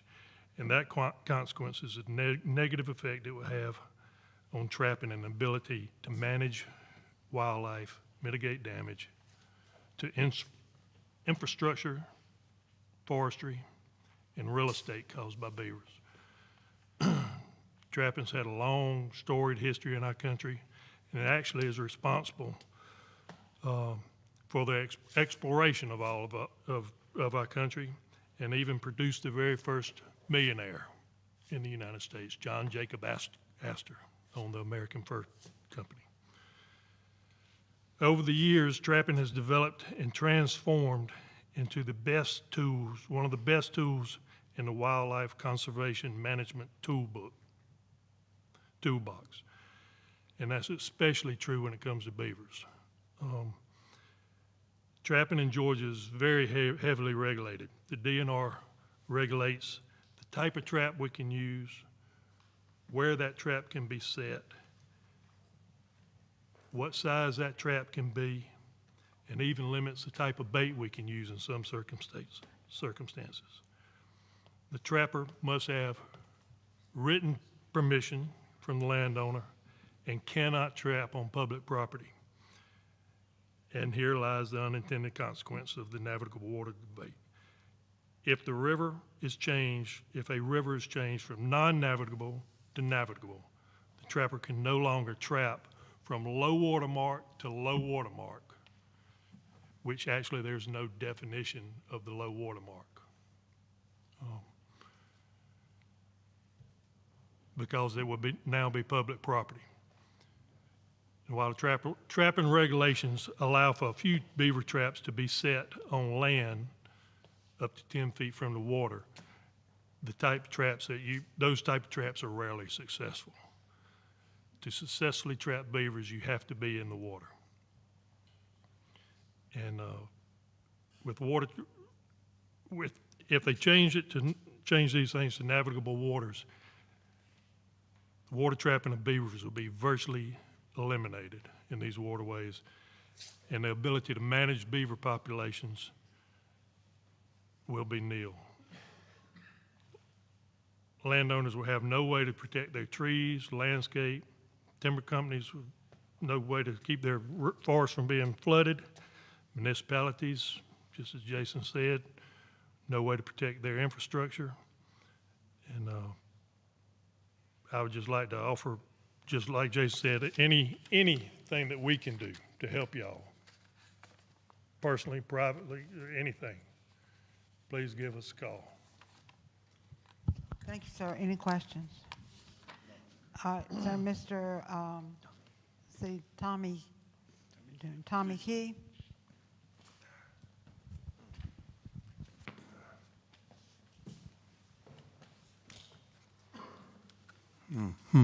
Okay, I believe y'all will be able to hear me. I'm up here really to tell you about our association, so you'll know that it just not concerns the trout. In 1979, trapping was at fire from all over the United States. They wanted to wipe it out. Humane Society, all the coon hunters, all the fox hunters.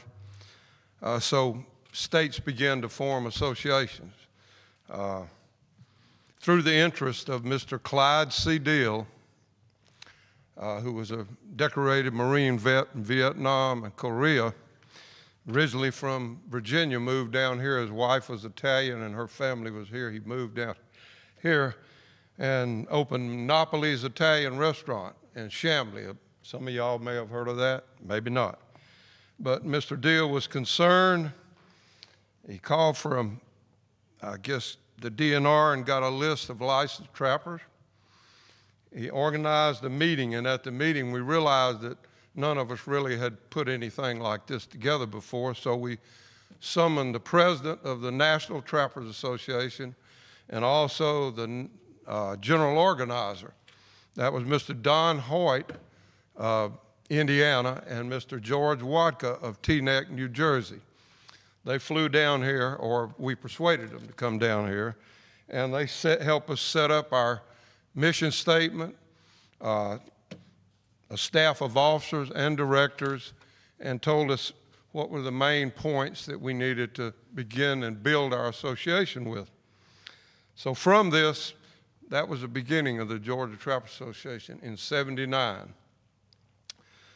After the first meeting, we decided to become affiliated with the Georgia Wildlife Federation and also the National Trappers, giving us a little more strength to work with. Our association started in '79 with 143 members. We've been up to 400 with the fall of the fur market. That has changed a lot through the years. We're now at we're between 300 and 273 members strong. In 1982, we were chartered by the state of Georgia as a nonprofit conservation organization. And let me move right here. We have a strong code of ethics. Our main objective being conservation and management of our rivers, forests, and fields. Down through the years, we have participated in many river cleanups across the state, the Altamaha, the Flint, and the Chattahoochee. We also have one of the strongest youth educational programs in the nation. We have new people. We've built our work with kids and youth. We have a big jamboree for them and a contest. So it's not a contest, training weekend for kids. And the Georgia Trapper Association has participated in every research project ever done on traps in the state of Georgia. Mr. Tip Hahn, early biologist with the Georgia Trapper Association, bought the first 50 modified rubber jaw traps. The state of Georgia bought them, and they were given to the Georgia Trapper Association, and we were assigned to use these traps and keep up with everything that was done. After that, I'll tell you that we went on to work with the DNR. We've done all the coyote research projects thus far in the state on fawn depredation and the eastern wild turkey. These were done on the BF Grant WMA and the Cedar Creek WMA. We're 45 years old. We've had 44 state conventions yearly in September and 42 spring flings. These are meetings and training. We're in family youth group. Anybody wants to come, you're welcome to come, where we have lectures on conservation, how to use traps. All traps, we participated in a national thing called the BMP, which traps were tested all over the United States. Georgia was one of the #1 states in this.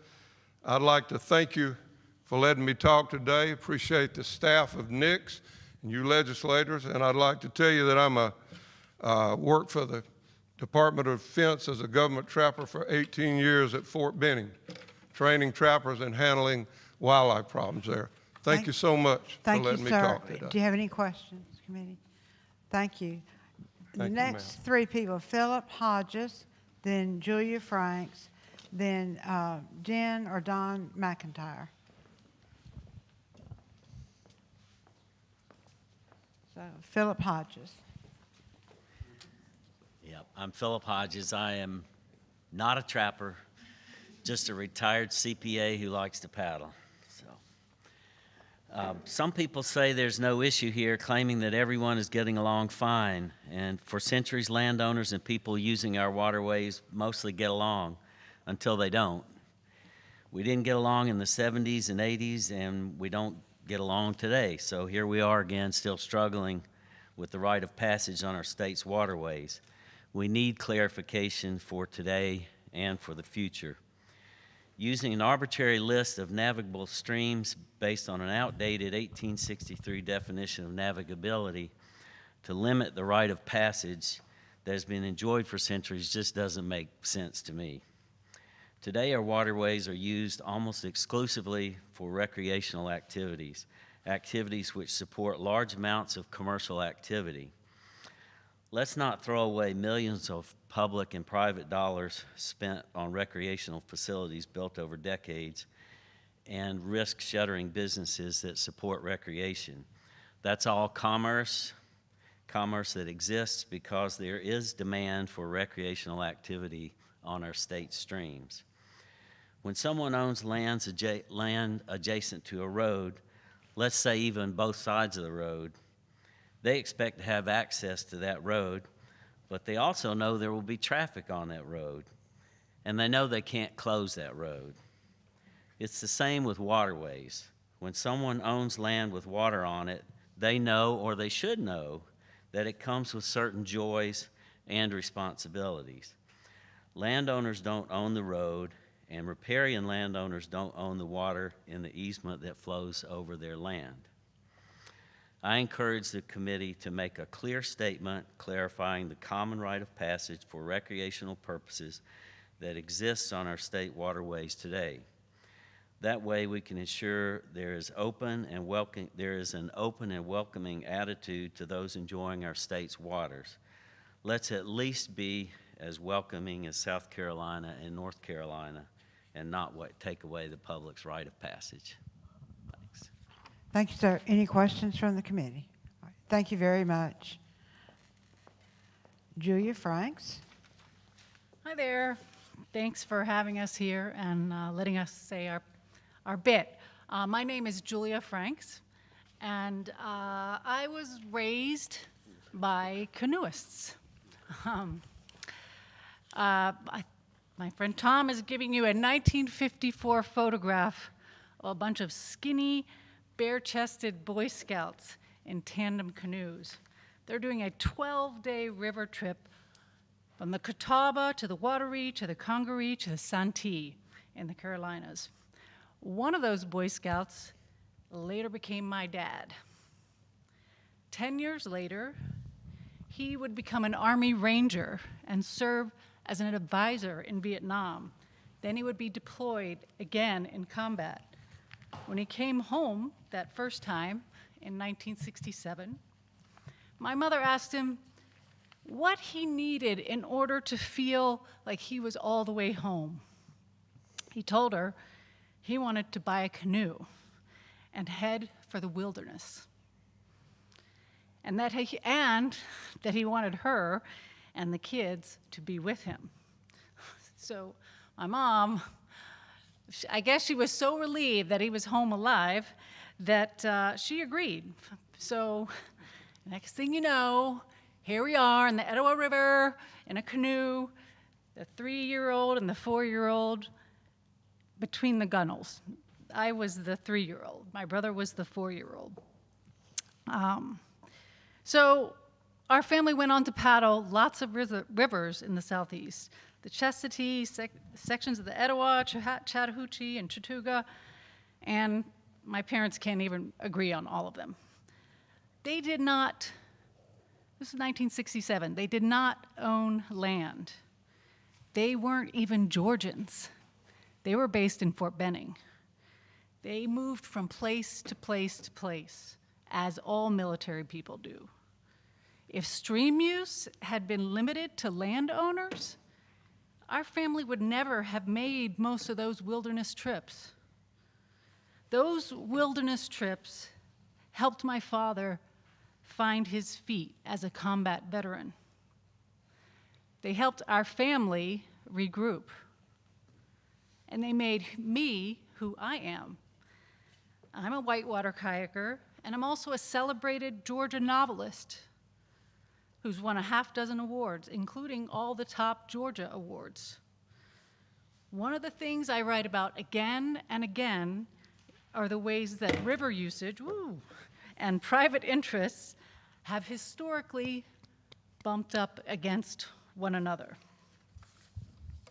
There are certain questions that keep popping up in my pages, and one of them is, who owns water?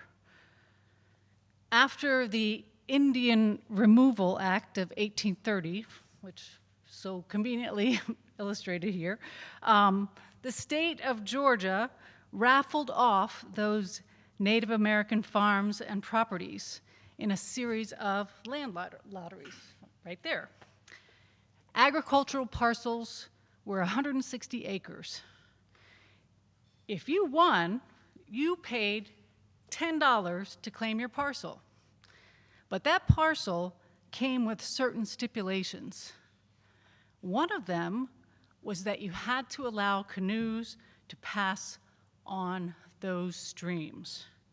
In today's parlance, we would say that your $10 land parcel came with an easement. It meant you owned the stream bed, but not the water passing over it. All of it is to say that 200 years ago, landowners in Georgia got a really, really, really good deal. We should hold their descendants and other newer landowners to the same conditions.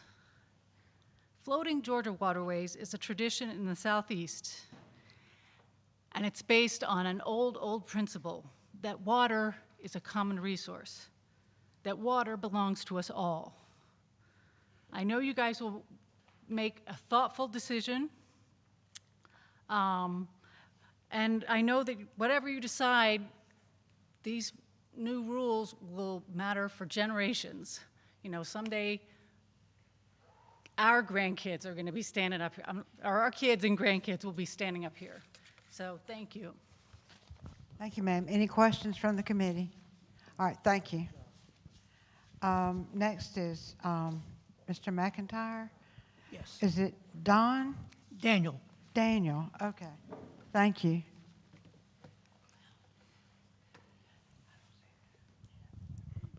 Madam Chair, gentlemen of the committee, thank you for this opportunity.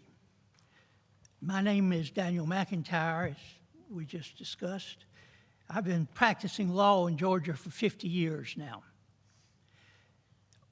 I was introduced to the practice by Arthur Bolton, who took me on as an assistant attorney general. My father was the first Republican elected to the Georgia legislature since Reconstruction. He's also Dan McIntyre. In addition to teaching me to be a Republican, my father also taught me how to paddle a canoe. And we paddled mostly the Chattahoochee because he was busy politicking.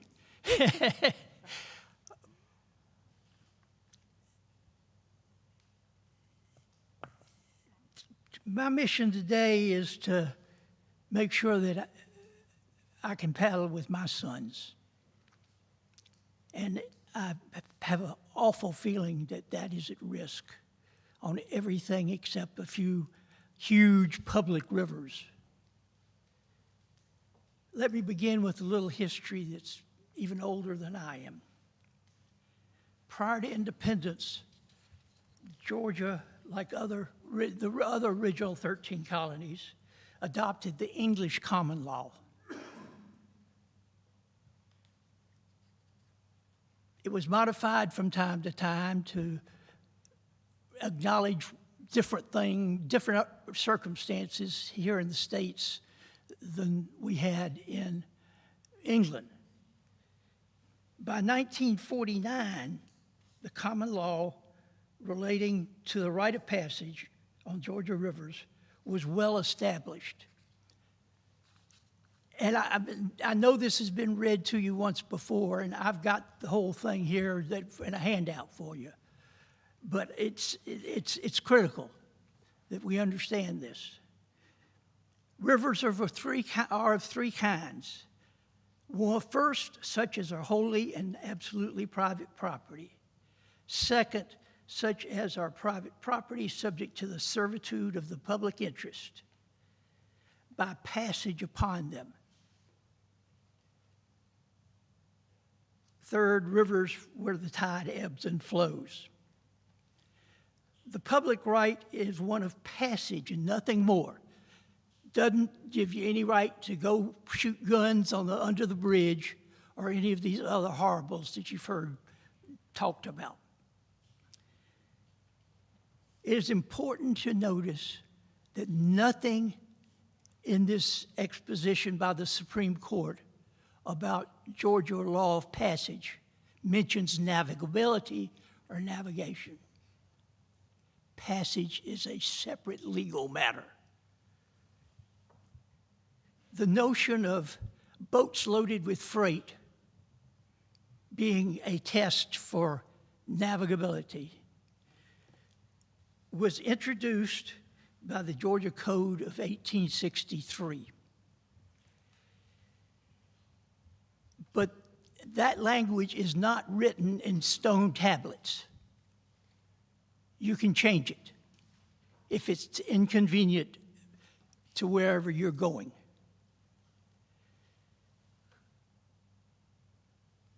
In fact, the Code of 1863 was not even written by the General Assembly. It was written by a code commission. In 1859, it created the Code Commission and charged it to codify the existing law. It gave it no authority to change the law. Boats loaded with freight could not change the law as it existed with the three types of rivers that Young versus Harrison talks about. So how do we reconcile the two? The fact is, there's nothing in the code that talks about rite of passage. There is nothing in Young versus Harrison that talks about navigability. There are two separate and independent things. And as recognized in Young versus Harrison. Thank you, sir. Let's see if the committee has any questions for you. Are there any questions? We'll be here afterwards. We allocate 5 minutes to each speaker. So thank you. Better yet, I'll let you read about it. Thank you, sir.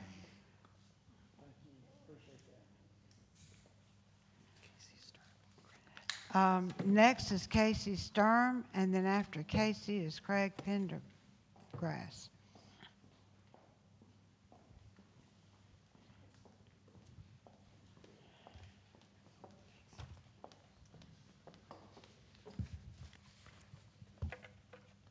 Good afternoon, Madam Chair, committee members. I'm Casey Sturm. I'm pretty loud, so I'm sure you can hear me. I'm an environmental and land use attorney. I've only been practicing about half as long as my esteemed colleague here. But I've been asked to come before you by a coalition of boaters to talk about the state of law in Georgia on the rite of passage. I'm not going to echo what we just heard. The rite of passage is grounded in common law. I want to talk about some salient points to that. And that is this modern day phrase that you hear, if you can float it, you can boat it. It's well grounded in legal principles and law. It derives from our common law, it derives from English law. It has come up as the founding of this state. When our colonists first arrived over here, their ability to access, explore, to set up our communities and towns that have prospered stem from this ability of our first public highways, our riverways. They put us into the state of Georgia, allowed us to access its great beauty, its character, and to form the communities we have today. So when we talk about the rite of passage, one of the fundamental things I want you to remember is that there is a lot of confusion. We have confusion between rite of passage and navigability. At law, these are different concepts. We have confusion where people say, well, there's rite of passage and that authorizes trespass. It does not. A rite of passage is separate and apart from private property rights in land. A rite of passage is separate and apart from access. So you've heard a lot of people talk about access today, and access is valuable. It is extremely important because in order to enjoy that rite of passage on these waterways, we've got to access it. And that's why it's important that we put all of our tools together. And so what I'm here today to encourage you is that we have an opportunity. We have a great opportunity. We have a rite of passage separate and apart from navigability. Doesn't require the taking of private property. It maintains private property rights. It maintains the authority of private individuals to make sure people are not trespassing on their lands. But it also maintains the access and important access to our waterways and the economic prosperity that comes with that. So how does that happen? You've heard about the 1849 law. Justice Lumpkin said it very eloquently. We have 3 types of rivers. One, that is your private rivers. Private owners own the bottom. They don't own the water. If you're able to float it, you're able to pass down it, there's a rite of passage. 1860 code did nothing to abrogate that. And we know that for several reasons. One, we know it, if you look at the code, it only codified private property riparian rights. What rights as a private owner do you have in the use of the water? Never mentioned the state's ownership of river bottom, of navigable waterways, and it didn't mention the common law rite of passage. Nevertheless, case law after 1860 continued to recognize both rite of passage and state ownership. What the 1860 code did do, and attempt to do, was to expand the state's ownership, to take river bottom, because we recognized, unlike England, our waterways are much more important than just our tidal waters, right? In this state and in this country, we have vast river systems. And those waters beyond the ebb and flow is where the state started to say, hey, we need to have interest in the river bottom. So the Florida gravel case I talked to you about last time, 1930. It's about two private barge companies on the Chattahoochee River. They want to dredge, right? They want to take the sand, the gravel, the minerals. They're fighting with the state over ownership. State says, we own it. They say, no, we own it, we have the right to dredge it. What does the Supreme Court say? Supreme Court says, you own it, but there's a right of passage on it. We also know the 1860 code was incorrect in the fact that we had to later, in 1901, Supreme Court again said, hey, this code's not right. When it comes to tidal waters, you got it wrong. And that's why we have separate codification of navigable, non-navigable tidal waters. Even though conceptually a non-navigable tidal water doesn't make sense, I implore you to check out the code section to this day related to tidal waters. Expressly recognizes common right of passage and state ownership. As it comes to the right of passage today, Givens v. Itchaway, the Georgia Canoeing Association case, none of those touched on whether the 1863 code was constitutional as it pertains to the right of passage. So the issue has never been decided and it's not been abrogated. You sitting in this position in the legislature has a great opportunity, as we did with tidal waters, to put it into the code and confirm it. Thank you, ma'am. I do have one question to see if the committee has any questions first. Yes, thank you. Okay. You make out like you have a very strong case, but why hasn't that been tried in court? Because you've had the opportunity. So one, let me say 5 minutes to succinctly analyze law is challenging at best. The question you asked recognizes the fact that all these cases, one, have been focused on navigability. Navigability is always a factual determination. I have not been personally involved in these cases, and it's easy to sit as the after the fact quarterback, right, and say this is what I would have done. What's clear, though, and in fact, in the Georgia Canoeing Association, the court clearly says, look, this issue was not brought before us, and we have no authority to decide on it because of that. So factually, it hasn't been presented. But you've had opportunity, I'm sure, with somebody being blocked, their passage blocked, and has anybody tried to sue based on that? So I personally have not been involved in cases where passage has been blocked. And I'm surprised both here and in Unicoi, there's very few cases. Most of the time, everybody gets along well. And even up in Unicoi, I was surprised to hear that even among private property owners, this concept that people can come down the waterway did not seem foreign, right?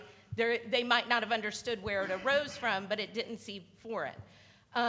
We don't, I guess what I'm saying is you don't bring a case just to bring a case. For example, when the court says this hasn't been brought before us, the court's not going to rule on it until it comes before them.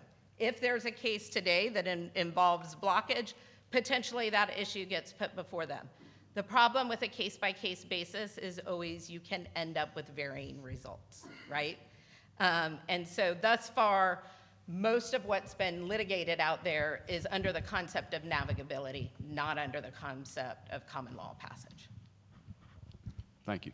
Yep. And for the benefit of the committee, what is a coalition of voters? Can you delineate some of the members of this coalition? Sure. Georgia River Network, American Canoe Association, the Georgia Canoe Association. Tennessee Valley Canoe Club. And there's one other. American Whitewater. So there are several organizations that are here today, and you're their spokesperson. Is that correct? I've just been asked to speak as to the legal basis of the rite of passage. Any other questions from the committee? All right. Thank you very much. Thank you. Our next person is Craig. Then we have Jonathan Mann, and then Charles Geis. Hello, I'm Craig Pendergrast. I spoke with you briefly before about my own personal experience back in the 90s where I was floating down the upper Chattahoochee River with my wife and friends, and an adjacent landowner who apparently had construed the navigable waters definition decided that the upper Chattahoochee that was commonly used was not a navigable water, and therefore he owned the river. And he called the sheriff and tried to get me arrested. The sheriff was confused. We ended up resolving it, and I was involved with Georgia Canoeing Association then, and we got a settlement once we explained, hey, passage is different from navigability definition. But that, sort of problem also has existed, I gather, in Lumpkin County on the Chestatee and places, and some other places. So you all can do a great service by helping clarify this confusion as you've discussed. Now, I am also a lawyer. I've been practicing in Atlanta in Georgia altogether for 40 years, graduated UGA Law School in 1984. My practice specialty is in real property law and in water law. I have done a deep dive into all of this. I've been retained over my career for at least 20 years by the biggest national title insurers to represent their insureds when real property law questions have come up regarding the various rights pertaining to their properties. I also was honored to serve as the counsel for the Apalachicola Chattahoochee Flint Stakeholders Group, which was the group of 56 organizational members representing municipal, industrial, agricultural, environmental interests about the use of the Apalachicola Chattahoochee system. They came together and came up with a consensus-based sustainable water management plan. One of my proudest jobs, frankly, to help them come together to see eye to eye. I also was a Boy Scout leader and have taken Boy Scouts down rivers throughout Georgia as well as on hiking trips. The goal of avoiding the confusion that exists for local sheriffs, for DNR officers and others because of these different definitions, implications, and impressions of navigability, boating rights, and streambed ownership rights is important. As I anticipate some of you lawyers know, real property law has all sorts of different slices and layers. It's not as simple as I own it or I don't own it. There are these things called easements too, and all sorts of other factors of what is attached to the ownership of land, what rights, and what limitations. So the 1849 case that you've been read from and got a copy of is express in stating that the right of passage is a public easement, that it has been a public easement under the common law. So one can own the bed of a stream and one can have rights in the water subject to the easement rights. The holder of the subservient estate in real property that is covered by the easement has all rights in that land that is subject to the easement that are not inconsistent with the easement. So the answer, I believe, and I've drafted some language that I can suggest to you for legislative purposes, is not to try to change the definition of navigable and non-navigable, but instead to clarify and confirm that the public easement of common passage is an overlay to, and if you can put in clarifying language that this has no impact on trappers' rights, that this does not allow for trespass, it doesn't have implications on any other thing other than to confirm that long-established common law public easement of passage. And there's been, I think some people confuse access with passage. Access is getting to and from the river across the upland. Passage in that easement is along the river for purposes of travel. Thank you. Okay, Another I experienced, I experienced, let's just say a negative meeting of a landowner while I was canoeing the Etowah years ago. And the problem was that I did not know that there were like 6 or 8 trees that had fallen over in one location. Made it impossible to canoe around. So I had to get out of the canoe and pass the canoes over the top of it, which he came out and pointed a shotgun at us and told us to get the hell off his property. Is that included in the rite of passage to be able to step out like that? Because you can't go back up the river. Right. That was exactly the point I made to the gentleman who stopped us, who said, go back. You've got the right to pass down. And if that means climbing over a tree because it's down, then that's part of the rights. Okay, so everybody's talking about this common law right, but why is it not defined? It hasn't been, the Georgia Supreme Court did a pretty good job of defining it. Is there an English case out there that says that, that there was a rite of passage? They cited to De Jure Maris, which was Lord Hale's treatise on the English common law, I recall. Okay. But you getting that, bro? They got it in the back. Yeah. They're recording. You all can go about trying to, in statutory language, help clarify that to say, we're not talking about being able to just put a little toy boat and say, oh, that makes it passable. We're not talking about being able to go off to the side into an oxbow lake that's only accessible during real high water. We're talking about just going down the river peacefully and without being interfered with yourself. Can somebody give us a brief on the common law of passage? Because I mean, without that, I'm kind of lost. I can't. So again, I could. Because I've not separated these issues in my head. Yeah. Reading that Young v. Harrison case will be very helpful for you.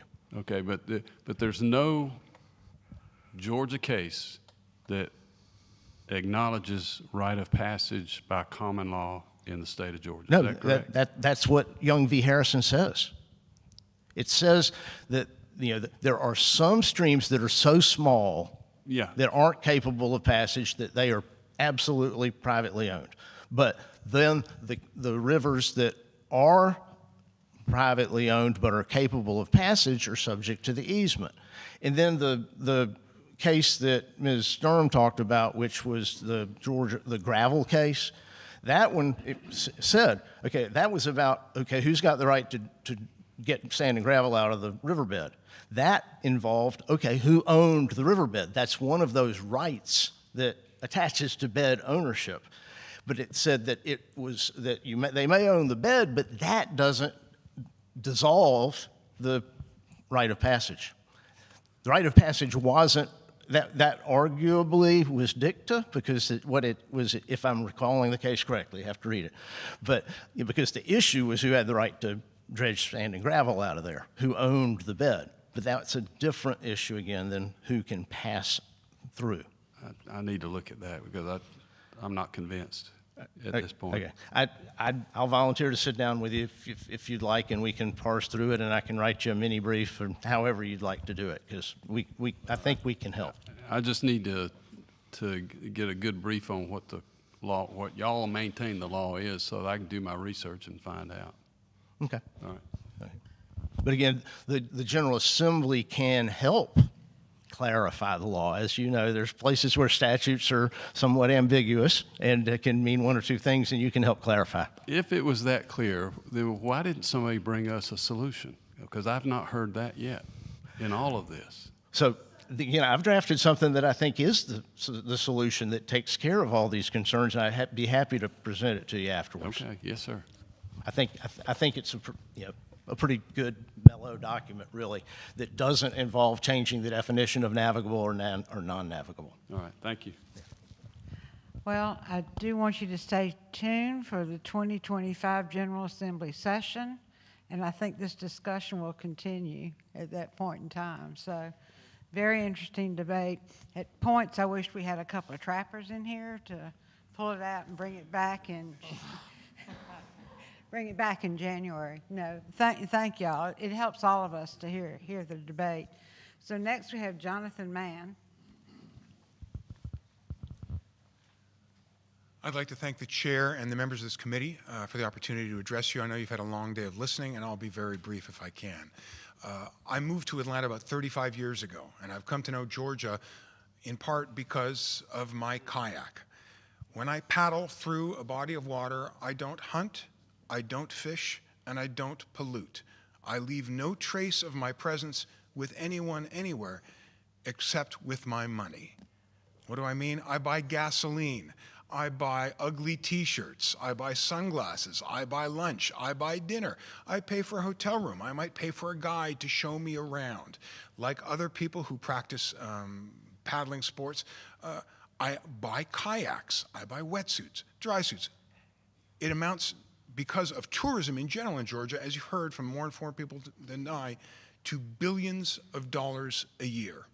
Now, when you think about the work that you're doing as members of the House Study Committee on Navigable Streams and Related Matters, I invite you to think of yourselves also as the House Study Committee on Viable Family Businesses and Sustainable Local Economies, because that's what this is about as well.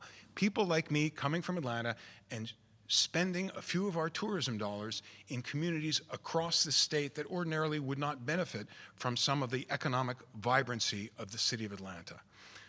I'm just one person. There are a lot of people like me, and we spend money all over the state of Georgia. We spend it as well in Florida. We spend it in Alabama. We spend it in North Carolina. We spend it in the neighboring states that welcome people like us to come as tourists. So what I invite you to do is to think about whether you want to encourage those viable businesses and sustainable local economies in Georgia, or if you want to encourage them elsewhere. I love Atlanta, I love Georgia, I've loved getting to know this state, and all I'm asking you for is to consider people like me who want to continue to travel through this state, enjoy its enormous beauty, and quite willingly share some of our wealth, some of our hard-earned dollars with the families out there who are just running gas stations, running restaurants, and doing their best to welcome us. Your work's very important. I thank you so much. Thank you. Any questions? Thank you, sir. Next is Charles Geist, then George Virgo, and then Carol Proctor. Hello, I'm Charles Geist. Thanks for you guys for doing what you guys are doing. Appreciate it. I'm a citizen, landowner, own property in Fulton County. Avid paddler. I've paddled a lot of Georgia's rivers and streams, from everything from the Tallulah last weekend before, to we paddled the entire coastline of Georgia. Most of my paddles, I'm kind of a flat water, what I consider flat water, where we'll go out for days at a time or even weeks at a time. And so I'm an avid water adventurer. And man, look at these maps. Aren't they beautiful? The first thing I see in these, if you look at them, the closer I look at them, I want to start at the top and just make my way all the way down through it. And not be able to do that, would just kind of hurt people and the folks that I paddle with, guys that like to go out and adventure like that. So I just give that to the committee to say that we're out paddling. So there's a group of us that do it. Thanks so much. Thank you, sir. Any questions from the committee? Thank you. George Virgo, and then Carol Proctor, then Tom Welander. Chair Lady Smith, George Virgo with the Nanahail Outdoor Center had to leave. If you will, I'll read his statement, and I will provide you with a letter that George and 60 or so other outfitters and outdoor recreation professionals have signed on to.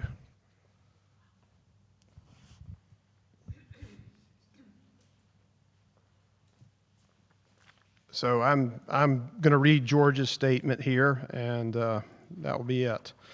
My name is George Virgo. Joe Cook, on behalf of George Virgo. And George is the general manager of the Chattahoochee operations with the Nantahala Outdoor Center. We are a watercraft rental concessionaire for the National Park Service and the Chattahoochee River National Recreation Area. In addition to that, we also operate in 4 states in the Southeast and run adventure trips across the globe.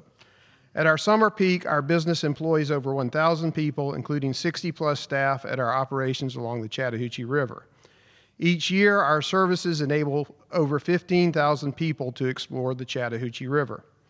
I'm one of some 60 individuals and businesses that have signed on to the letter just presented to you that urges the General Assembly to adopt an expansive view of where citizens should have the right to boat or float down Georgia's streams. Businesses like ours depend upon Georgia's rivers and streams being open and accessible to the public. If a narrow view of where the public has a right to boat is adopted, then that will put small businesses like ours at risk. All it would take would be a single riparian property owner asserting ownership of the stream bed to close down certain businesses. In other states where we operate, North Carolina, South Carolina, and Tennessee, state law protects a paddler's right to pass through any stream that is capable of floating a vessel. These laws have worked to support robust outdoor recreation and tourism economies in those states while also protecting private property rights. Georgia would do well to emulate these laws rather than enacting statutes that could greatly limit where recreational boaters have a right to paddle and put outdoor recreation businesses in Georgia at a competitive disadvantage. We urge you to support Georgia's small businesses and protect the state's tourism economy. This can be accomplished by codifying a policy that we believe has been in place since statehood, that Georgia's citizens have the right to float down any stream that is capable of floating a vessel. Thank you. Thank you. Our next person is Carol Proctor, and then Tom Welander. Thank you.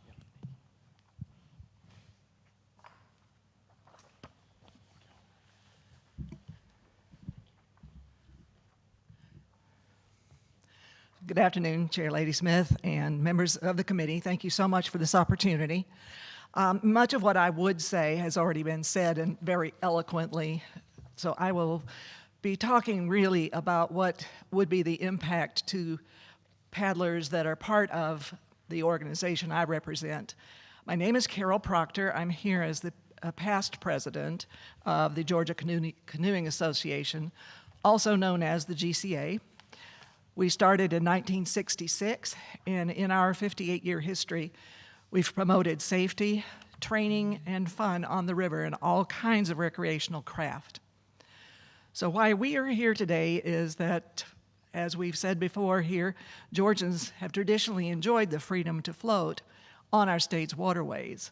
And I'm here to talk about the impact that could potentially result from declaring some rivers navigable. On page 3 of your handout, if you'll turn to that, there are charts, page 3 and 4.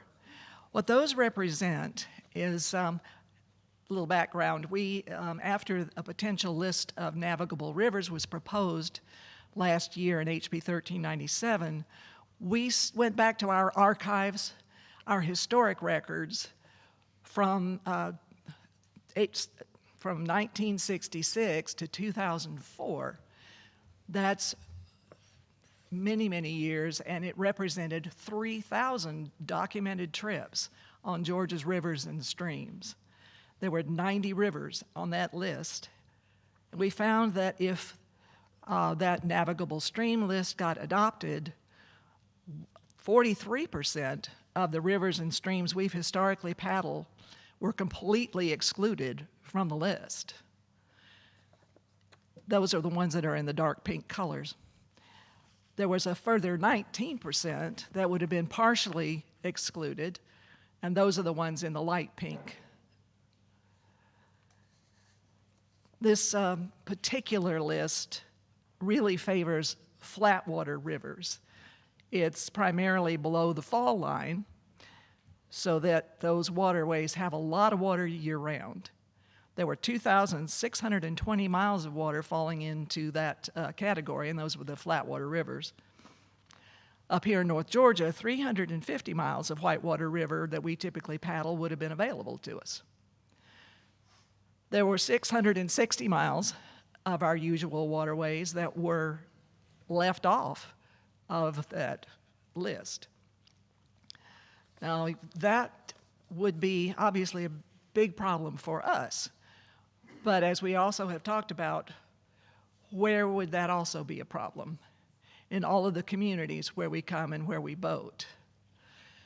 But we looked a little bit further into the question of listing rivers where the public would have access, and we discovered that our common right of passage on rivers, we believe, has not been changed or superseded since statehood, and that relates to the Young versus Harrison case that's been discussed.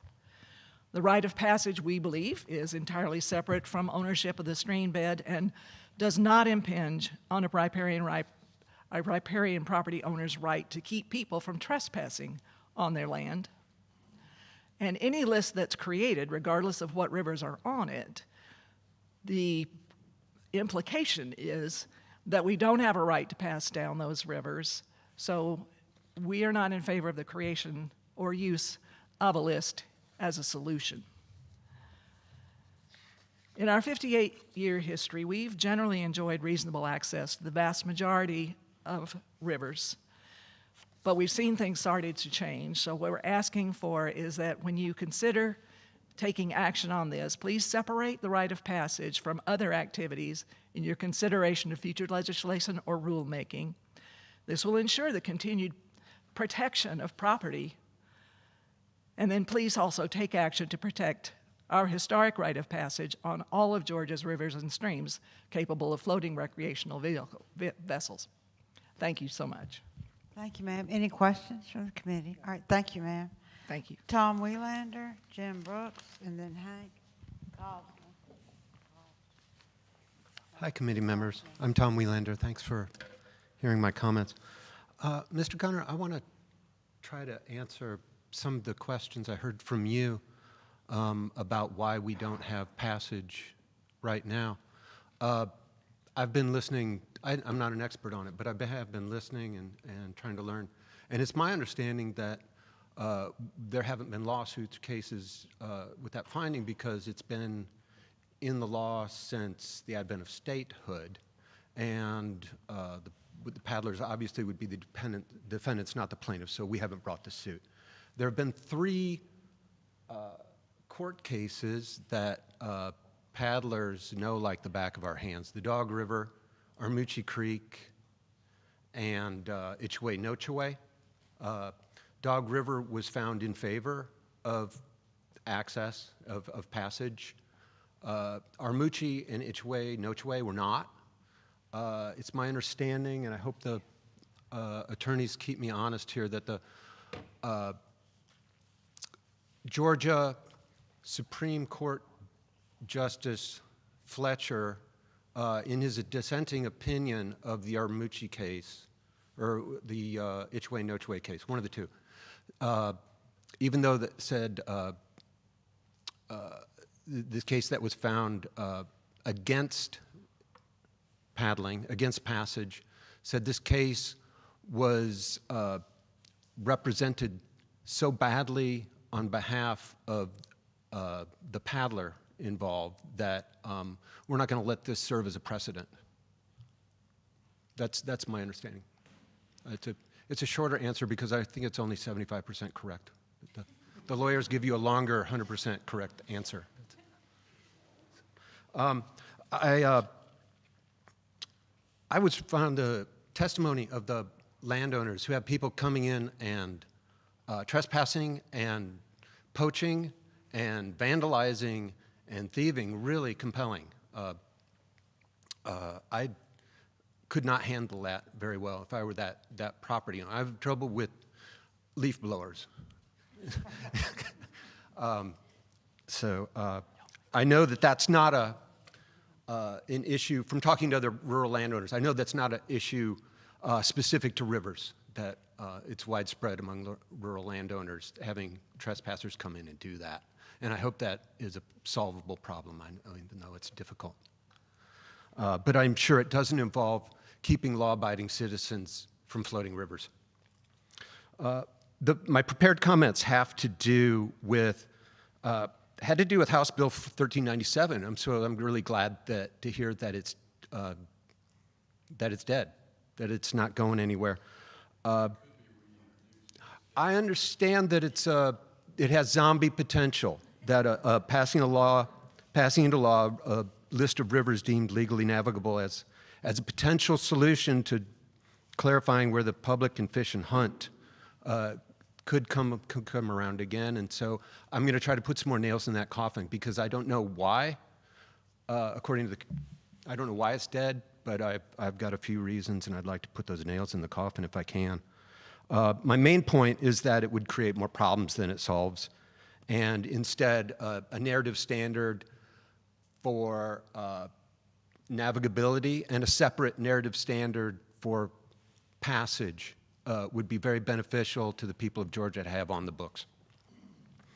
I want to acknowledge the other speakers who said that attorneys well-versed in riparian law who have examined the Georgia Code and relevant case law find that Georgia law has always allowed passage on state waters independent of their legal navigability status since the advent of statehood. But because the committee put some stock in navigable streams list, and because we haven't yet heard you acknowledge that Georgia has separate laws for passage and for other uses of our streams, I'm going to try to point out some problems with the list. 3 problems. Number 1 is that what we saw in 1397 was it didn't stipulate any criteria for what streams to include in the list and what streams to exclude from the list. It appeared to be arbitrary with respect to the physical features of the rivers, not the size of the streams, not how steeply they run downhill, or not how much their flow varies by season. So there wasn't any apparent rhyme or reason to why certain rivers were included and which ones were excluded. The second type of problem with lists. Thank you, sir. Your Is that time it? up. Yeah. Any questions from the committee? I missed, did you say you were an attorney? You practice? No, I hope I demonstrated that I'm not. Oh, no, okay. Then you'd make a great legislator. That's all I can say. Thank you very much, sir. Our next speaker is Jim Brooks. Hank Klossman? Last one is Hank. There's a Jim Brooks. Yeah. And then a Hank Klossman. And my name should be on the list as well, Suzanne Wielander. Someone else signed me in, I thought. Just tell us your name. What? Suzanne Wielander. For whom are you speaking? Do we have a Jim Brooks? Yes. Yes, Jim Is he Brooks. here in spirit? What's that? Is he here in spirit? He is here in spirit. He was not able to be here. Are you speaking on his behalf Jim and then Brooks. speaking again on your behalf? No, Jim Brooks asked me to speak on his behalf because he's actually out of state right now. That's fine. We just need a clarification for the committee and the Yes. audience. I Thank you. understand that. I just want to make sure that I get all of these 3 But separate we also need your pieces in. name. Of course. My name is Suzanne Wielander, and Suzanne Wielander. Thank you. You're welcome. And first of all, I'm going to be speaking on behalf of Jim Brooks, who could not be here today, but had prepared a statement that asked me to read it for him. He says to you all, dear committee members, as a residential property owner in Gilmer County who owns property fronting on Talking Rock Creek, yep, you know him? Awesome. Which is one of the premier whitewater streams in North Georgia, I want to provide comments objecting to allowing property owners on non-navigable waterways to block free access to boaters on the water. I have owned my property in Gilmer County for over 20 years and have recently retired to my home there. I have approximately 1,000 feet of frontage on Talking Rock Creek. One of the principal reasons my family and I purchased that property and have enjoyed the beauty of that part of North Georgia for years is our ability to freely canoe and kayak on Talking Rock Creek to and from our home.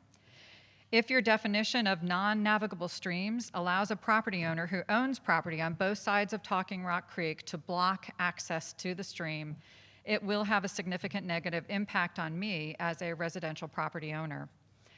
Not only would this take away one of the basic property rights I have as a resident of Gilmer County, but it would no doubt significantly reduce the property value for all homeowners along Talking Rock Creek and similar waterways. While that might reduce my property taxes, it has the potential, therefore, to have a significant negative impact on property tax revenues in Gilmer County.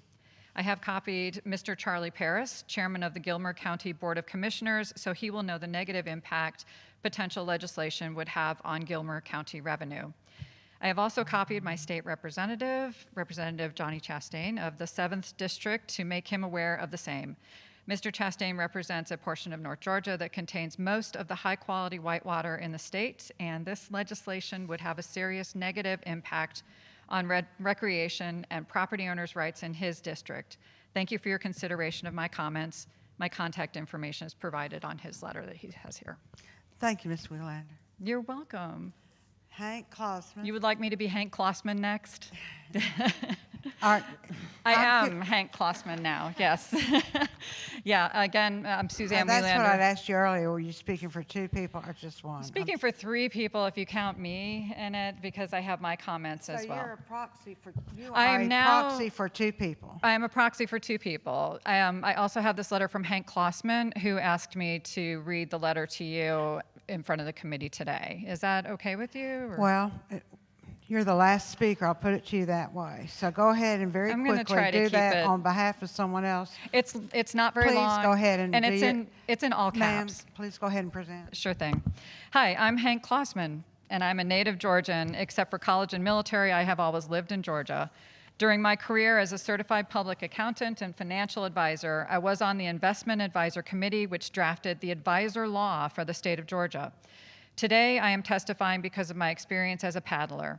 I am 84 years old and have been paddling for 75 years, first in canoes and then kayaks. I have paddled most of the rivers and streams in Georgia. I have also paddled rivers in many states as well as other countries, including Central and South America and Canada. In all my travels, I have seen 2 universally accepted concepts about rivers and streams. First, moving water is in the public domain. You do not own the water flowing through your property. It comes from the property owner above you and goes to the property owner below you. You can only use the water. Second, the question of whether a stream is navigable is simple. If a boat will float on it, then the stream is navigable. This is both the historical definition worldwide. This is the historical definition worldwide.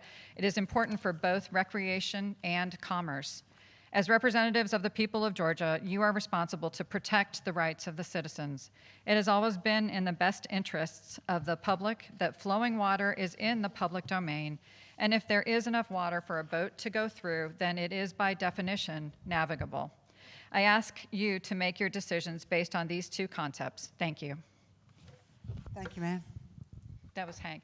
May I also speak on my behalf now as well? Ma'am, I've twice made exceptions to the proceedings today, and it is taking advantage of the committee and the group. You did not sign up. I neglected. I thought someone had signed me in, and that did not happen. So I'm making an exception here to the audience. I apologize. We did not have the correct information. You have 5 minutes, and please be expedient. You're very gracious. Thank you. I appreciate the opportunity. Please speak. Sure. So my name is Suzanne Wheelander. I'm the author of Canoeing and Kayaking Georgia. It's the guidebook to Georgia that's been in publication since the 1980s. I'm here as a paddler today, but my main point to you is I advise the committee to consider rules for passage down rivers and streams that are separate and distinct for the rules that you're considering for hunting and fishing. Downstream passage on Georgia's rivers has been a well-established fact that since before Georgia was a state, those rights were not invalidated, as you've heard, by the 1863 Code Commission, and those rights are still in existence today. We've talked a little bit about the 1863 navigation test, creating a list bill, which I've heard was dead from the last session. It could come back. But list bills do not work when it comes to capturing the breadth of recreational boating that's happening in every corner of Georgia. Last year's HB 1397 completely excluded 150 streams, completely not included, that are boatable. That's over 75% of the floatable rivers and creeks that are in Georgia that were not on this list. So when it comes to passage, list bills, by definition, barely scratch the surface of where people are boating today without conflict. So separating out the rights from passage from hunting and fishing is a simple solution. It minimizes the takings of property rights. It permits the committee to tighten your focus on where fishing and hunting specifically should be permitted, and to stop conflating these activities with simple passage, simple floating downstream. You've heard as well that river tourism is big business in Georgia. It brings rural wealth and reduces property taxes for everyone. One of the other things that needs to happen, in my opinion, is the 1863 law with respect to navigability needs to be updated and modernized. It's been suggested in previous committee meetings that a single landowner would have the power to stop someone from floating the river that floats through their backyard, stopping passage down the river through their backyard. But if that's the case, that means that they would be taking that same right away from all the other landowners who are on the same river, looking at the same river in their backyard. It would increase people's property taxes by killing tourism revenue in their community. And that one person who decides to close that river could cause the failure of the small businesses that have been there for generations. So this committee has an opportunity to reaffirm that passage, simple passage, is separate from fishing and hunting, and recognize the long-standing right to pass down any river capable of floating a boat. I ask that you safeguard these benefits and that legacy for future generations. Thank you for your time. Thank you. I appreciate it. To the committee, to the audience, that was our last three-person speaker. And so does anybody else wish to make a comment at this time? Well, I do. I want to thank y'all so much for your patience, for your willingness to sit and listen to all the different opinions. I think all of us here as a panel can say we ask for your prayers as well as we deliberate what some of the important issues we have before us. Again, you're legislators or citizen legislators. We have other jobs, other lives, and we run for office seeking the ability to serve the citizens of Georgia. So we do not, as a body, cavalierly make decisions, and we respect all the citizens of Georgia. And it won't be an easy debate, but it will be one worth having. And again, I think it's almost 3 o'clock, so 3:30. I think it's almost 4 o'clock. So thank y'all so much for your time and for your patience. And democracy doesn't work without its citizens. So I really, really, truly appreciate your time. Thank you. And give a round of applause. They won't hear it, but this is a phenomenal building. This is a phenomenal place, and they opened it to us. So, oh, wait a minute. No, I'm about to kick a legislator off the panel. No, he's just joking. He said. No, I'm good. No, you're going to close the meeting. Meeting adjourned, that's it? Yeah. Before I say meeting adjourned, no, I appreciate everybody that's here today and my colleagues. And I really enjoyed it. I was involved in this committee. Last year we held an actual study committee hearing up in Blue Ridge in my hometown, in my district. But I will have to say, we've been all over this. I'm really impressed with Chairlady Smith's district. All the folks that are here, the lunch, oh my gosh, it was great. Thank you for that. And I just appreciate being here with everybody today. And meeting adjourned. Thank y'all.